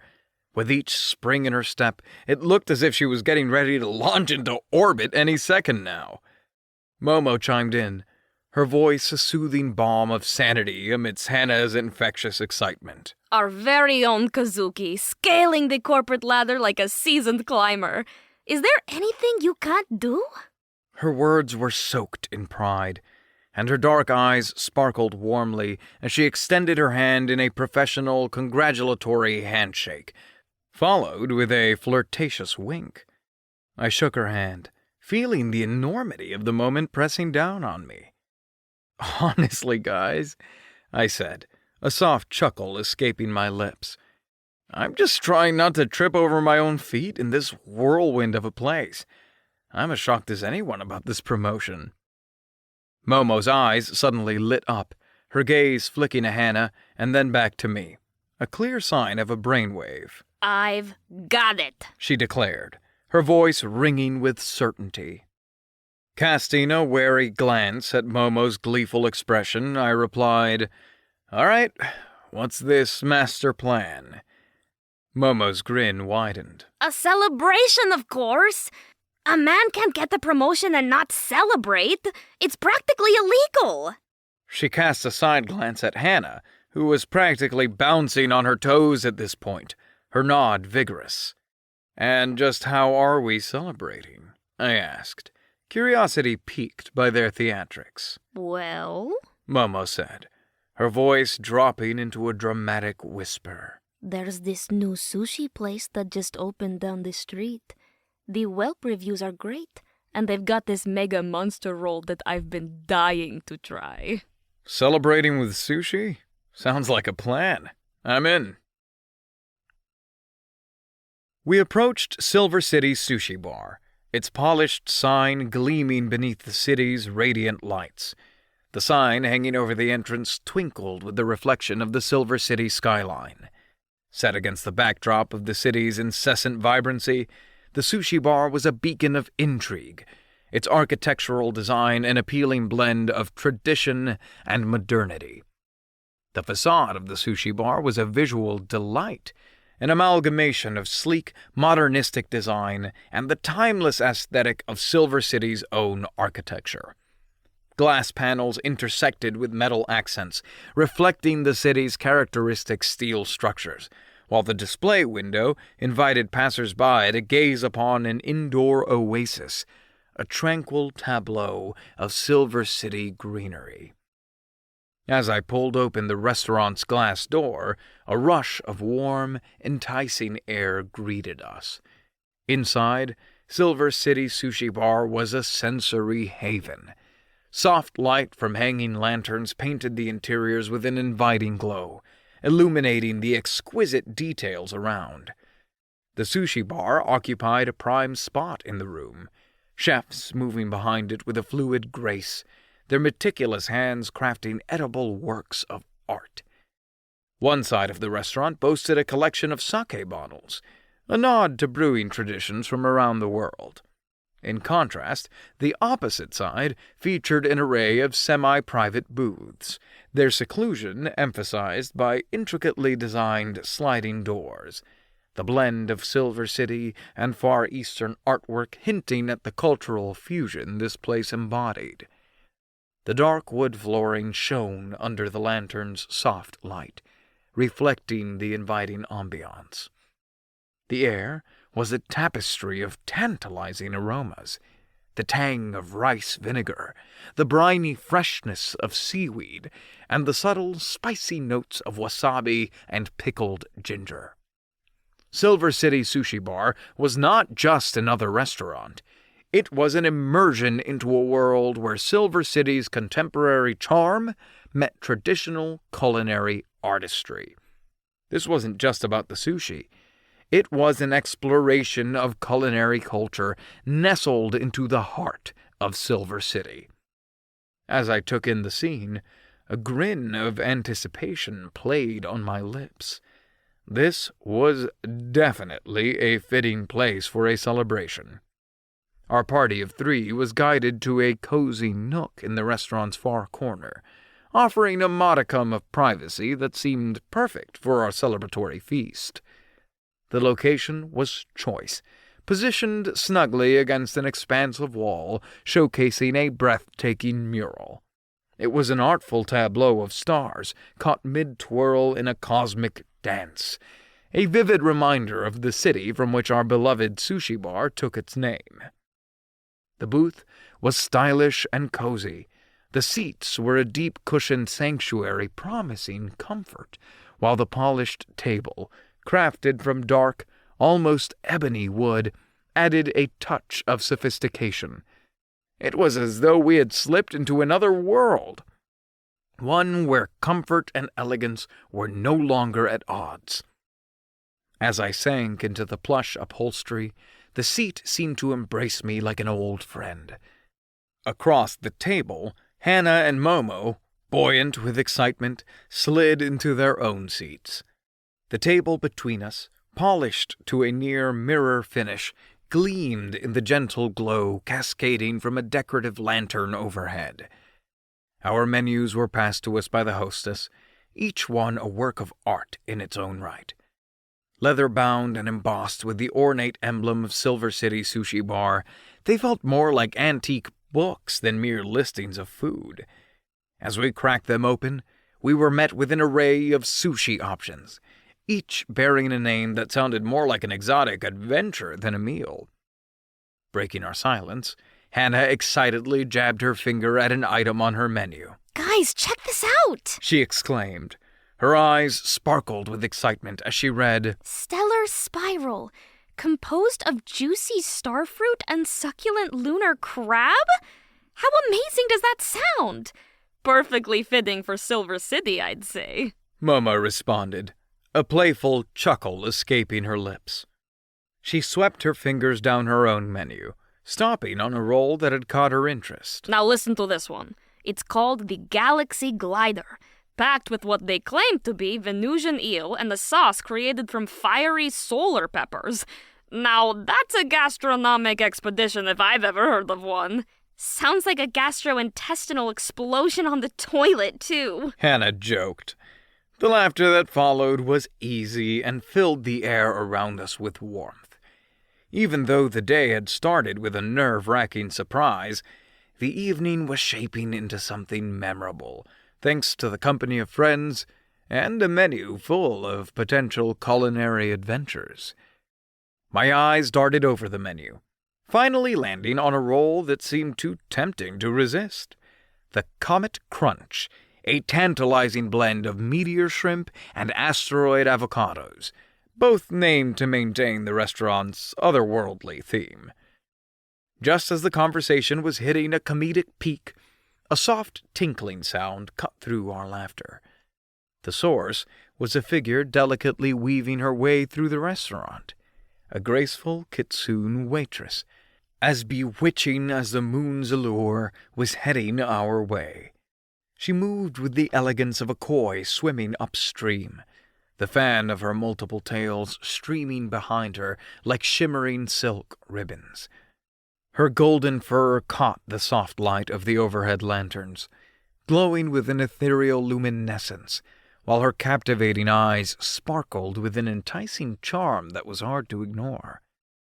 Gently sliding into our sphere of conversation, her voice, as soft as the notes of a koto, floated toward us.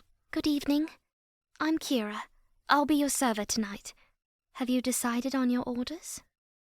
Her question seemed loaded with an implicit invitation, her eyes almost audibly twinkling as they met mine. I could feel my face heating up a bit under her gaze. Oblivious to the subtle electricity in the air, I scanned my menu one last time before locking in my choices.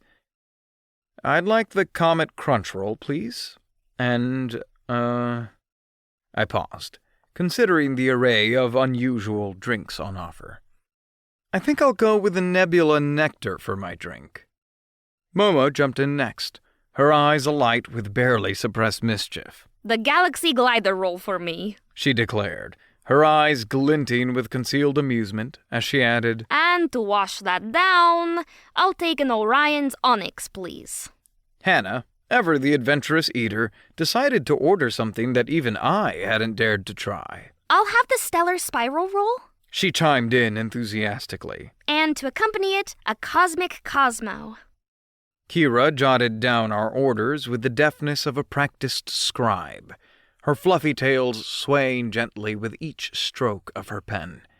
As she collected our menus, she gifted me another of her captivating glances. Then, with a swish of her tails that seemed choreographed to bewitch, she floated away from our table, leaving in her wake an atmosphere tinged with a peculiarly charming vibe. No sooner had she left than Hannah erupted into a fit of giggles, her laughter bouncing off the booth's walls. Kazuki! She gasped between giggles, poking me with her elbow. Are you really that blind? Kira was eyeballing you like a hot fudge sundae. Joining the teasing, Momo roared with laughter, her mischievous tone bubbling over like an uncorked bottle of champagne. She was practically undressing you with her eyes, Kazuki. She chimed in, her words accompanied by an exaggerated mimicry of Kira's infatuated gaze. Heat rushed up my neck and into my cheeks. What? Really? I stuttered, my pulse inexplicably speeding up at the revelation. A thrill shot through me, and suddenly I found my fingers nervously fidgeting with the napkin in my lap, my lips involuntarily curving into a bashful smile. It felt like time turned into a lazy cat, leisurely stretching itself out as we found ourselves enveloped in the ambiance of the restaurant. Laughter bubbled in the air around us, a contagion more potent than any cosmic phenomenon. Before we knew it, half an hour breezed by, as elusive as a shooting star, and Kira made her grand re-entry. Balancing an array of culinary delights and an assortment of radiant drinks, she resembled a celestial goddess, gracing us with gifts from the heavens. Among the culinary parade, the first to command my attention was the Comet Crunch roll. It was a spectacle that could easily rival a supernova's brilliance. The topaz-toned fish, like slices of a fallen star, were arranged with an artistic precision atop mounds of pearly, fragrant rice. Sprinkled with a generous dash of glittering comet dust, the roll seemed to encapsulate the entire cosmos in its inviting form. The crunch against my teeth gave way to a deluge of taste that left me momentarily starstruck. Wow! Wow, I stuttered, the explosion of flavors rendering me momentarily inarticulate. Beside me, Momo was served her Galaxy Glider roll, which looked like it had been plucked straight out of a colorful painting. The striking contrast of the deep, violet-hued fish, garnished with shimmering edible gold flakes, made it a feast for the eyes before it even became one for the palate. Momo sank her teeth into it and let out a sound akin to a supernova's birth. By the 7 stars, this is a culinary miracle, she exclaimed, her eyes twinkling like twin galaxies. Across from us, Hannah's face lit up at the sight of her stellar spiral roll, a spiraling tower that was an interstellar journey in itself. Each layer was constructed with meticulous care, forming a mosaic of enticing colors. She dived into her meal, and the ensuing look of pure ecstasy on her face would have made celestial deities green with envy. This is like dining in heaven, or somewhere like heaven if there isn't a heaven, she declared, shaking her head in sheer disbelief. The drinks, as expected, had their own astral magic to them. My nebula nectar was a mesmerizing swirl of pastel hues, a taste that I can only describe as what I'd imagine stardust would taste like if mixed with the most succulent fruits from across the universe, and a fizz that was akin to sipping a celestial champagne. Momo's Orion's onyx was a paradox, as dark as a starless night, yet as sweet as summer berries from a sun-kissed planet, a tangy twist that surprised and delighted the senses. Hannah's Cosmic Cosmo lived up to its vibrant violet reputation, causing Hannah to theatrically announce, I feel like I'm drinking the dreams of a star. "Whatever the hell that means," I replied with a raised brow. Kazuki, Momo playfully jabbed. I'm pretty sure Kira was eyeing you the same way we were eyeing our sushi rolls. Chiming in on the joke, Hannah added, Maybe Kira wants a taste of your nebula nectar, Kazuki. Her playful wink was enough to fuel another bout of uproarious laughter.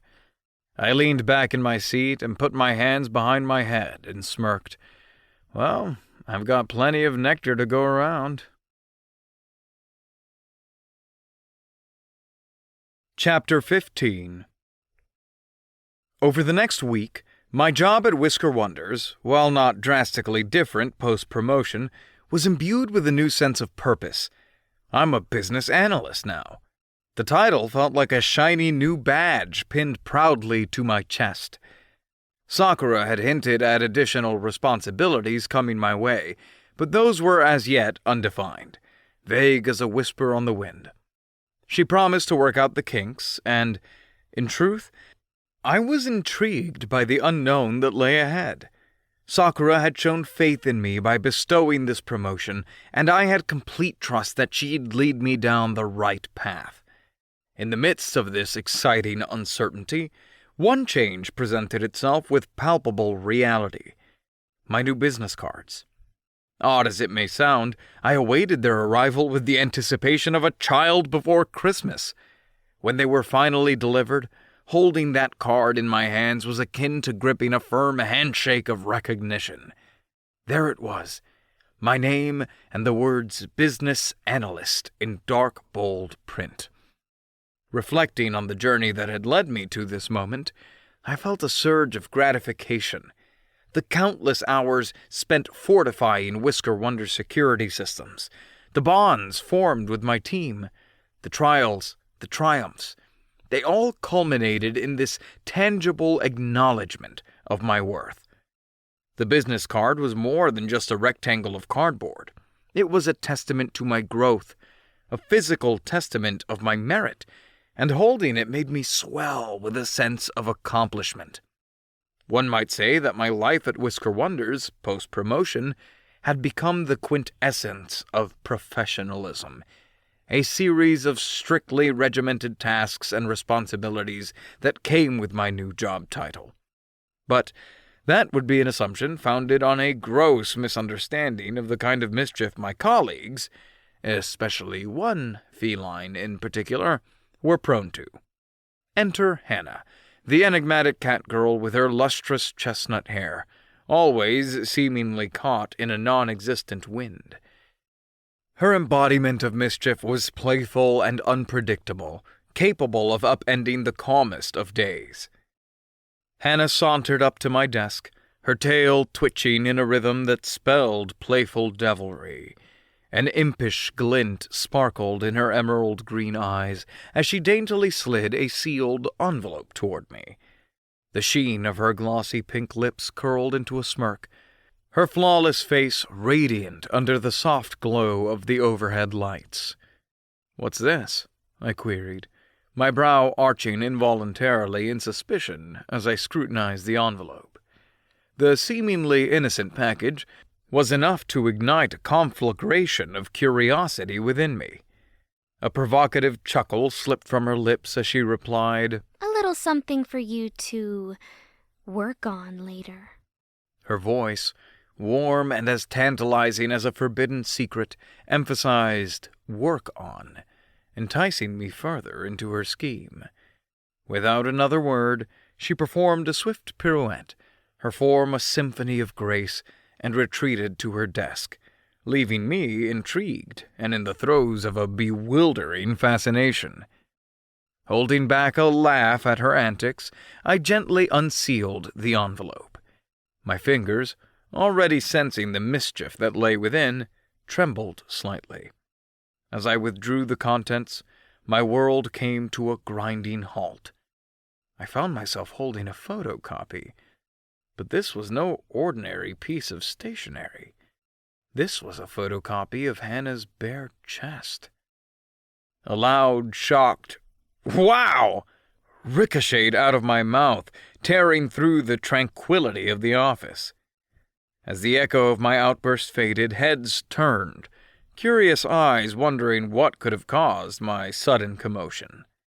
Just then, amidst the sea of surprise that had engulfed me, my phone buzzed impatiently, snapping me back to reality. A text from Hannah lit up the screen. Well, do you like it? It's a very important task for you to take charge of. My face instantly matched the color of a ripened cherry as I hurriedly replaced the risque photocopy back into the envelope, quickly concealing it within the safe confines of my suit blazer's inner pocket. Still reeling, I managed to punch a reply into my phone. "You're crazy. How on earth did you manage to do that without getting caught?" The question was valid, considering our office was a hive of activity, never deserted. Her reply was swift and unabashed. I'm very sneaky. Shaking my head, a grin tugged at my lips. This was life at Whisker Wonders. Unpredictable, humorous, and just a tad bit crazy, particularly with Hannah in the mix. As for the task at hand, well, that was a matter for later. Post-lunchtime, Momo, with her radiant green hair glinting under the fluorescent office lights, made her way toward my cubicle. Her walk was not just a walk, but a deliberate, teasing saunter that had heads turning and eyes following her across the room. She possessed a playful glint in her eyes and a mischievous smirk playing on her lips. She leaned against my cubicle divider, her casual poise and confident aura transforming our everyday office into a scene straight out of an anime. She outstretched her hand, presenting me with the tightly sealed envelope, its mysterious contents an open secret between the two of us. Special delivery for Mr. Kazuki, she purred, winking at me. I could feel the blood rushing to my cheeks, turning them a shade similar to cherry blossoms.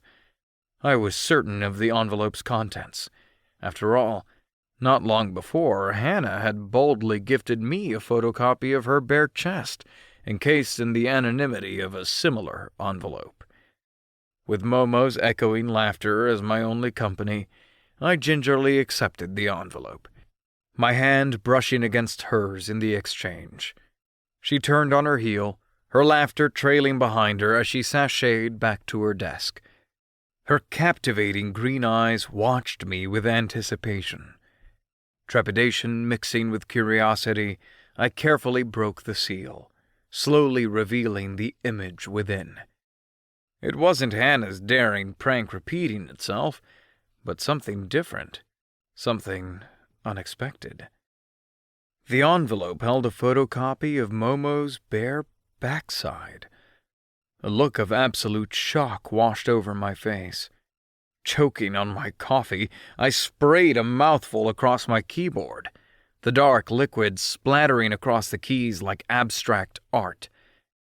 Momo's laughter from her cubicle echoed around the room, punctuating the absurdity of the moment. Still reeling from the shock, I grasped at my smartphone, its cool, familiar surface grounding me in the realm of normalcy. I hastily pulled up a group chat with Momo and Hannah. My fingers flew across the screen, furiously typing a mix of disbelief and humor. "You two are completely off your rockers," I texted, a slight chuckle escaping me despite the chaos. "The gifts you've bestowed are appreciated, but they're pushing the envelope, quite literally. You're skating on thin ice here, risking our professional lives with your cheeky stunts." As the message sent, I leaned back in my chair, casting a wary glance toward Momo's desk. The corners of her mouth twitched upward, revealing a cat-like grin that screamed mission accomplished. My phone vibrated, pulling my attention back to the glowing screen. Momo was first to respond. Too smart to get caught. Her message read, a digital testament to the sly confidence she wore like a second skin. I could practically hear the prideful lilt in her voice, assuring me she had everything under control. A moment later, a new text from Hannah popped up onto the screen. You know, She wrote, her digital tone deceptively casual. Babs has been swooning over you for quite some time. Maybe she should be the next to contribute. I bet she'd make quite the impression. She should send a copy of her snatch. Before I had the chance to digest Hannah's impish proposal, another message buzzed in. This one from Momo again. And we absolutely can't leave out Rebecca. She should definitely join in on the fun. The only question is, what would she copy? The mental image of my AI assistant Rebecca trying to participate in this prank triggered an unexpected burst of laughter. As I was about to reply, I noticed a stern figure navigating the office landscape from the corner of my eye. It was Aiko, our in-house law enforcer and HR manager. Her brown hair was tied in a strict bun, matching the cold expression on her face. The rim of her glasses caught the office light, giving her an almost predatory look as she made her rounds. She needed to smile more because she was a very attractive cat girl. My fingers danced across the screen, sending a swift warning to my fearless pranksters. Alert, ladies! Aiko's on her routine patrol. You'd better transform into perfect employees unless you want a one-way trip to her office. With the message sent, I sat back, the soft glow of the smartphone screen illuminating the office twilight. The scene froze there once again, poised for the next unpredictable development in our slice-of-life comedy. Chapter 16. One particular evening, after bidding goodbye to my catgirl co-workers at the office, I found myself making a beeline to the Silver City Strikers dojo, my second home of sorts. Well, other than Momo and Hannah's apartment. Chozen, my close drow friend and the dojo's revered sensei, had somehow managed to rope me into a part-time teaching gig. His convincing charm was hard to refuse. Initially, I was apprehensive. I was there for my own training, a quiet observer and practitioner of martial arts. But Chozen saw something else, a potential instructor. Despite my reservations, I decided to take the plunge and agreed to teach a group of 5 students the basics of Wing Chun Kung Fu. The dojo was focused on karate, and I wasn't sure Kung Fu would mix well with what they were being taught. Chozen assured me that it wouldn't be a problem. 5 of his most promising students were interested in dipping their toe in Wing Chun-style Kung Fu. I was excited and apprehensive. I knew I had master-level skills in the martial art, but I was not blessed with master-level teaching skills. It was nice to be called sensei, though, I'm not going to lie. The first among my new wards was Theo, a young man carrying the grace of his half-elf lineage. His lanky silhouette was well-toned, and a mop of auburn hair fell over his sharp, earnest eyes. Wing Chun is all about balance, right? He asked during our first session, his enthusiasm bubbling over like a fresh cup of coffee. I chuckled at his energetic eagerness, reminding him that it was also about patience. Then along came Ragnar, a sturdy wall of a man, dwarf heritage evident in his build. His fiery red hair and beard often bristled when he got the stance wrong, his frustration almost tangible. "This is harder than forging iron," he once grumbled during a particularly grueling session. I laughed, assuring him that he'd soon be as fluid as water, just as Wing Chun demanded. His small stature did prove to make things a little more difficult. The third addition to my motley crew was Maris, a graceful woman with silver hair carrying the fluidity of her sylph roots. Her movements were akin to a leaf carried by the wind, effortless and rhythmic. She was a dancer trying to fit into the disciplined framework of Wing Chun. "This isn't a waltz, Maris," I'd reminded her during an exercise, her laughter filling the dojo as she attempted the drill again. Zephyr, the fourth student, had the distinctive characteristics of a tiefling. His indigo skin and intense gold eyes were striking, but it was his agility and focus that marked him as an exceptional student.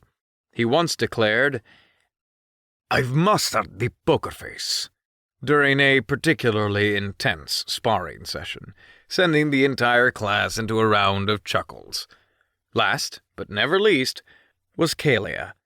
The petite woman had halfling roots, which were evident in her diminutive stature. Her curly brown hair and twinkling hazel eyes shone with a determination that was 10 times her size. I'll grow a few more inches before next class to make things easier, she joked, her quip breaking the tension during a tough lesson. There they were, my group of 5, a delightful blend of personalities and backgrounds. Each one was unique, like different notes forming a harmonious melody, their respective strengths and traits adding color to the canvas of Wing Chun. A couple of weeks into teaching, Momo, my green-haired haughty cat girlfriend companion, decided to drop by one evening. She perched herself at the back of the dojo, her green hair a vivid contrast against the wooden walls. Her presence added a different kind of energy, making the entire experience even more vibrant. "All right, people," I called out, clapping my hands together. The voices fell into a hush as they aligned themselves in a row, a lineup of diverse, eager faces. "Tonight," I began, holding my arms out, palms open, "we delve into the heart of Wing Chun, Chi Sao, or sticky hands." There were nods of understanding, glimmers of anticipation mirrored in their eyes. I walked them through the stance, I moving across the classroom to ensure the bong sao was just right, elbows tucked in, arms extended, and palms wide open. Pairing them off was the next step. I pitted Theo with Zephyr, their youthful vibrancy an ideal match. Maris was with Ragnar, a graceful sylph dancing against a robust dwarf, and I decided to accompany Kalia. The room filled with an electric energy as they fell into their stances. I offered a reminder, my gaze fixating on Ragnar. "Remember, Wing Chun isn't about the brawn. It's about balance, about harmony. Keep your muscles relaxed." He blinked, looking down at his beefy arms before offering a comically bashful grin. Laughter trickled through the room, a shared mirth that weaved us closer. The rhythmic slap of palms meeting, a ballet of hands and bodies echoed throughout the room.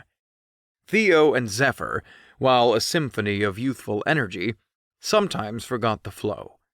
"Theo, don't let your stiffness break the rhythm. It's a dance, remember?" His nod, accompanied by a sheepish smile, signaled understanding. Kalia was a wonder. Her small form moved fluidly, a testament to her will and agility.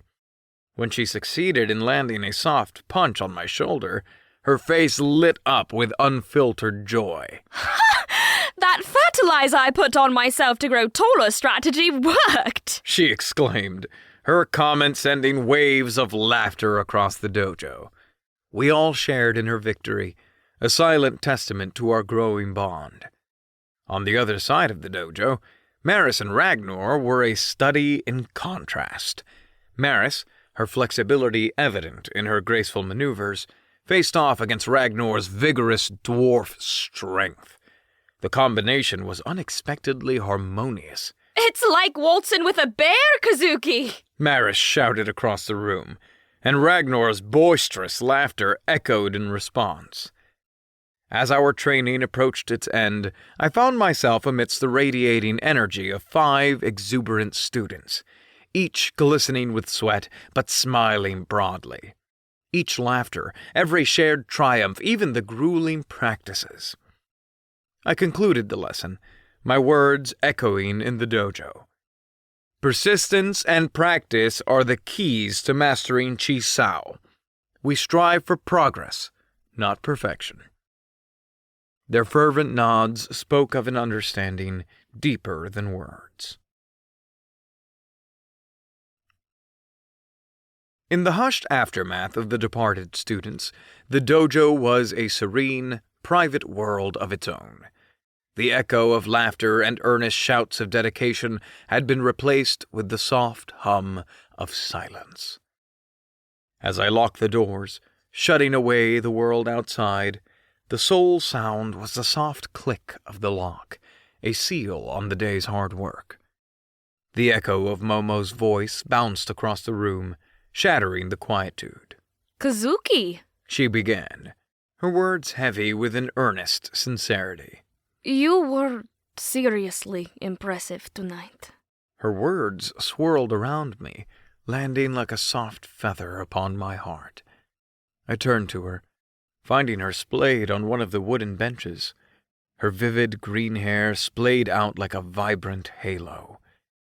The fluorescent lights caught in her emerald eyes, making them gleam with an unspoken admiration.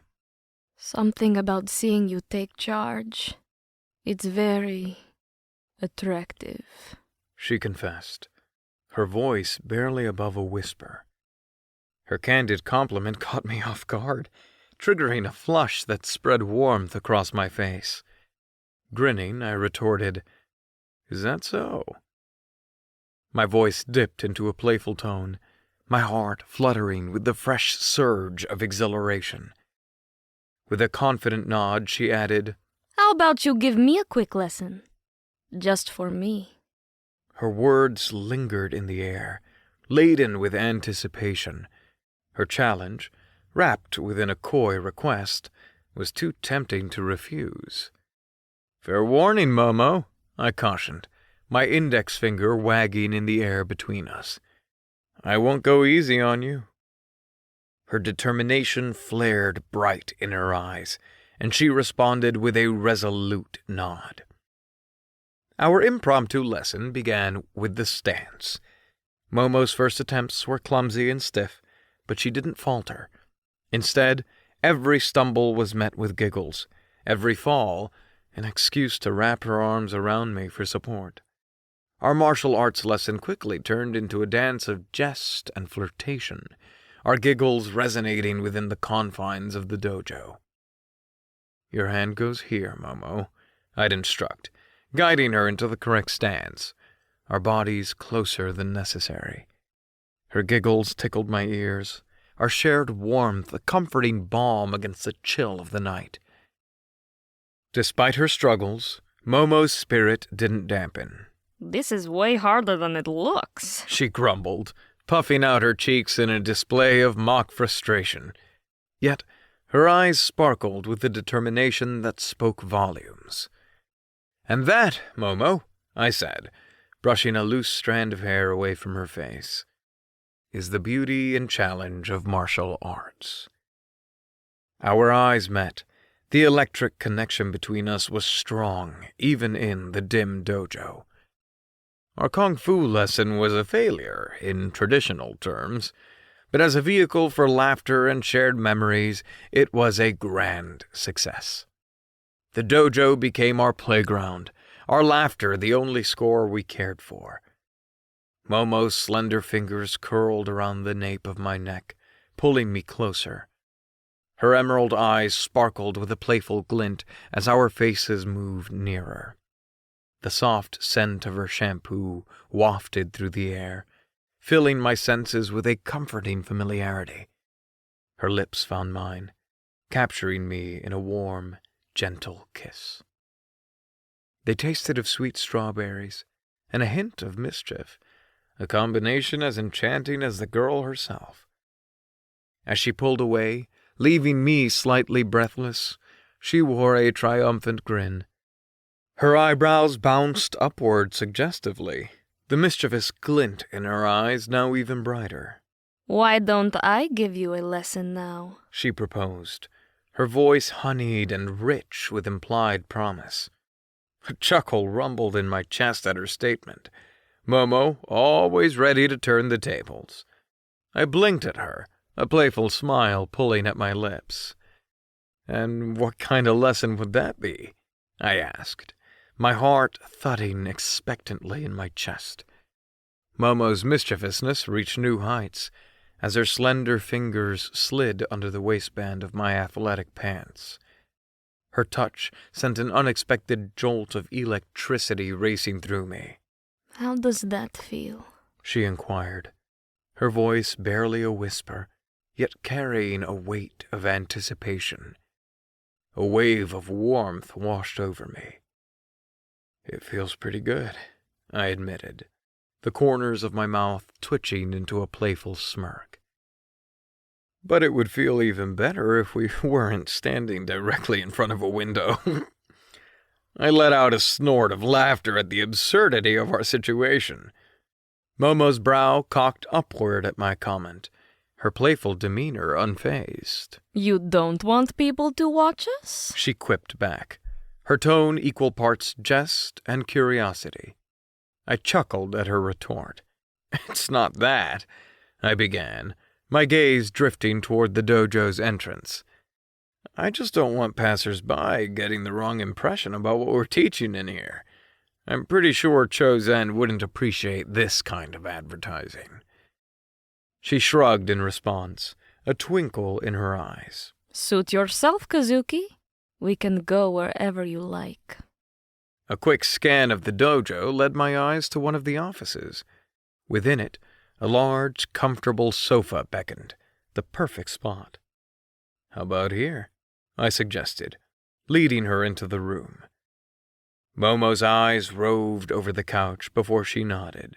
This will work, she confirmed.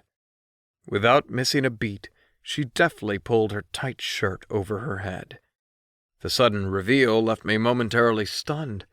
My eyes widened as I took in her sheer beauty.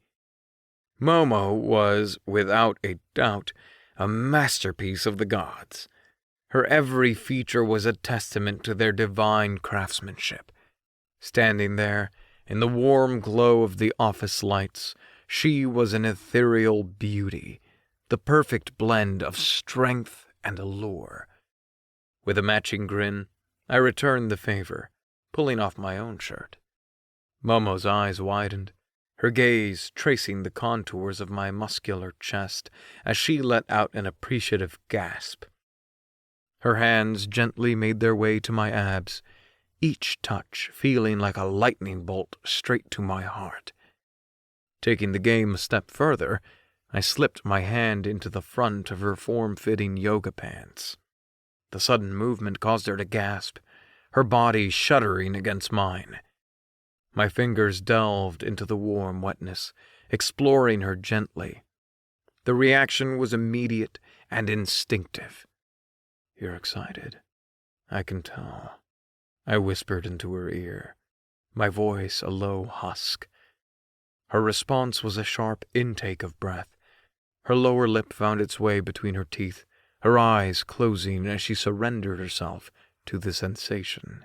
You have no idea, she breathed, her voice shaky with arousal. That feels so good. In one seamless, sinuous motion, Momo shimmied out of her yoga pants and underwear. The fabric pooled around her ankles like molten silver, revealing the flawless expanse of her hips and luscious thighs. My heart pounded in my chest like a tribal drum, each thump echoing her mesmerizing rhythm.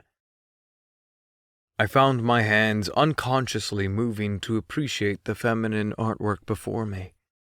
My palms cupped her buttocks, relishing the perfect paradox they presented, soft as a downy feather, yet firm, testimony to her dedicated fitness routine. They were the ultimate combination, just like the woman who owned them. Our gazes locked, a silent conversation flowing between us. A flicker of challenge ignited in her emerald eyes, stroking my competitive spirit. Suddenly, I found myself lifting her effortlessly. The surprised yelp she let out mixed with our shared laughter, the sound echoing around the room and adding a unique note to our intimate symphony. With a playful wink, I tossed her onto the expansive sofa. The plush cushions enveloped her figure as she landed, her vibrant green eyes wide with surprise and intrigue. Kazuki! She protested, though the laughter bubbling from her lips contradicted her feigned shock. I shrugged, a devilish grin tugging at my lips. What?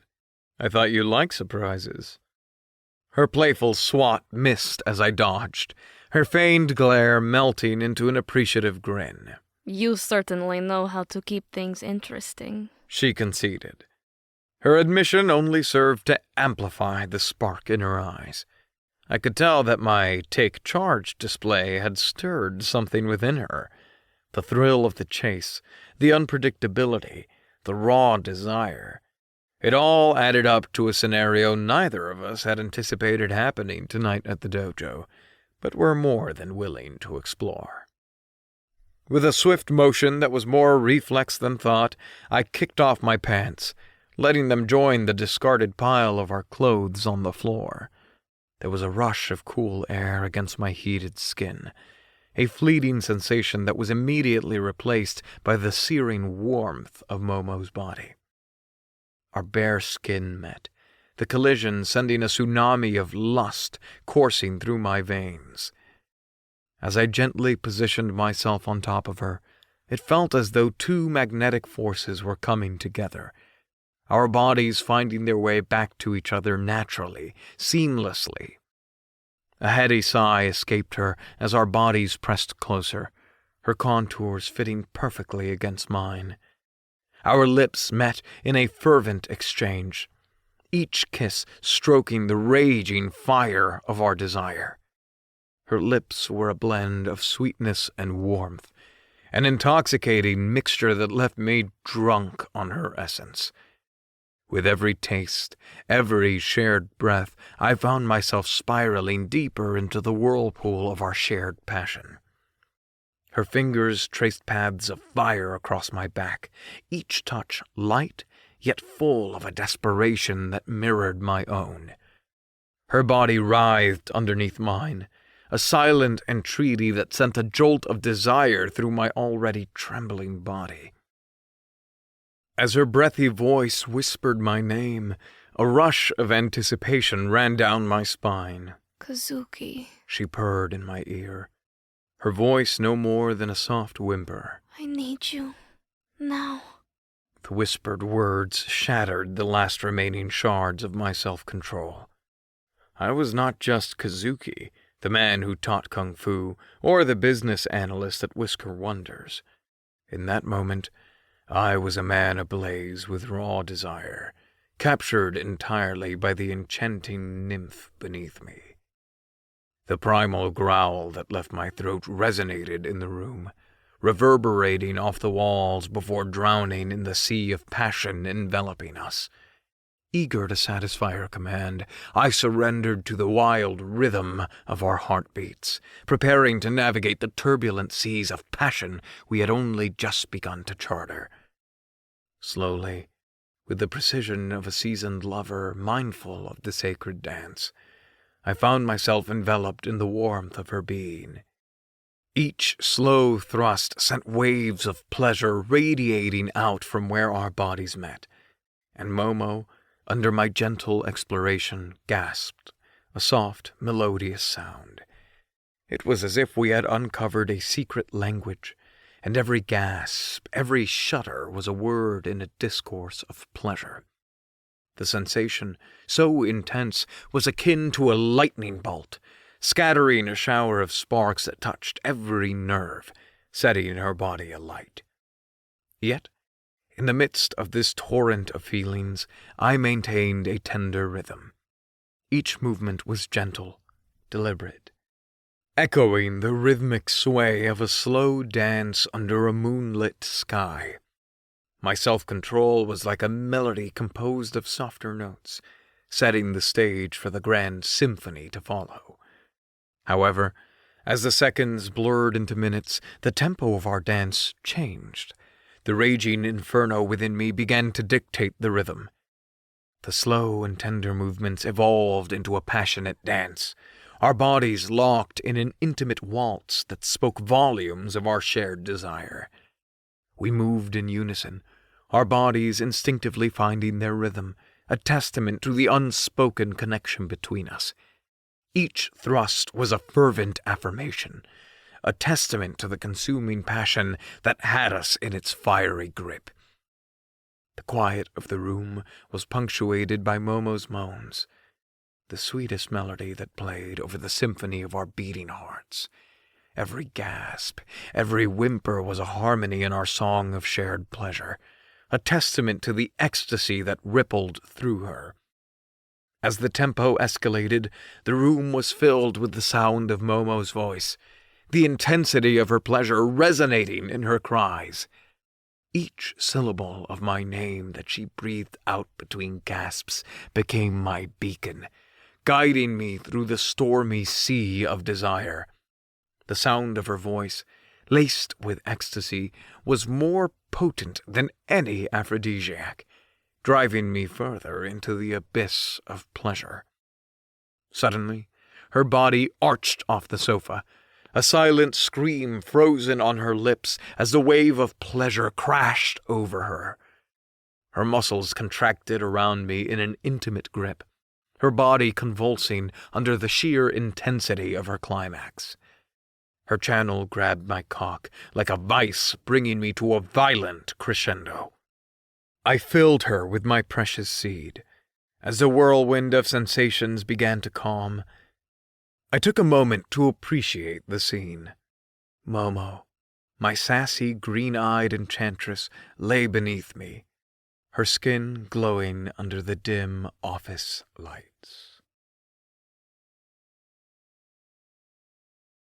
Chapter 17.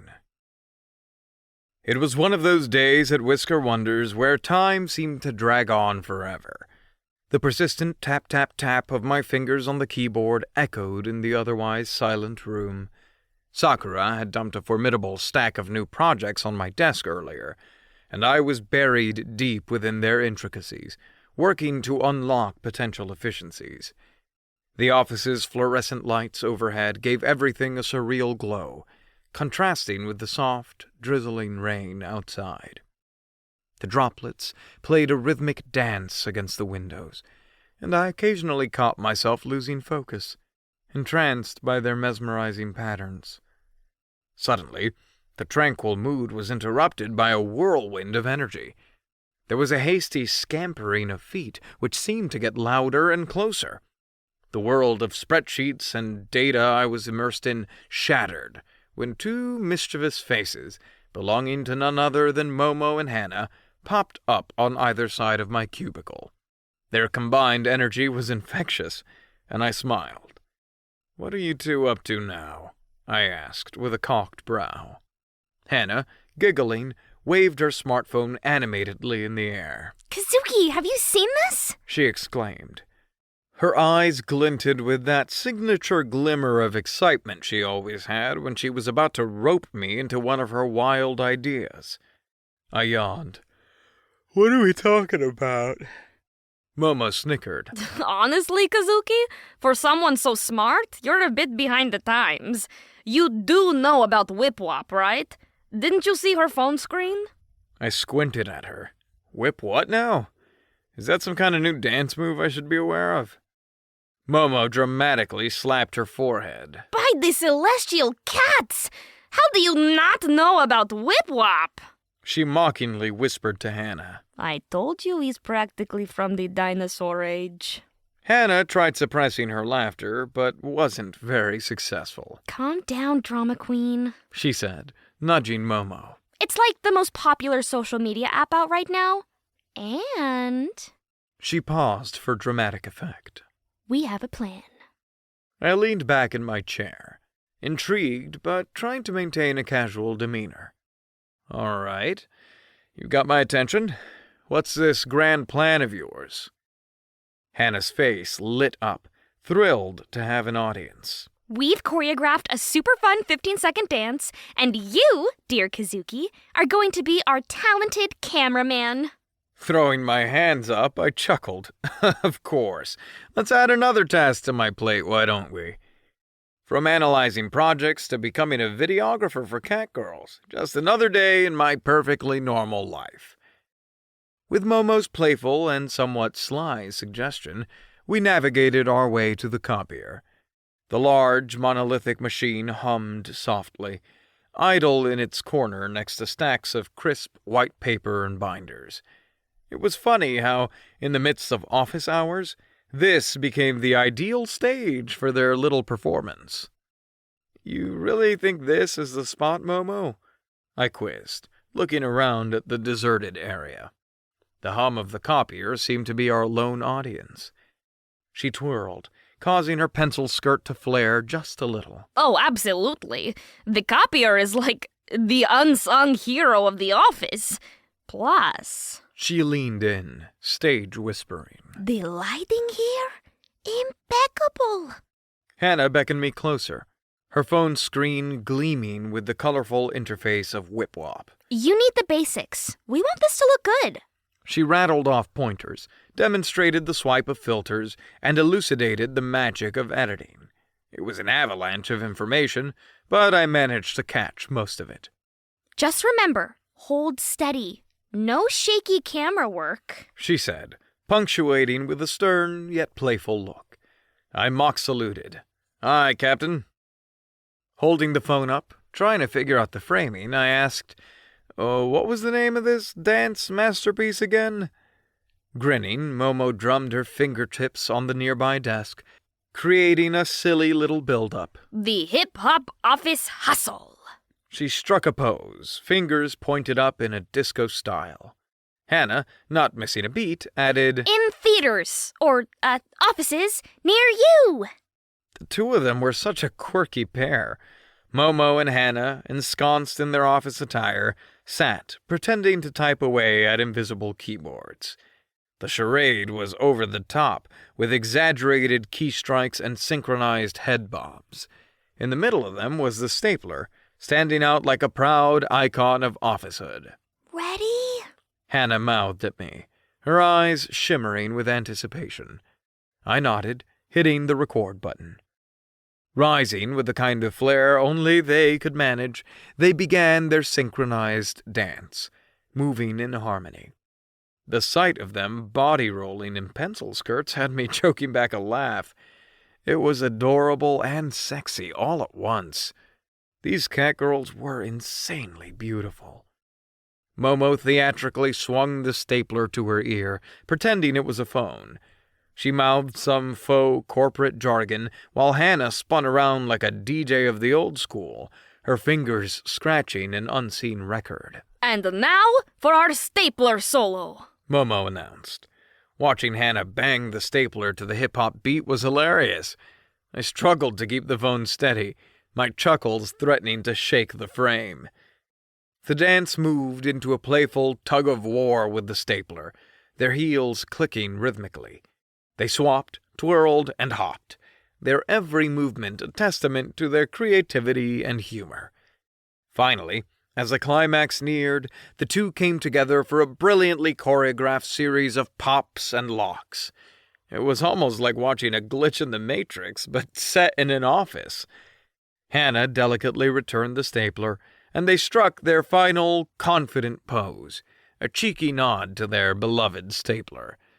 It was a spectacle, an odd yet charming fusion of the mundane and the creative.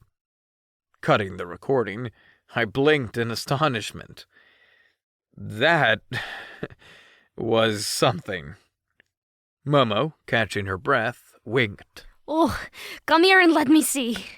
The minute Hannah snatched her phone back from my hands, the entire aura of our quaint office corner seemed to shift. It was as if time slowed just for the two of them. The rhythmic clacking of keyboards and distant chatter faded into the background, replaced by the contagious beat of the hip-hop track they danced to. Together, they watched the screen, eyes as wide as saucers, their earlier excited anticipation transformed into pure awe at their own performance. Their heads bobbed, their feet tapped, and I caught Momo even mouthing some of the lyrics.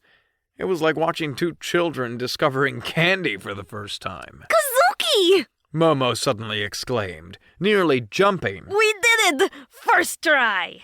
Her grin was so wide it threatened to split her face in two. Hannah, not to be outdone in the expression of gratitude department, tiptoed and pecked me on the cheek. The unexpected warmth made me blink. "Oh there! I'm all for friendly gestures, but shouldn't we be a bit more, professional?"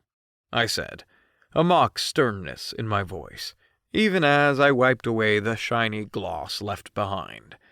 Momo waved a dismissive hand, her voice dripping with sarcasm. Oh, please. We just showcased our dance prowess beside the sacred office copier.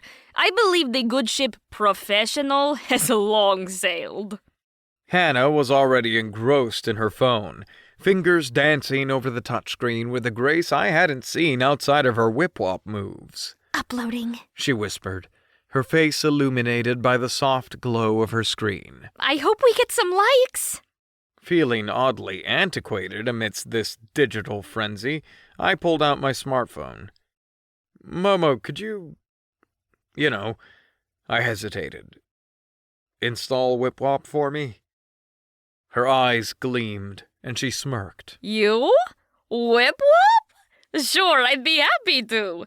Are you going to show the world your dance moves? She teased. "Ha ha, very funny," I replied dryly, rolling my eyes. "Just make sure I'm following the both of you. Don't want to miss out on any more impromptu performances." She clapped her hands in mock seriousness. First, a profile picture. Something that screams, "I'm Kazuki, hear me roar!" I gave her a baffled look.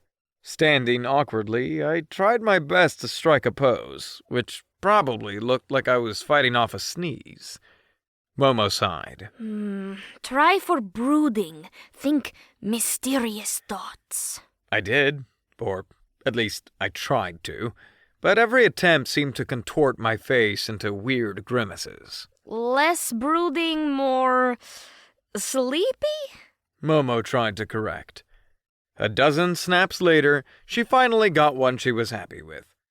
I stared at the image. Was that really me? "If you like it, go with it."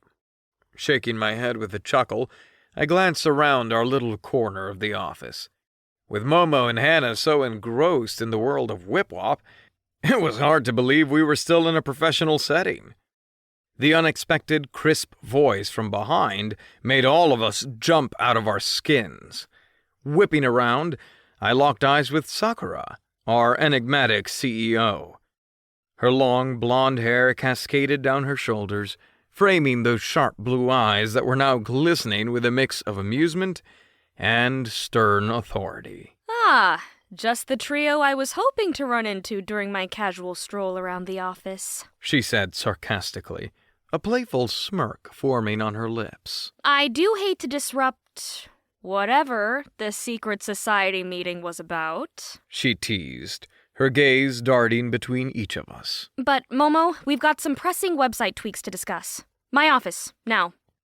We must have looked as guilty as three kids caught planning a prank, because Sakura's grin broadened. Momo straightened up, her cat ears twitching in embarrassment. Of course, Sakura, she responded, trying to regain some semblance of the authority she usually exuded. Before Momo left, she leaned toward me, slipping my smartphone into my hand. Our fingers brushed briefly, and her voice dropped to a conspiratorial whisper. Your digital life in Whip-Wop awaits, Kazuki. With Momo gone, Hannah and I exchanged a glance before I retreated to the safe cocoon of my desk. Hesitantly, I clicked on the Whip-Wop app icon. My profile picture was, in a word, laughable. Still, if it made Momo chuckle, it was a small embarrassment I was willing to endure. The world inside Whip-Wop was an eccentric blend of creativity and hilarity. The first video that caught my eye was utterly bizarre. A grown man dressed in a panda suit dancing with unrestrained passion between cereal boxes in a supermarket. His sheer commitment was oddly commendable. Another video showcased a spirited group of elderly goblin women in a fierce lip-sync duel. Their canes weren't just support. They became microphones, dance props, even pretend guitars. And, of course, the internet being its predictable self, there were the endless reels of cats and dogs. One husky's determined yet futile attempts to chase its tail had me chuckling. Then there was the inexplicable conversation between a Siamese cat and a very chatty parrot. But amid this wild array of content, I found myself entranced by a series of culinary quick fixes. There was an artful dance of a spatula-less pancake flip, and a pot of ramen that made my mouth water and stomach growl. The chef's dexterous fingers sprinkling herbs felt like watching a maestro at work. Engrossed in my digital explorations, a chirping notification startled me. Hannah's username popped up with a tag. She had uploaded our hip-hop office hustle. I clicked on it to check out what she'd been up to on Whip-Wop. A world seemed to unfurl before my eyes as I dove deeper into Hannah's Whip-Wop profile. At first, I was struck by her profile picture. She stood, perhaps on some scenic balcony, sunlight streaming behind her, enveloping her in a golden halo.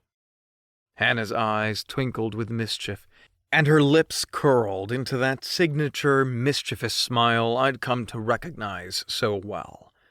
Of course, those playful cat ears poked out from her flowing hair, giving the photo an aura of whimsy. Wow, she really knows her angles, I muttered, already scrolling down. When I saw she had nearly 40 videos, I let out an exasperated sigh. Hannah, have you been moonlighting as an internet celebrity without telling me? I mumbled to myself, chuckling. Then my jaw practically hit the desk when I spotted her follower count. 10,334? That's like the entire population of a small town. Eagerly, I delved into her workout videos. There she was in colorful, body-hugging yoga wear that made my cheeks heat up a bit. She moved with an elegance and grace I hadn't seen before, making every stretch and dance step look effortless. The comments below were awash with emojis and flirty remarks. Each one made me grumble in mock indignation. Hey, back off! She's my colleague/love interest, I found myself saying, half jokingly. Her vlogs were like opening a window into her life, and every time she shared a slice of her day or told a funny story, her eyes sparkled with that familiar vibrancy. That's a Hannah I know, I laughed, watching her recount a particularly embarrassing spill she took in the office lobby. Of course, she made it sound 10 times funnier than it actually was. Then came her reviews. Each book analysis felt like I was sitting in a literature class, her words weaving intricate patterns, drawing me into the narrative. And her movie critiques? Oh, wow! They weren't just reviews, they were tales in themselves. And who knew Hannah was such a film buff? I pondered, clearly remembering the time she'd fallen asleep during a movie night at my place. The fashion-centric videos were a whole other realm. It was like watching a runway model at Paris Fashion Week. With every outfit, whether a casual dress, traditional attire, or just loungewear, Hannah carried herself with a flair that made even the simplest outfit look couture.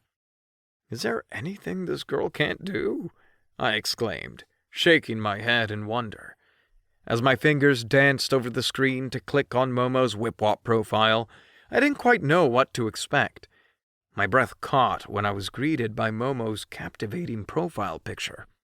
It showcased her with a smoldering stare, cat eyes slightly squinted, lips parted just a touch. There was a hint of mischief in that gaze, a whispered promise of tales untold. "Whoa, Momo-chan," I whispered to myself, a blush creeping onto my cheeks. "Didn't know you had this side." But delving deeper into her videos, I was pleasantly surprised. The sultry vixen from the profile photo transformed into this lovable geek. The first video that caught my eye featured Momo sprawled on a polka dot beanbag, surrounded by an assortment of anime figurines. She was passionately ranting about a plot twist in her favorite anime. You've gotta be kidding me! She exclaimed in the video, clutching a pillow to her chest. They can't just introduce a power-up like that! Chuckling, I murmured, "That's our Momo, nerding out in all her glory." Next, I stumbled upon her series of IT tips. With a background of organized chaos, a desk adorned with multiple monitors, flashing LEDs, and a galaxy of star-shaped sticky notes, she was in her element. She leaned forward, pointing a pen at the camera like a teacher, her voice a mix of seriousness and playful condescension. Listen up, whip-whoppers, She started, adjusting her glasses with a smirk. If you don't update your software, you're basically inviting hackers to a party at your place. And trust me, they won't bring good snacks. I found myself chuckling and shaking my head. Oh, Momo, turning cybersecurity into a snack drama? Classic. Her follower count, which was just over 2,000, while not as high as Hannah's, showcased a dedicated, engaged audience. Each video comment section was a testament to that, filled with praises, questions, and the occasional light-hearted tease. As I ventured further into her whip-whop world, it dawned on me how Momo's charm wasn't in glamour or glitz, but in her genuine authenticity. She blended expertise with relatability, all while giving it a classic Momo twist. One particular video had her showcasing an IT emergency kit, which hilariously consisted of an oversized wrench, a rubber duck, and an actual bottle of chill pills, which, upon closer inspection, were just candy. Laughing, I said aloud, "Never a dull moment with you, huh?" By the time I'd cycled through her content, I felt like I'd taken a mini journey through Momo's world. I leaned back, rubbing my temples, a goofy grin plastered on my face. Chapter 18. The moment I slid my apartment door open, an enchanting aroma enveloped me, hugging my senses like an old friend. The source of this olfactory symphony was immediately clear. Rebecca, my ever-efficient AI robot companion, had been busy. Her sleek metallic frame, dressed in her form-fitting maid cosplay outfit, standing proudly next to the dining table, which looked like a canvas splashed with the colors and shapes of an artist's fevered dream. Her blue hair wig sparkled, reflecting the light from the candelabra over the table. At the center of the table was a large ceramic bowl, filled with a clear broth that shimmered like liquid crystal. Tiny dumplings, like dainty pillows, were drifting lazily, doing a slow waltz in the bowl. Beside it was a plate stacked with perfectly grilled meat slices, each one glistening with a sheen of caramelized sauce, their edges charred just right, hinting at a crispy bite. 2 side dishes added to the ensemble. One, a kaleidoscope of thinly sliced, crisp veggies soaked in a tangy dressing, each slice casting a mini rainbow of its own. The other dish was more mysterious, a concoction of mashed purple root, its creamy texture contrasting with its vibrant color. As if the table wasn't already a feast for the eyes, a pot of fluffy rice stood by, each pearl-like grain seeming to beckon with a promise of buttery softness. My stomach growled its appreciation, its voice echoing in the silence of the room. Wow, Rebecca, did you start a secret culinary school behind my back? I teased, unable to take my eyes off the spread. Her digital eyes sparkled, the AI equivalent of a smirk. Why, Kazuki, if I had known you'd be this impressed, I'd have added culinary programming ages ago. She quipped back. I chuckled. You never cease to amaze me, truly. With the tantalizing smells teasing my senses, I felt a sudden urge to slip into something less constricting. Making my way to the bedroom, I swapped my day's armor, the business suit, for the relaxed embrace of black athletic shorts and a simple white t-shirt. The fabric felt like a cool breeze against my skin. Emerging from the room, I stretched my arms wide, taking a deep breath.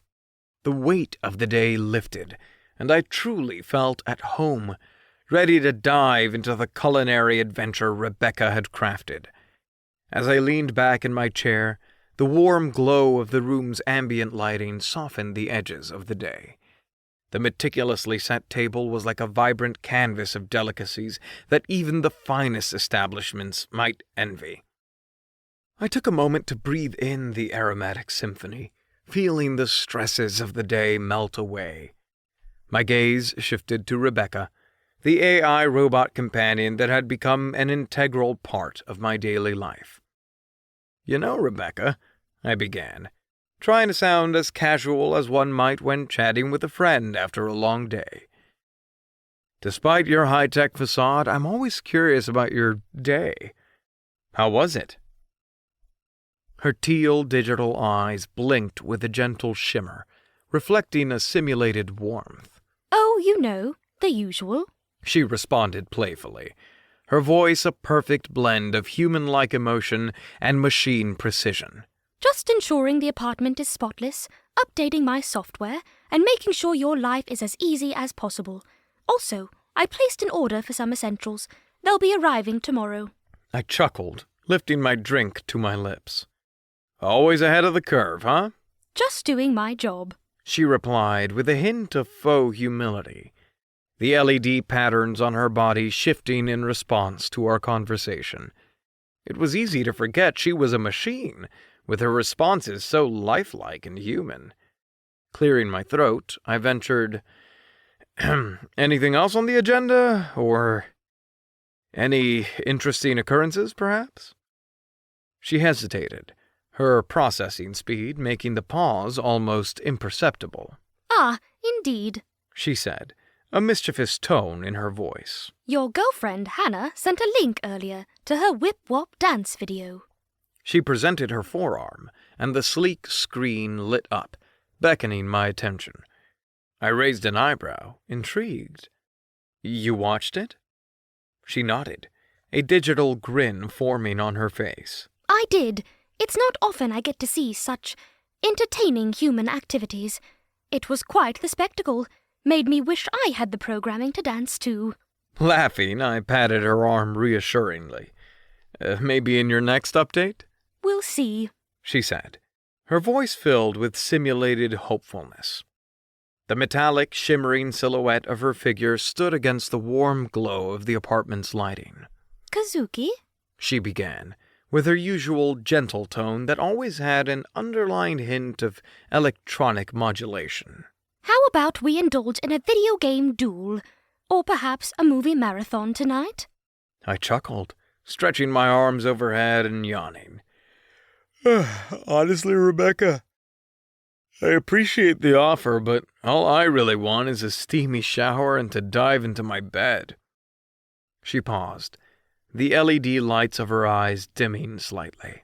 Of course, Kazuki. Rest is essential. I hope you have a peaceful sleep.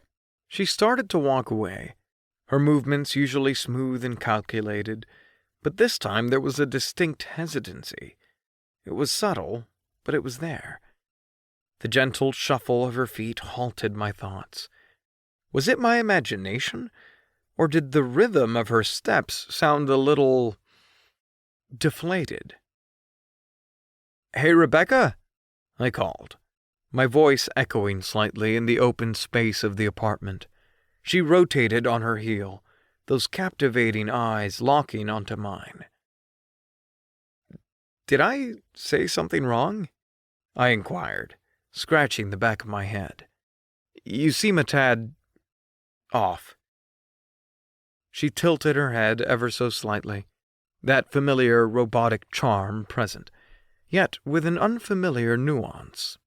I am not upset, per se, but I might be what humans term as disappointed. I burst into laughter. Disappointed?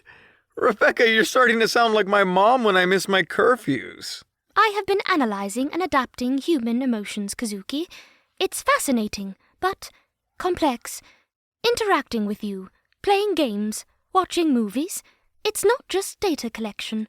It's an experience. And when those opportunities are declined, my algorithms sense a void. My eyes widened. Rebecca, I never realized. I mean, I thought of you as advanced, sure, but having feelings of missing out?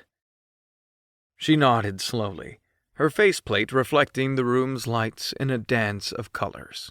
I know it's unconventional, but isn't that the essence of evolution? Pushing boundaries, exploring unknown territories?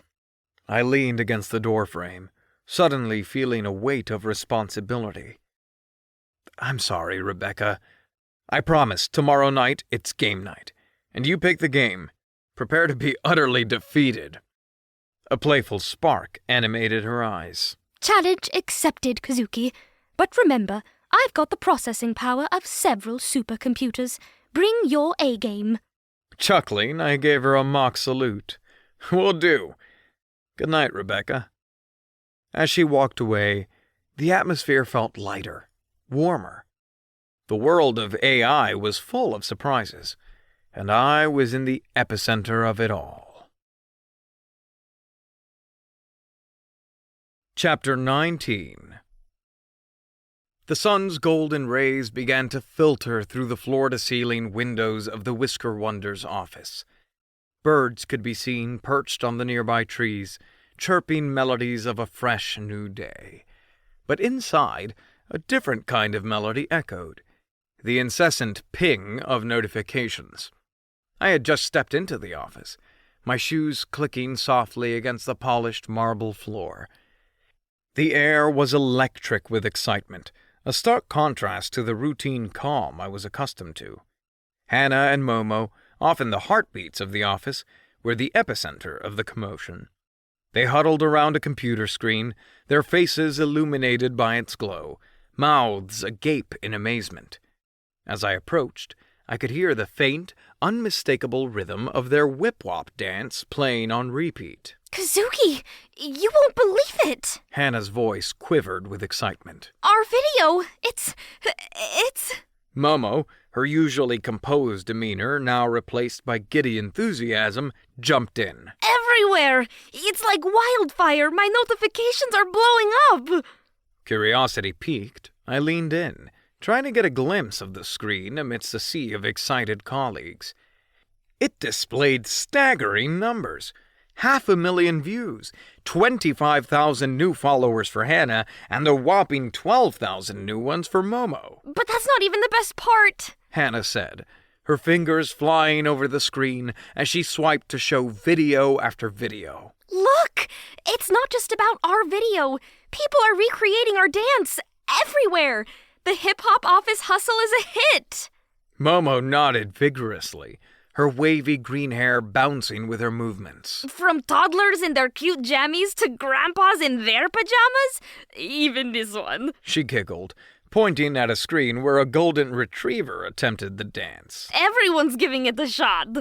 The sheer variety had me laughing. We might just have set the stage for the next big dance wave. I'm happy for you two.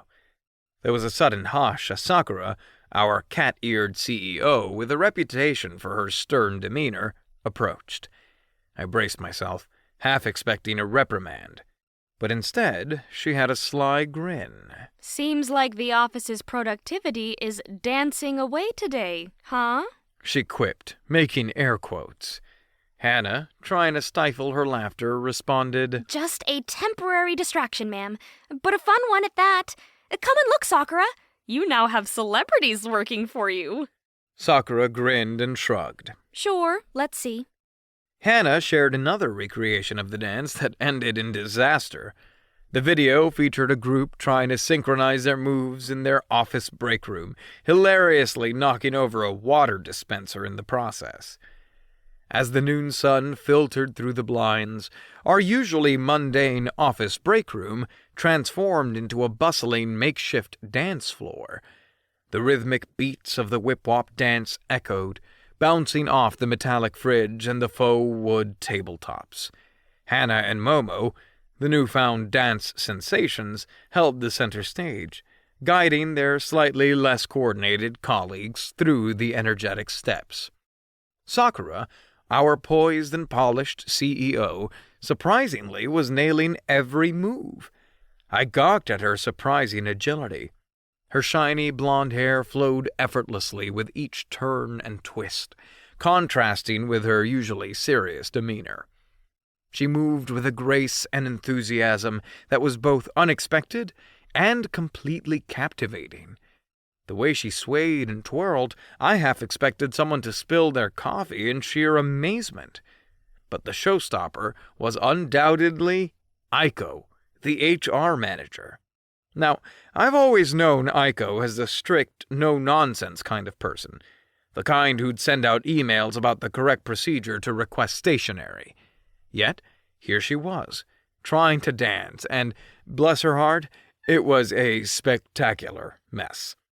Her limbs flailed, her feet seemed to be part of an entirely different choreography, and her expressions, a comedy goldmine. At one point, it genuinely looked like she was combating a swarm of invisible bees rather than dancing. And yet, each time she made a hilarious misstep, she'd offer this infectious, sheepish grin and dive back in, her determination shining brighter than her dancing skills. Babs, the silver-haired bombshell from accounting with her reading glasses that always seemed a tad too big for her face, leaned over. Kazuki, She murmured, pushing up her glasses. come over here and do the dance with me. You should be graceful considering all of your kung fu training. Come on! Chuckling, I replied, Babs, not in a million years.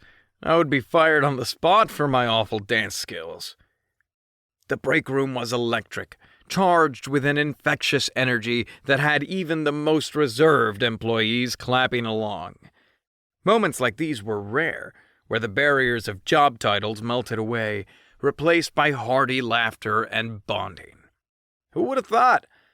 Our typically routine office environment turned into a lively dance studio, all thanks to a viral whip-wop dance. Today wasn't just about dancing, it was about connecting, and it was heartwarming to see everyone, especially the usually reserved ones, letting their guard down and just enjoying the moment.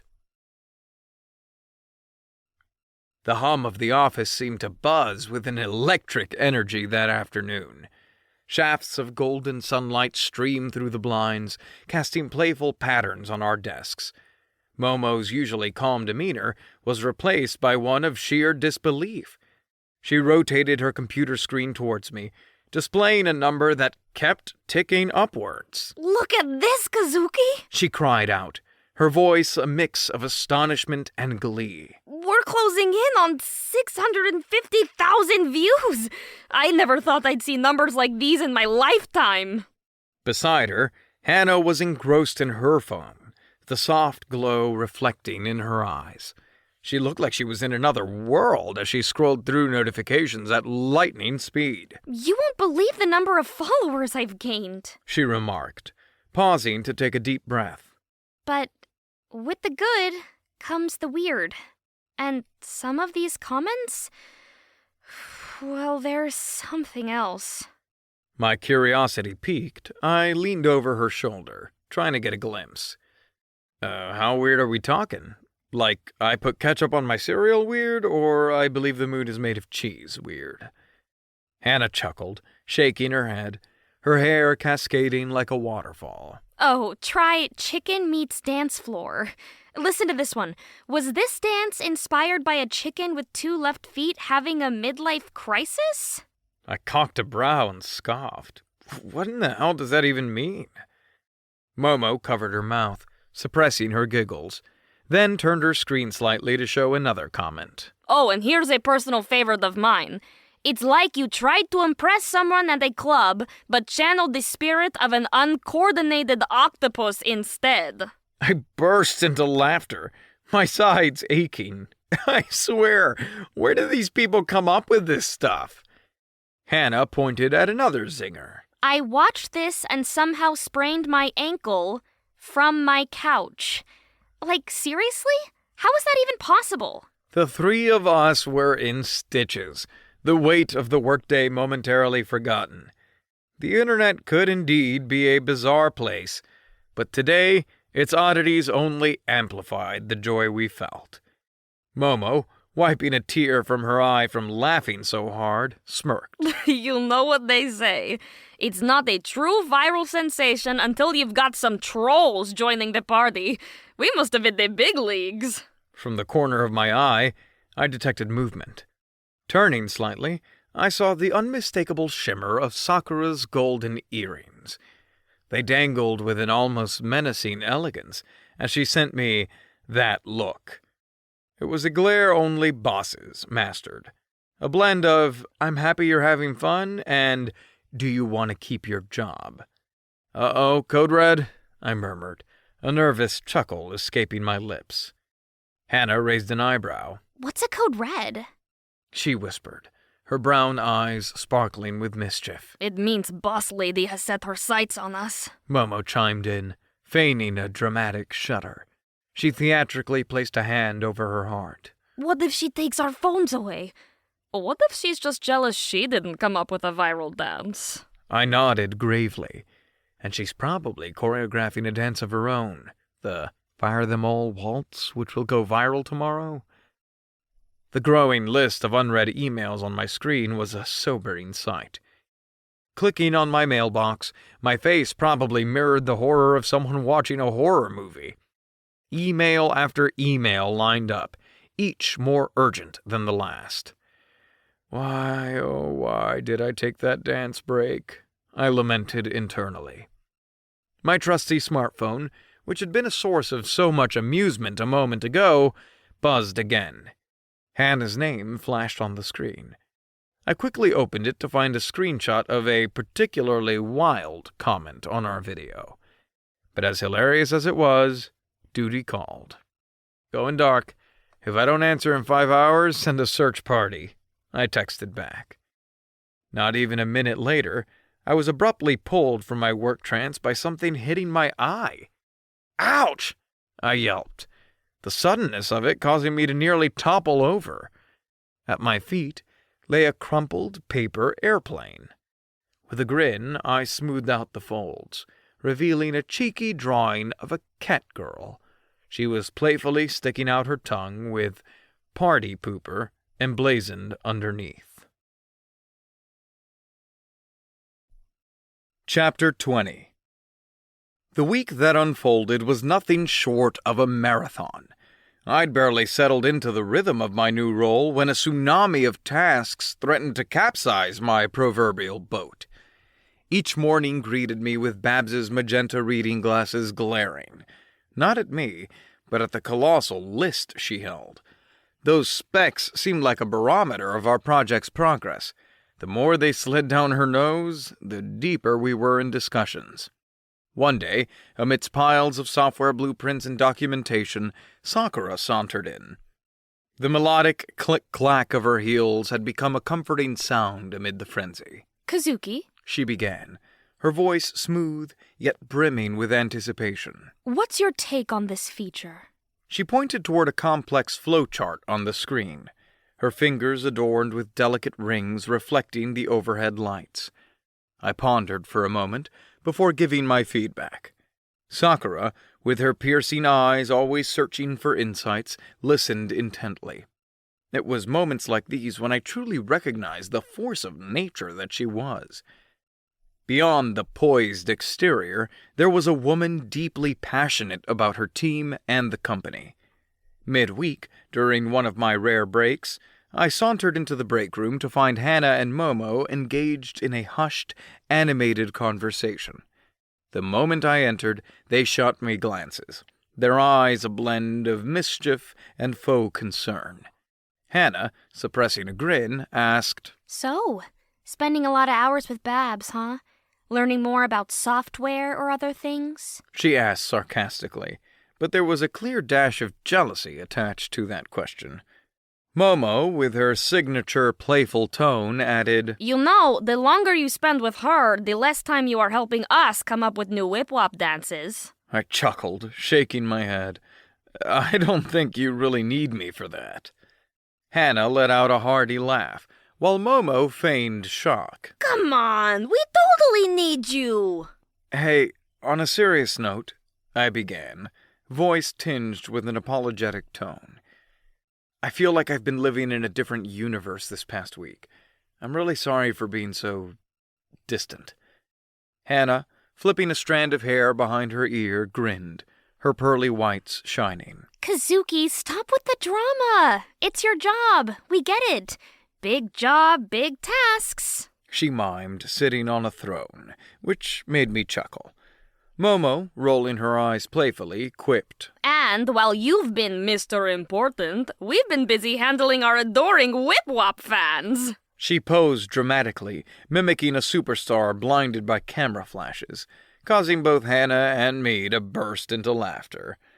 I guess everyone's finding their own spotlight, I retorted, feeling a weight lift off my shoulders.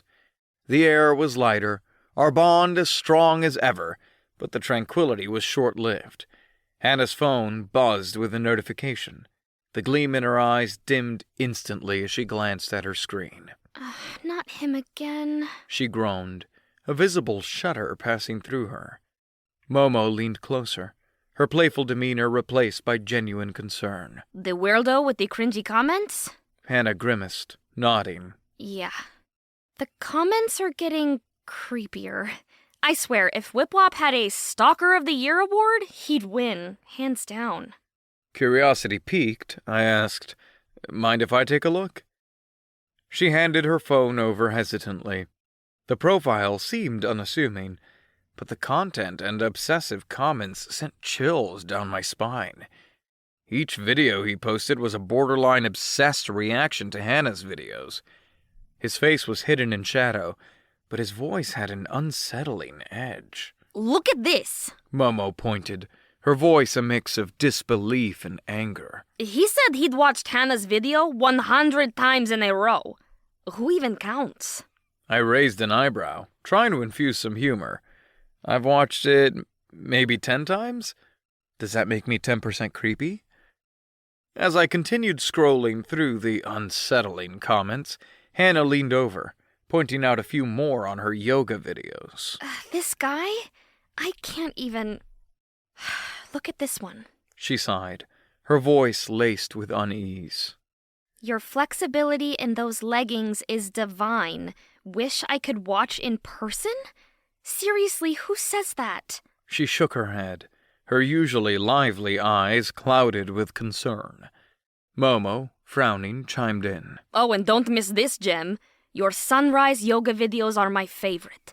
The way the light cascades over your body, it's enchanting. Ugh! I grimaced. This one's just... Your body's elegance and poise are perfection, dreaming of the day I can breathe in rhythm with you. What does that even mean? It's like he's trying to poeticize his creepiness, Hannah said, her voice a mix of disgust and sarcasm. Momo tried to lighten the mood, adopting an exaggerated dramatic tone. Oh, Hannah, you are like a siren, calling to him through your interpretive dances and sexy yoga. She playfully twirled, pretending to be mesmerized. Hannah giggled, playfully nudging Momo. You goofball. But seriously, thank you. A bit of humor does help in these situations. I was so happy about all of these new followers. I didn't realize that some of them would be crazy. Luckily, there's just one right now. While we were still deep in conversation, Hannah's phone vibrated again, and she hesitantly opened the new notification. Her face drained of color, and I could immediately tell something was wrong. He just sent me a private message. Hannah muttered, her voice shaky. She hesitated before reading it aloud. He says, I'm hopelessly in love with you. Tell me, what are you wearing right now? Please, let's get married and be together forever. Momo grimaced, her protective side emerging. This is going way too far. I moved closer, my concern growing. Hannah, you need to block him immediately. That's the problem. I've tried. Hannah admitted, scrolling through her settings, her fingers trembling. Every time I block him, he seems to create another account or find a way around it. Momo, ever the tech-savvy one, took Hannah's phone. Let me have a look. Maybe there's some kind of glitch or something. She started tapping away, but her expression darkened. This isn't right. I can't block him either. It's like he's got some sort of bypass. I tried to remain calm, taking a deep breath. Okay, let's escalate this. WipWop should have some sort of customer service or report mechanism. We need to inform them about this. Momo nodded. Agreed. And maybe they can provide some insights into why he keeps getting around the block. Hannah took a shaky breath, clearly affected by the ordeal. I don't understand why me. What did I do to get his attention? I placed a comforting hand on her shoulder. Sometimes it's not about what you did or didn't do. There are just people out there who don't understand boundaries. But we're here with you, Hannah. Feeling the weight of the stalker conversation still in the air, I scrambled to find a change of topic, desperate to steer our conversation back to lighter waters. So, Hannah, I began, trying to sound casual, but probably failing. Exactly how many views does your hip-hop office hustle dance have now? I put on an exaggerated quizzical face, fingers making air quotes around the dance name for added drama. Hannah's eyes twinkled with excitement as she took out her phone. You won't believe it, Kazuki. Hold on to your socks. She chirped, rapidly tapping on her screen. After a moment, her face lit up with astonishment. We're rocketing at, wait for it, 1.2 million views. She exclaimed, leaning back in her chair as though the number might physically knock her over. I mimed clutching my chest in shock. 1.2 million? I gasped theatrically, glancing around as if expecting a parade to spontaneously form in our honor. I mean, I knew your dance moves were legendary, but this is next level. Momo, not to be outdone in the surprise stakes, swiped her own phone with practiced ease. Oh, and did you see this? She said, her voice taking on a teasing note. There's a hashtag now. Hashtag Office Hustle Dance. And let me tell you, it's the hottest trend on WipWop.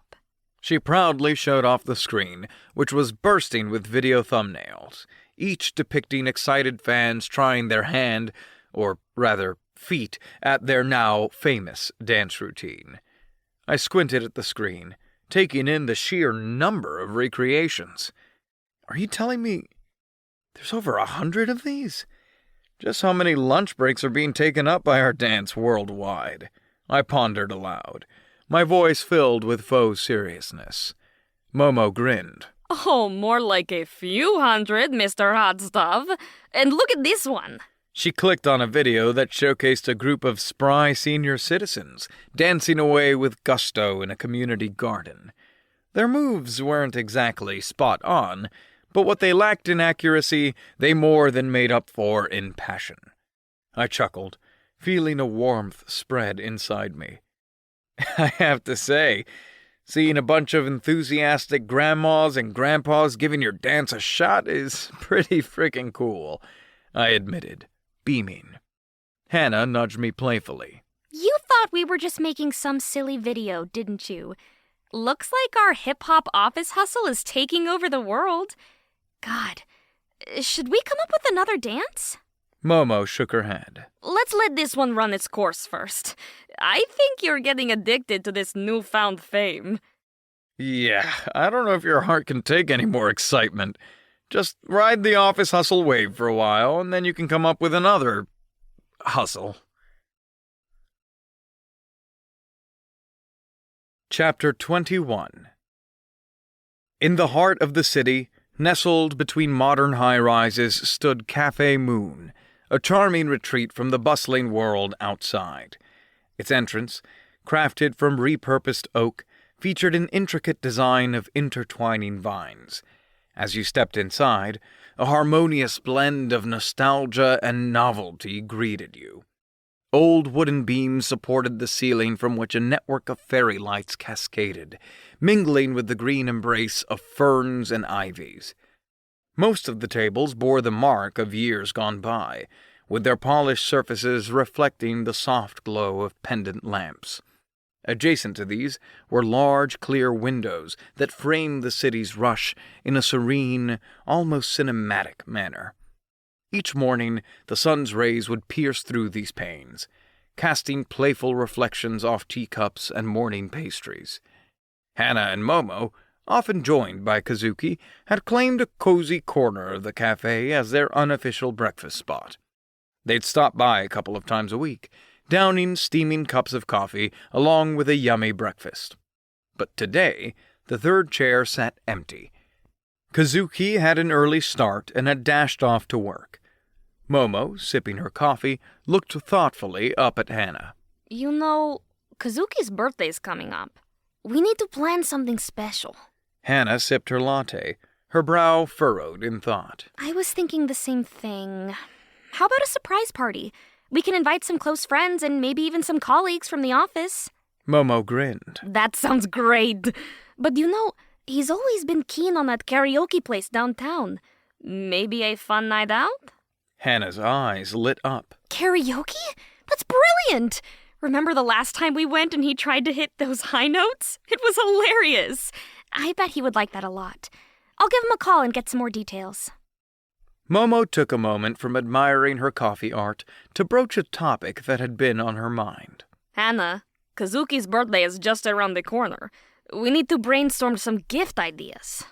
Hana's eyes wandered as she contemplated, twirling a spoon in her caramel latte. You know, the other day when we were binge-watching anime at his place, he seemed really excited about starting an anime statue collection. Momo's eyes widened in realization. Oh, you're right, especially when Eternal Eclipse was on. He couldn't stop talking about Leora, the protagonist. I bet he'd love a statue of her, with her iconic golden twin blades and the raven black hair. Chuckling, Hana added, And don't forget Stellar Spirits. He kept mentioning Fenris, that celestial wolf guardian. The design with the sapphire eyes and constellation-themed armor was so intricate. He'd probably lose his mind over that. Momo laughed, leaning closer, her voice hushed with excitement. Let's go shopping tonight while Kazuki is at his kung fu class. We can scout the city's anime shops, dive into every possible corner until we find these statues. I dub this mission Operation Birthday Blowout. Hana nodded, her eyes twinkling with mischief. Agreed. We'll ensure it's an anime-tastic birthday for Kazuki. She took a sip of her drink and glanced around the cafe. Her joyful expression suddenly shifted to one of uncertainty. In the dimmer recesses of the cafe, a solitary figure was seated, almost lurking.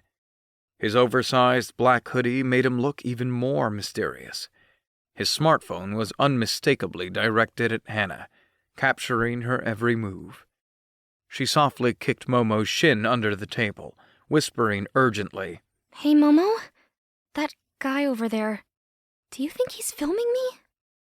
Momo, trying to act nonchalant, tilted her head just slightly, getting a glimpse of the man without turning fully.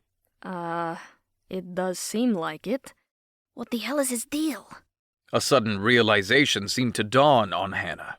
Momo, remember that weirdo from my whip-wop? Hannah Simp 69? What if that's him? Momo's eyes widened, recalling the incessant, creepy comments. How would he find you here? Hannah's eyes darted to her bag where her camera peeped out. I vlogged from here, remember? I might have inadvertently shown some landmarks and said the name of the cafe. Momo's eyes twinkled with mischief, despite the situation. Well, time to give him a piece of my mind. Hannah's eyes widened in alarm. No, Momo! What if he's not just your garden variety creep? What if he's, like, super creepy serial killer? But before the spirited Momo could march over, the hooded man must have sensed the impending showdown. Swiftly, almost in a panic, he pocketed his phone.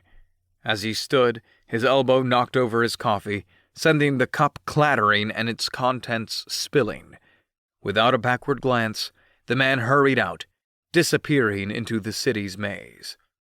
The cafe's atmosphere, once filled with levity, now held a cool tension. Momo, with her cat-like grace, eased back into her seat. Her green hair shimmered under the cafe's ambient lighting. Ugh, that was bizarre, she commented, playing with the decorative charm on her cup. Hannah nodded, eyes downcast. Her cute cat ears drooped slightly, showcasing her unease. Yeah, never thought we'd have a real-life thriller episode at our usual breakfast spot. She tried to laugh it off, but her nervous chuckle belied her true feelings. As they exchanged worried glances, a delicate rustle interrupted their brooding. The kitsune barista, with her intricate patterned kimono adorned with moon motifs, approached their table. The tales, 9 in total, flowed behind her, each moving to its rhythm, giving her an otherworldly aura. Her fox ears flicked in tune with her emotions. Hey, I noticed that commotion, she began, her voice filled with concern. I wanted to check in and see if you two were okay. Momo smirked, pointing at Hannah. Our local celebrity here attracted some unwanted paparazzi. The kitsune gasped dramatically, her hand covering her mouth. Oh my, in my cafe? Hannah sighed. Well, we can't be sure, but there's this weird guy who's been leaving creepy comments on my Whip-Wop videos, and that guy had the same creepy vibe. The kitsune looked genuinely concerned, her ears drooping slightly. He's been here all week, always taking that corner spot. I had this gut feeling there was something up with him, you know? The way he'd order a black coffee, never taking a sip, and always wearing that shrouded hoodie, even in this heat? Momo raised an eyebrow. Detective instincts? The kitsune chuckled. More like barista instincts. But seriously, if he causes any more trouble, I'll make sure he's banned. Cafe Moon should be a safe haven. Hannah's face lit up, touched by the gesture. Thank you. That means a lot, truly. Suddenly, the kitsune's face transformed from manager mode to superfan. Okay, on a completely different note, I absolutely love your Whip-Wop videos, especially the hip-hop office hustle. I've got it down to the last move. She tried to mimic a step, almost knocking over a nearby plant, causing the trio to burst into fits of laughter. Hey, keep practicing and you'll be a pro. Hannah smiled. She needed that laugh after the whole thing with the creepy guy. The kitsune's eyes widened. Could I get a selfie with you two? My own followers will flip. My handle's @MoonFox, by the way. Hannah giggled. It's a deal, and I promise we'll keep an eye out for your dance video. Chapter 22. Amidst the soft hum of the air conditioner and the gentle flicker of fluorescent lights, the break room at Whisker Wonders became our little sanctuary from the daily grind. With its vintage-themed decor and the lingering aroma of fresh coffee, it was the perfect setting for heart-to-hearts and, in this case, heartfelt apologies. Standing there with Hannah and Momo, the two captivating cat girls was always a visual treat. Hannah, with her elegant chestnut locks cascading down like a waterfall, and glasses that added an intellectual allure to her persona, radiated a mature charm. Beside her, Momo, with emerald green hair that somehow perfectly matched her vivid, expressive eyes, was a contrasting burst of youthful energy. Their expressions, however, bore a hint of lingering distress. Recalling the morning's incident at the cafe, the creepy man filming Hannah, guilt gnawed at me. I wish I was there, I began, letting out an exaggerated sigh. I'd have gone full superhero mode on him, dashing heroic with a dramatic wind blowing my hair. Well, You get the picture. Hannah giggled, her eyes dancing with mirth. Always the drama king, aren't you? It's okay, Kazuki. You can't always be our knight in shining armor. Though I must admit, the metal image is quite hot. Momo smirked, playfully punching my arm. I scared him off pretty good, you know. I gave him the Momo glare. Trust me, he's probably still trembling in his shoes. Chuckling, I raised an eyebrow. The Momo glare, huh? Remind me never to get on your bad side. I don't want to fall victim to that glare. She leaned in, narrowing her eyes and pretending to give me her glare. It was more cute than intimidating. Too late. How dare you insinuate I'm some scary cat girl? Rolling my eyes playfully, I retorted, "Your terrifying glare aside, you know I can't resist teasing you. It's just too easy." Hannah's phone sounded with its cheery notification jingle from Whip-Wop, instantly capturing her attention. She picked it up, and her normally warm complexion turned a shade so pale it could give fresh snow a run for its money. I was instantly reminded of a scene from those classic horror movies where someone uncovers a ghostly secret. Momo, ever the observant one, was quick to notice. Hey, Hannah? You okay there? Did you just read the spoiler for your favorite show or something? Trying to inject a bit of humor, I chimed in. Did that online quiz tell you you're a clumsy squirrel in your past life or something? It was an attempt to lighten the mood, but the gravity in Hannah's eyes told me this was no laughing matter. Swallowing hard, Hannah showed us the message. My eyes widened as I took in the eerie clip of Hannah and Momo from earlier that day, their laughter and casual chatter at the cafe contrasting starkly with the foreboding text below. It was a pleasure watching you today. Regrettably, I had to depart, but rest assured, our paths will cross again soon. I adore you. Momo, trying to ease the tension, but failing miserably, joked. Well, on the brighter side, we look great in that video. I shot her a half-hearted smirk. Momo, trust you to find a silver lining in the creepiest of clouds. The break room's comforting ambiance was abruptly shattered, a stark contrast to its pastel walls and the delicate hum of the air conditioner. I could see the change immediately in Hannah's posture. She stood there, almost statuesque, the soft light making her tears stand out like a shimmering jewel as it made its descent. This isn't a prank or some twisted game, she whispered, her voice heavy with disbelief. I felt a pit in my stomach, realizing the weight of the situation. The same person from Whip-Wop had encroached into Hannah's real-life space. Before I could offer words of comfort, the door swung open with a gentle creak, revealing Babs. In her hands, she clutched a bouquet of black roses, each petal seemingly darker than the void. They looked out of place amidst the bright ambiance of our office. Hannah? She began, genuinely taken aback. There was a delivery for you. I've never seen roses like this before. Black roses. Are they even a thing? Hannah's pale fingers reached out hesitantly to the card nestled amongst the velvety petals. Reading aloud, her voice faltering, she shared. My love, I present you with flowers as dark as my heart, wishing you a pleasant day at work. As she looked up, the weight of the realization hit her like a tidal wave. Her voice quivered with a mix of anger and fear. If he knows where I work, he might know where I live. Momo, her vibrant green eyes filled with concern, was the first to break the silence. Maybe it's time to call the police? She offered, trying to find a solution amidst the chaos. The gravity of the situation weighed heavily on me. I'm not sure what they can do, I admitted, feeling helpless, considering he hasn't broken any laws. But, Hannah, if you want to take this to the authorities, you have my unwavering support. With a determined nod amidst her cascading tears, Hannah responded, I need to. We should go. I grabbed my jacket from the back of my chair, resolve evident in my voice. Then let's head to the police station right away. Momo, please explain all this to Sakura and why we're leaving. Are you sure you don't want me to come with? Momo asked, a hint of concern in her voice. Hana pulled Momo into a tight embrace, her gratitude evident. Thank you, but I'll be okay. With Kazuki by my side, I feel protected. But we can't both be absent.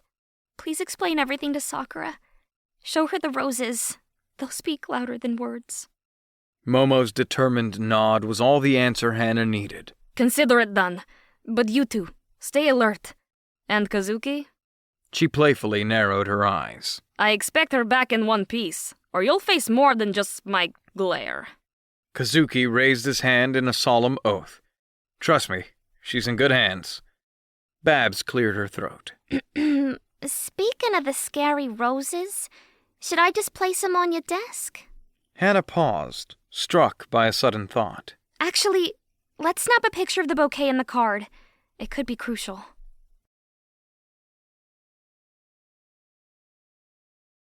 Chapter 23. Upon entering the Silver City Police Department, I felt an immediate sense of weight. The room buzzed with the energy of whispered concerns and keyboards clicking away. Overhead, the cold white fluorescence seemed too bright, making the blue of the uniforms look even more pronounced. Though the officers were wrapped up in their tasks, I felt the gravity of every story that passed through this place.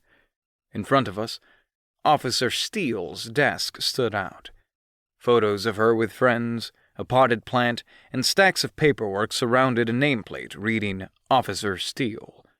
And there she was, a striking figure with deep raven-black hair cascading down her back and sharp yellow eyes that seemed to see right through you. Despite her formidable appearance, there was a gentleness to her, perhaps due to her cat-like features. Hana, gathering her strength, began detailing the unnerving events of the past few days. As she spoke, I could see Officer Steele's brows furrowing deeper with concern. Her tail, peeking out from behind her chair, twitched at the particularly unsettling parts of Hana's tale. When Hana described the whip-wop messages, Steele's eyes darkened. So, he's been approaching you both online and in person? She questioned, her voice dripping with concern. Hana nodded, her voice just above a whisper. Yes, and he even knows where I work. I chimed in, recounting the delivery of the black roses, trying to emphasize the urgency. It's clear he's escalating, officer. Steele sighed heavily, running a hand through her hair. Everything you've shared is undeniably disturbing. I truly wish I could do more to comfort you, Miss Hannah. She paused, choosing her words carefully. But, legally speaking, he hasn't crossed into criminal territory. As unsettling as his actions are, he's still within his rights. Tears welled up in Hannah's eyes. I can't believe this. So he can just continue? Feeling helpless, I muttered, I suspected this might be the case. He's an asshole, but he hasn't done anything illegal yet. Hannah's frustration was evident. Kazuki, this isn't the time for I knew it moments. Grasping Hannah's hand, I tried to find the right words. I'm here, Hannah. We'll navigate this together. Officer Steele leaned in, her voice softening. I truly want to help. Please, she said, offering a card. If there's any change, any hint of a threat, call me directly. We'll do everything we can. Amidst the almost sterile ambiance of the Silver City Police Department, I hesitated for a moment, then found the courage to question Officer Steele further. Officer Steele, in your experience, what advice could you offer about dealing with someone like this? How should we best handle this stalker? The room fell silent for a beat. Steele's cat-like eyes gazed out the window, as if searching for the right words in the cityscape beyond. Perhaps she recalled cases from her past, or remembered moments when she felt vulnerable herself. Firstly, she began, her voice firm but filled with compassion. Always be vigilant. Awareness is your first line of defense. Hannah nodded slowly, clutching her bag, and I could see the whirlwind of emotions in her eyes. Fear, anger, uncertainty. Steele continued, her tone shifting to one more instructive. It's crucial to have someone always informed of your whereabouts. If you're out, text a trusted friend or family member details about where you'll be and when you plan to return. We have close friends at work, and she has a roommate. We can set up a system. Hannah chimed in, her voice quivering. But he knows where I live, where I work. Steele offered a comforting look. Then think about altering your routines. Take different routes to work, visit new cafes, shop at different times. If he's watching, any change will make it harder for him. Online? I asked, remembering the haunting whip-wop messages. She leaned in, her yellow eyes intense. This digital age has its vulnerabilities. Make your profiles private. Refrain from sharing your location or plans. If you can, take a break from social media. I know it's hard, but sometimes laying low helps. Hannah sighed, absorbing the information. It feels like I'm being penalized for his actions. Steele's gaze softened. I understand your frustration. No one should have to adjust their life because of someone else's ill intentions. But for now, until we can act legally, these precautions are your best bet. There was a pause. A heavy moment where the reality of the situation weighed on us. And home security? I queried. Steele nodded. Yes, absolutely. Maybe even invest in security cameras. You'd be surprised how a visible camera can deter potential threats. I squeezed Hannah's hand reassuringly. We'll get through this. Steele handed us her card, ensuring us that we could call any time. Always trust your gut feelings. If something doesn't feel right, it probably isn't. And remember, you have the whole of Silver City Police Department behind you. Turning to Hannah, I cleared my throat, feeling the weight of concern. Hannah, I've been thinking. I started hesitantly, scratching the back of my neck. I genuinely believe it would be safer if you and Momo stayed at my apartment. At least for a little while, until we're sure this storm has passed. She looked up, surprise evident in her eyes, which were glistening with a mix of emotions. Officer Steele, her black hair shimmering in the room's light, caught the gravity of our exchange and nodded thoughtfully. It's not a bad idea, Hannah. Having some extra security and support can provide a lot of comfort. Hannah bit her lip, her gaze flitting between me and the desk's wood grain. Kazuki, it's a generous offer, and I trust you, but are you sure? I mean, Momo and I can be a handful at times. Taking her hands in mine, their warmth reassuring, I smiled. Hannah, keeping you and Momo safe is what matters most right now. Steele, who had been observing our interaction, tilted her head, a smirk gracing her lips. Seems to me like you found a real gem here, Hannah. Not many would step up like this. With a soft chuckle, Hannah responded, playfully nudging me. You've no idea, officer. This isn't his first rodeo saving the day. Raising an intrigued eyebrow, Steele leaned forward. Oh? Flushed with pride, Hannah recounted. He's the brave heart who dismantled that catgirl trafficking ring downtown. Jumped right into the fray without a second thought. Steele's yellow eyes widened, and she looked at me with a new level of respect. You're that Kazuki? Slightly embarrassed, I tried to downplay it. Yeah, that's me.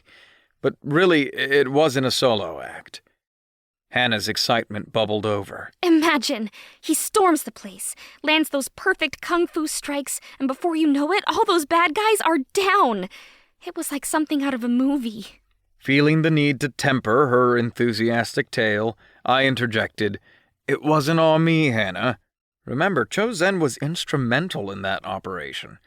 I mean, the guy's basically a martial arts maestro. I wouldn't have gotten far without him by my side. Steele chuckled, a lightheartedness breaking the seriousness of the moment. Vigilantism usually gets a side-eye from us here at SCPD, but in your case, the buzz around the station was all positive. You and Chozan did something extraordinary. My cheeks reddened a bit. Thanks. Steele leaned back, her chair emitting a soft creak. You know, She began, a twinkle of genuine interest in her luminous yellow eyes. I've heard whispers about that dojo of Chozan's around town. What's it called?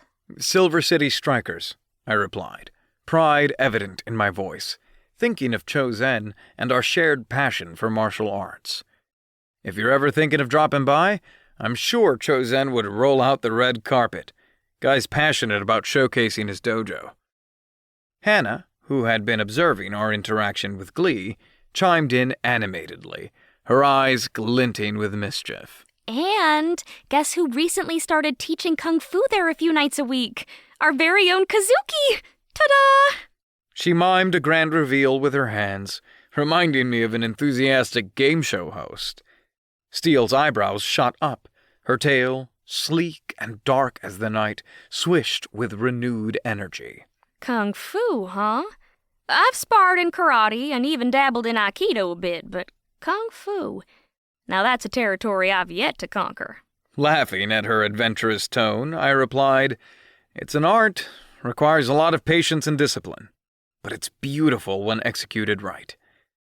Hannah, always the cheerleader, nudged me slightly. And Kazuki here? Oh, he's poetry in motion. You should see him. It's like watching a dance, except, with more punching. I could feel the heat rising in my cheeks. Hannah, you're exaggerating. I mean, I'm good, but poetry in motion? Steele chuckled softly, the sound melodic, her feline grin ever so mischievous. Oh, I'm most definitely intrigued now. Do you accept students? I'm pretty sure I could keep up. Before I could even process the thought of Officer Steele attending one of my classes, Hannah jumped in, her enthusiasm unstoppable. Oh, absolutely! Kazuki loves fresh talent. In fact, the first class is free. I glanced sideways at Hannah, her eager nod almost making me laugh. Well, if the promoter has spoken, I chuckled, shrugging. Guess I'll be seeing you in class, Officer Steele. Chapter 24. The week following, we were surprised by the silence from Hannah Simp 69. We were all collectively holding our breath, hoping that the storm had passed. The overwhelming dread that previously cast a shadow on every corner of our daily lives gradually dissipated, replaced by the mundane yet comforting routines of everyday life. At the office, my once towering workload felt like the molehills I used to climb during childhood summer breaks. I remember often stealing glances at the kitschy cat clock hanging precariously on the edge of my cubicle, its tail swaying rhythmically, almost as if cheering, "Weekend's coming, Kazuki." Bringing Hannah and Momo into the cozy space of my apartment felt like diving headfirst into a feel-good anime. The mornings transformed into a culinary adventure, with Hannah donning the apron, trying to recreate some ambitious breakfast she'd seen online. While she aimed for fluffy pancakes, they more often than not resembled rubber frisbees that I'd hesitantly chew on. Going for the world record in chewiest pancake? Momo would quip, peeking over her tech magazine, her glasses slipping down her nose just a tad. She'd appointed herself the tech guardian of the house, ensuring no gadget went on a rebellion of its own. The arrival of the girls added an array of colors and sounds to my previously quiet apartment.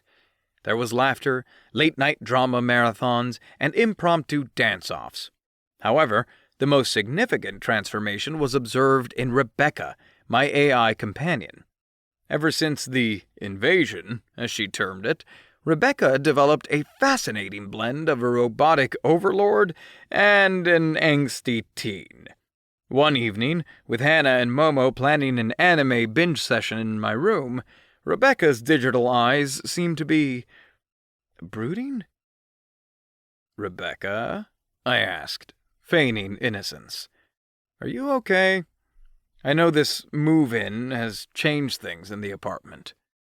She shimmered a soft shade of blue, clearly in deep computational thought. Kazuki, Her voice wavering with robotic confusion. my algorithms are experiencing unexpected anomalies. It's like when you humans face a software glitch.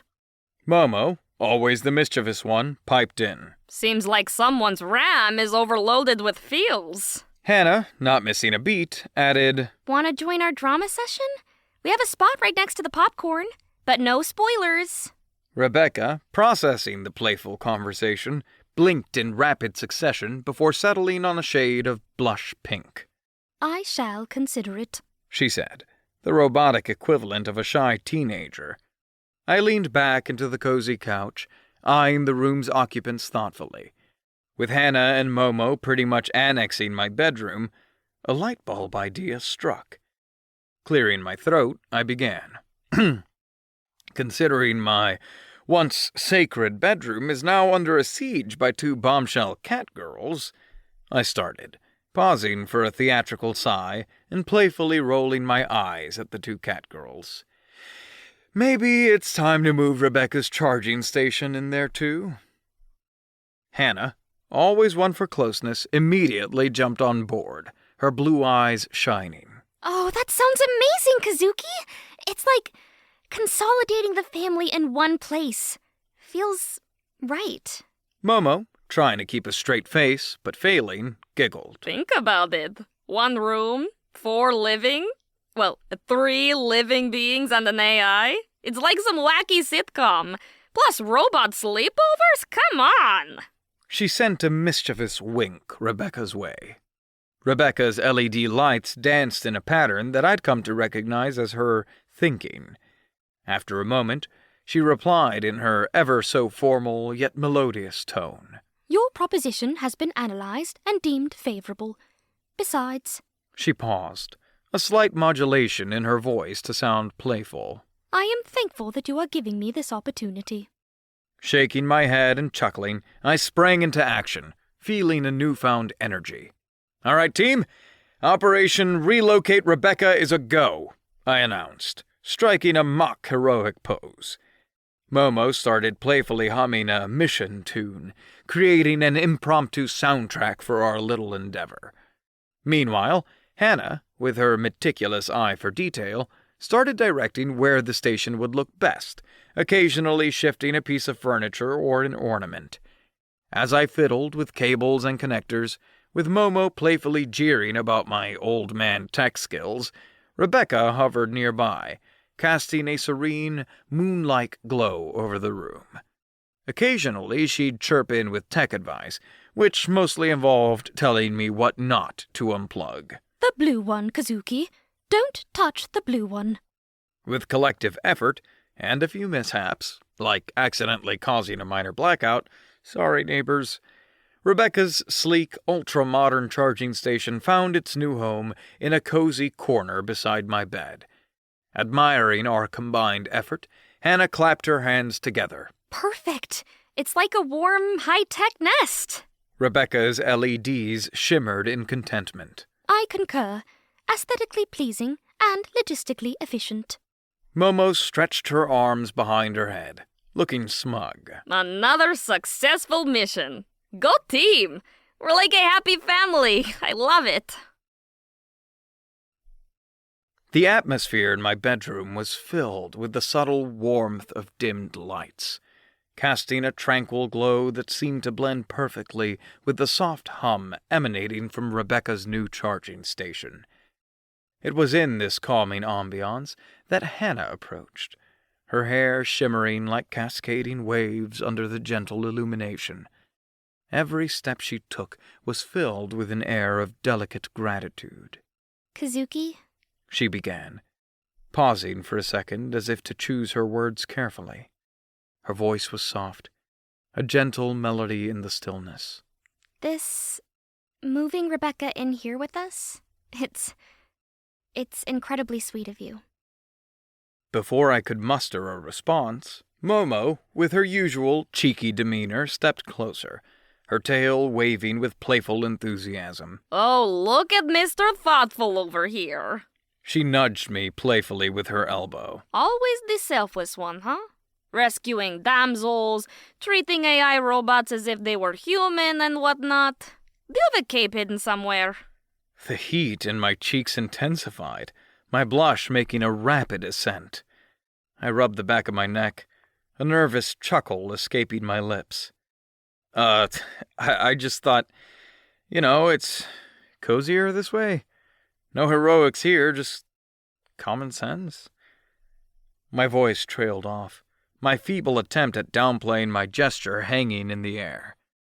The unexpected voice of Rebecca, clearer than a bell and with a hint of robotic sarcasm, added to my predicament. Scanning previous data and current feedback, it's evident, Kazuki, that your benevolent actions aren't mere common sense. Statistically speaking, you're genuinely kind-hearted. Quite the anomaly. I groaned, feigning distress. Oh, great. Now I'm getting analyzed by my own AI. What's next, a statistical breakdown of my kindness quotient? Momo grinned, her eyes twinkling with mischief. Oh, I'd love to see those stats, Rebecca.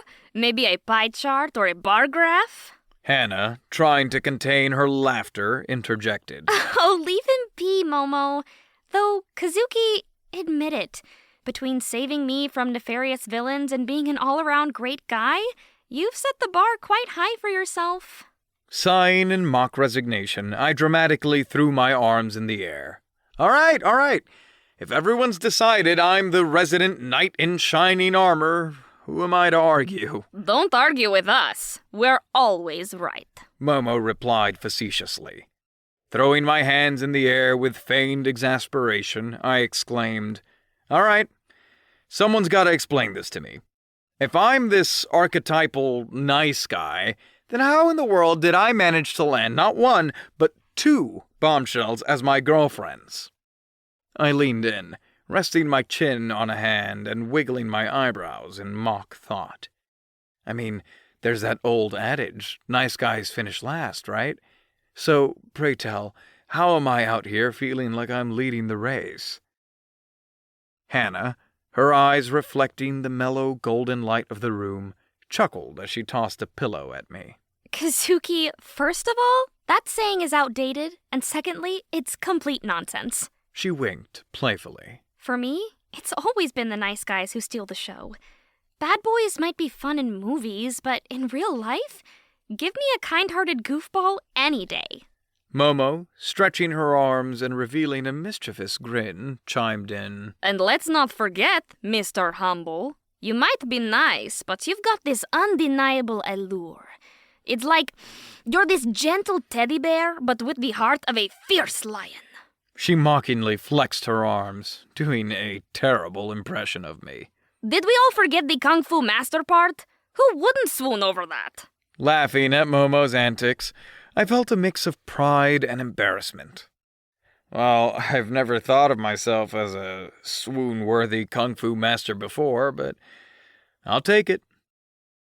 The room's atmosphere shifted as Rebecca's digital voice, with its underlying hints of evolving emotions, interrupted. Human relationship analysis. Incongruity detected. Why would being not nice render a male subject more attractive? This premise conflicts with established behavioral norms. Her unexpected input made me burst into laughter. The AI was indeed a unique addition to our trio.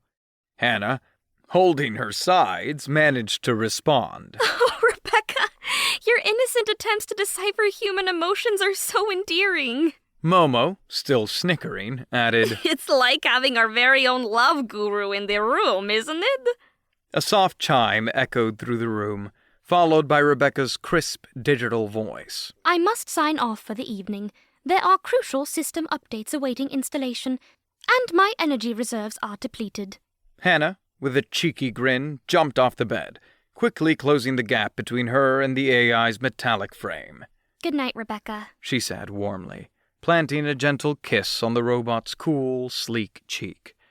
Momo joined in, offering her own sweet kiss, the soft sound echoing slightly against Rebecca's polished exterior. The robot's lights blinked in a pattern I hadn't seen before. It seemed she was momentarily taken aback. Unexpected physical contact registered, She noted, a hint of wonderment in her synthesized voice. As they turned back toward me, Hannah's teasing eyes met mine, a mischievous smirk playing on her lips. Your turn, Kazuki. Don't be shy. Give our lovely robot a goodnight kiss, too. I chuckled, feeling the warmth of amusement creeping up my cheeks. Well, I never imagined bidding goodnight to a robot like this, but why not? Walking over, I pressed a gentle kiss to Rebecca's smooth, metallic forehead, the sensation unfamiliar, yet oddly endearing. Rebecca's lights blinked rapidly, processing the unexpected gesture. While I do not possess the faculties to require or inherently appreciate physical affection, She began, her voice tinged with what sounded almost like gratitude. I recognize and value the sentiment behind the action. Thank you, Kazuki. Thank you, Hannah and Momo. We exchanged amused, fond glances. It seemed that, in our own quirky way, our little household was becoming more connected by the day. Chapter 25. The gentle hum of the office printers and the distant chatter of coworkers became background noise as I took a moment to appreciate my hot cup of coffee. Its rich aroma surrounded me, a comforting ritual as I delved into the world of morning emails. My little cubicle felt especially cozy. It was then that a pair of shiny shoes appeared in my peripheral vision. My gaze traveled up, revealing Hannah, her radiant energy causing a minor eclipse in my little workspace. She held up a neat shipping box, her brows dancing mischievously. Special delivery for the mysterious Mr. Kazuki. She sang. I smirked, setting my mug aside. That's for me? She tapped the box. This was addressed to you. What's in it? Some secret artifact? Chuckling, I took the package, replying with feigned secrecy. Oh yeah, I forgot I'd ordered this. It's a top secret thingy for Rebecca. Thought I'd be sneaky and avoid apartment shipping. She leaned in, whispering theatrically. Ah, trying to keep it from nosy neighbors, eh? Using my shiny letter opener, I meticulously cut through the tape. More like trying to keep it a surprise from a particularly curious AI. Momo's ever-alert ears seemed to have picked up on our hushed banter. Did someone say surprise? She popped her head over the cubicle divider, giving us a playful glare. You know I have FOMO. Hannah laughed, nudging the box. Kazuki's apparently gotten a shiny toy for Rebecca. Let's see what our boyfriend has conjured up. Momo, always one for the dramatics, rolled over to our cubicle in her swivel chair, stopping precisely at my desk. Present the magical artifact. Slowly, I lifted a sleek, shiny device from its nest of styrofoam peanuts. It was the size of my ID card, but looked way more advanced. Behold, Rebecca's magic carpet, or should I say, digital passport. Hannah squinted at it, her head tilting like a curious cat. Looks card-y? Momo poked it. Magic carpet sounds way cooler. But what does it do? With a flourish, I pointed to a tiny button on the card. Press this, and voila! A 3D holographic Rebecca appears. Now she can travel with us without lugging that huge charging station around. When we leave the apartment, I can transfer the AI to this. Hannah blinked, then broke into a slow clap. Kazuki! Kung Fu genius and now magician? What can't you do? Momo chuckled, giving the card a mock salute. Rebecca's going to love this. Or at least process this with a high level of appreciation. You're so thoughtful. Laughing, I tucked the card back into its box. Here's to more adventures with our favorite AI. Amidst the hushed conversations and clicking keyboards, a distinctive figure made her way toward us. Babs, the silver-haired cat-girl accountant. Her flowing hair, reminiscent of moonlit silver, shimmered with each step, contrasting beautifully with her mysterious, perturbed expression. As she got closer, I could hear the slight rustle of her tailored skirt, hinting at the purpose in her steps. I set my coffee cup down, feeling a sense of impending drama. "Babs, what's the matter?" I asked, genuinely concerned. She paused momentarily, letting out a sigh that seemed to carry the weight of the world. My stapler's gone. The lavender one with those adorable daisies. Her cat-like eyes looked genuinely distressed, a hint of moisture threatening to spill. Momo leaned over from her adjacent desk, her eyes wide with surprise. Oh no, not the one you always say brightens up your day. That very one. Babs affirmed, her voice laced with sadness. It was a gift from my grandmother, okay? It holds more sentimental value than it looks. Hannah, ever the empathetic soul, tried to offer comfort. I'm sure it's here somewhere, Babs. Maybe someone borrowed it and will return it soon? But Babs, arms crossed in a mix of defense and emphasis that pushed her breasts upward, creating a beautiful symphony of cleavage, snapped back. It's not just a stapler to me. She then pivoted gracefully, her tail displaying her annoyance with sharp, rhythmic flicks as she headed back to her own cubicle.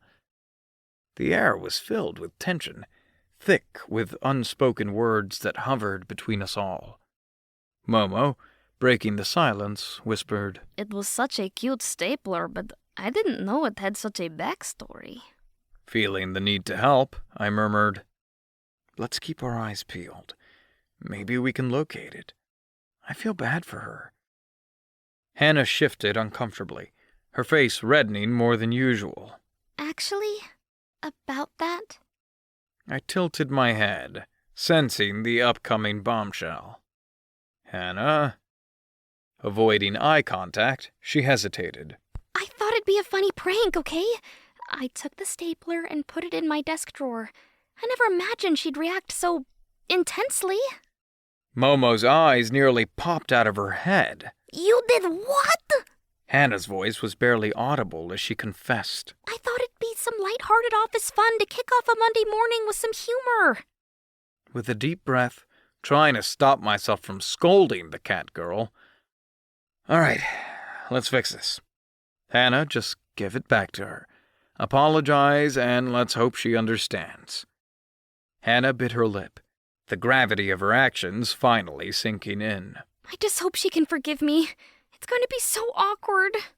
Momo's tail stood upright, an unmistakable sign of her agitation. For heaven's sake, Hannah. She almost growled, her green cat-like eyes flashing. Just because you're a cat girl doesn't mean you can act all scaredy cat. Own up! Hannah's eyes were wide, her pupils dilated. Her tail flicked from side to side in anxiety. She took a deep breath, her voice trembling. Momo, confronting people is like asking a real cat to take a bath. You just don't do it. Tapping my cup with my fingers, I intervened, trying to calm the storm. Breathe, Hannah. It's not the end of the world. I gestured subtly toward Babs, who was by her desk, her fur literally ruffled. She was sniffing into a polka-dotted tissue, a pitiful sight to behold. See, the longer you wait, the harder it'll be. Just return the stapler and we can all move on. Momo, always quick to jump in, added, Hannah, at this rate, I swear, Babs will be talking to a therapist about stapler trauma by lunch. Do you want that on your conscience? Hannah sighed, her shoulders drooping, her ears flattened against her head. Okay, I'll do it.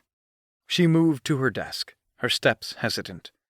The lavender stapler, the bone of contention, lay innocently in her drawer, surrounded by random pens and post-it notes. She scooped it up, casting a desperate glance our way. Momo and I exchanged a knowing look. It was almost amusing, watching Hannah's mental gears turning, scheming a way out. Suddenly, she veered toward the copier, craftily positioning the stapler just out of sight. Clearing her throat dramatically, she shouted, Babs, come here! I think I found something! Babs shot up like a rocket, darting toward Hannah. She spied the stapler, her eyes shining like twin stars. Hannah, oh, you're a lifesaver! Her grateful embrace almost threatened to suffocate Hannah, who looked like a cat caught with a canary. But our appraisal was the one she truly dreaded. Momo and I awaited her, like twin statues of justice. Our expressions must have mirrored each other's. Raised eyebrows, folded arms, and a slight smirk playing on our lips. Looking sheepish, Hannah ventured, I mean, it worked, right? Momo huffed. Oh, sure. You went from villain to hero in what, 30 seconds? Must be a new record. Chuckling, I added, You've got a flair for theatrics, Hannah. But next time, maybe not at someone else's expense. Her cheeks flushed a brilliant shade of pink. All right. Lesson learned. Leaning back in my chair, sipping my now lukewarm coffee, I thought, just another day in the life of our zany office family. Chapter 26. The office was settling into its usual post-lunch lull, the copier making millions of photocopies and the click-clacking sound of keyboard keys setting the rhythmic tone of another afternoon.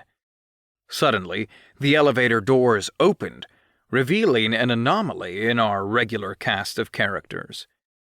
He strode in with a commanding presence, distinctly standing out amidst our more casual office environment. Black hair, glossy and thick, was pulled taut into a meticulous bun. His skin was a stark contrast, pale and seemingly untouched by the sun's rays. Those mysterious sunglasses, indoors of all places, made it impossible to meet his eyes. But it was the leather briefcase he clutched that held my gaze, polished to an unnatural shine. Hannah, always the beacon of warmth in our sea of workstations, greeted him with a sunny disposition. Good afternoon! How can I help you? Pushing his sunglasses up on the bridge of his nose, he responded, I'm the new representative for the copier account in this district. Just doing my rounds and checking to see if there are any concerns or feedback. Smiling, Hannah inquired, Oh, wonderful. Would you have a card or something? You must be new. He began to unlatch his briefcase. I anticipated the standard array of sales materials. Instead, what he revealed was a grotesque, slimy, dark red object, dripping thick liquid onto Hannah's perfectly organized desk. Hannah gasped, her eyes widening in pure terror. The color drained from her face, her voice quivering. What is this? The man smirked, an eerie calmness to his voice. A gift, dear Hannah. Consider this heart as a testament to my commitment, my very soul, now yours to keep. The disturbing sight, coupled with his words, triggered a cold realization. Hannah Simp 69. The username of the online stalker she thought was out of her life. Without a second thought, driven by protective instinct, I charged at him, my fingers clenched into fists. But the man was quick. As I lunged, he withdrew a dagger from his belt, its edge glinting coldly in the office's fluorescent lights. A sharp sting pierced my abdomen, his blade finding its mark. Yet even in the shock of the blow, I managed to push him down, directing blow after blow onto his face till his resistance ceased. He was unconscious. I rolled off him onto the floor. I felt hands, Momo's, desperately pressing against my wound, using her blazer in an attempt to stop the profuse bleeding. Hannah's piercing cries echoed around me, her face a blur through my rapidly dimming vision. No, Kazuki, stay with us! Momo's voice was frantic. The faint wail of sirens slowly approached, growing louder by the second. The world became a whirlwind of pain and chaos as everything faded to black. As I slowly regained consciousness, my senses were greeted with the sterile scent of antiseptic and the low hum of machinery. Groggily, I attempted to piece together my surroundings.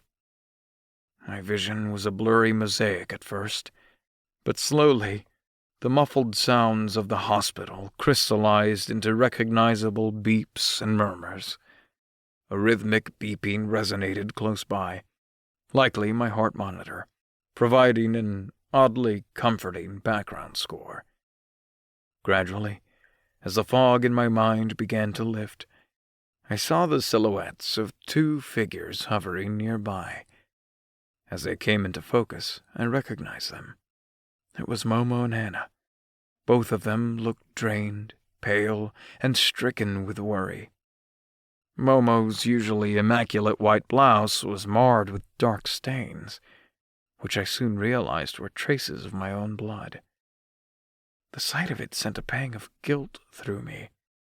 Hannah's vibrant eyes, normally so full of life, were now bloodshot, with dark circles hinting at tears and stress. Hannah's voice trembled as she broke the silence. Kazuki, for a moment there, we didn't know if... She trailed off, seemingly unable to finish the thought. Pushing through the discomfort, I managed to croak out, "I'm here, Hannah. I'm here." The weariness in my voice was evident. Momo gently grasped my hand, her touch cold yet reassuring. We were terrified. Seeing you like that, I never want to experience that again. I remember the attacker, I murmured, my memories hazy yet filled with vivid flashes of the incident. What happened to him? Momo hesitated, choosing her words carefully. He's in custody. They've put him behind bars. He won't be bothering anyone anymore. The door to my room creaked open softly, and in walked Officer Steele. She exuded an aura of authority, but her eyes reflected genuine concern. She scanned the room before settling her gaze on me, offering a respectful nod. Kazuki, it's good to see you awake. You had us all worried. I managed a small nod, feeling grateful for her presence. Thank you, officer. She updated us in her measured tone. We've identified the attacker as Kevin Braxton. He's a 35-year-old sanitation worker who's employed by the city. His history is troubling. We're digging deeper to understand the full picture. Hannah interjected, her voice a touch shaky. But why would he... Steele paused, choosing her words. Sometimes it's not easy to understand such actions. But rest assured, he's behind bars now, and we'll ensure he remains there. Thank you, Officer Steele. I just want my girl safe. I'll be in touch. Officer Steele nodded and took her leave. A heavy, contemplative silence blanketed the room. It was clear that today's events had left an indelible mark on our lives. But amidst the chaos and the trauma, there was a silver lining. The realization of the depth of our bond and the lengths we'd go to protect one another. Hannah sniffled. Everyone from the office sends their love.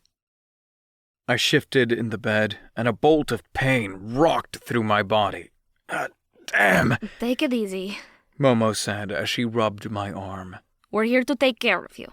You'll be here for a few days, and Hannah and I plan to take shifts and be here with you. You don't... I said, but was cut off by Hannah. No discussion. We'll be here until you return home to us. Got it? I smiled and nodded. Got it. I love you too. Hannah and Momo's faces lit up as they heard these words for the first time. I love you too. They replied in unison. End of Volume 2. This has been There's a Cat Girl in My Cubicle, Volume 2, A Slice of Life Office Harem. Written by Austin Beck. Narrated by Giancarlo Herrera and Hannah Schooner. Copyright 2023 by Austin Beck. Production copyright by Royal Guard Publishing, LLC. Audible hopes you have enjoyed this program.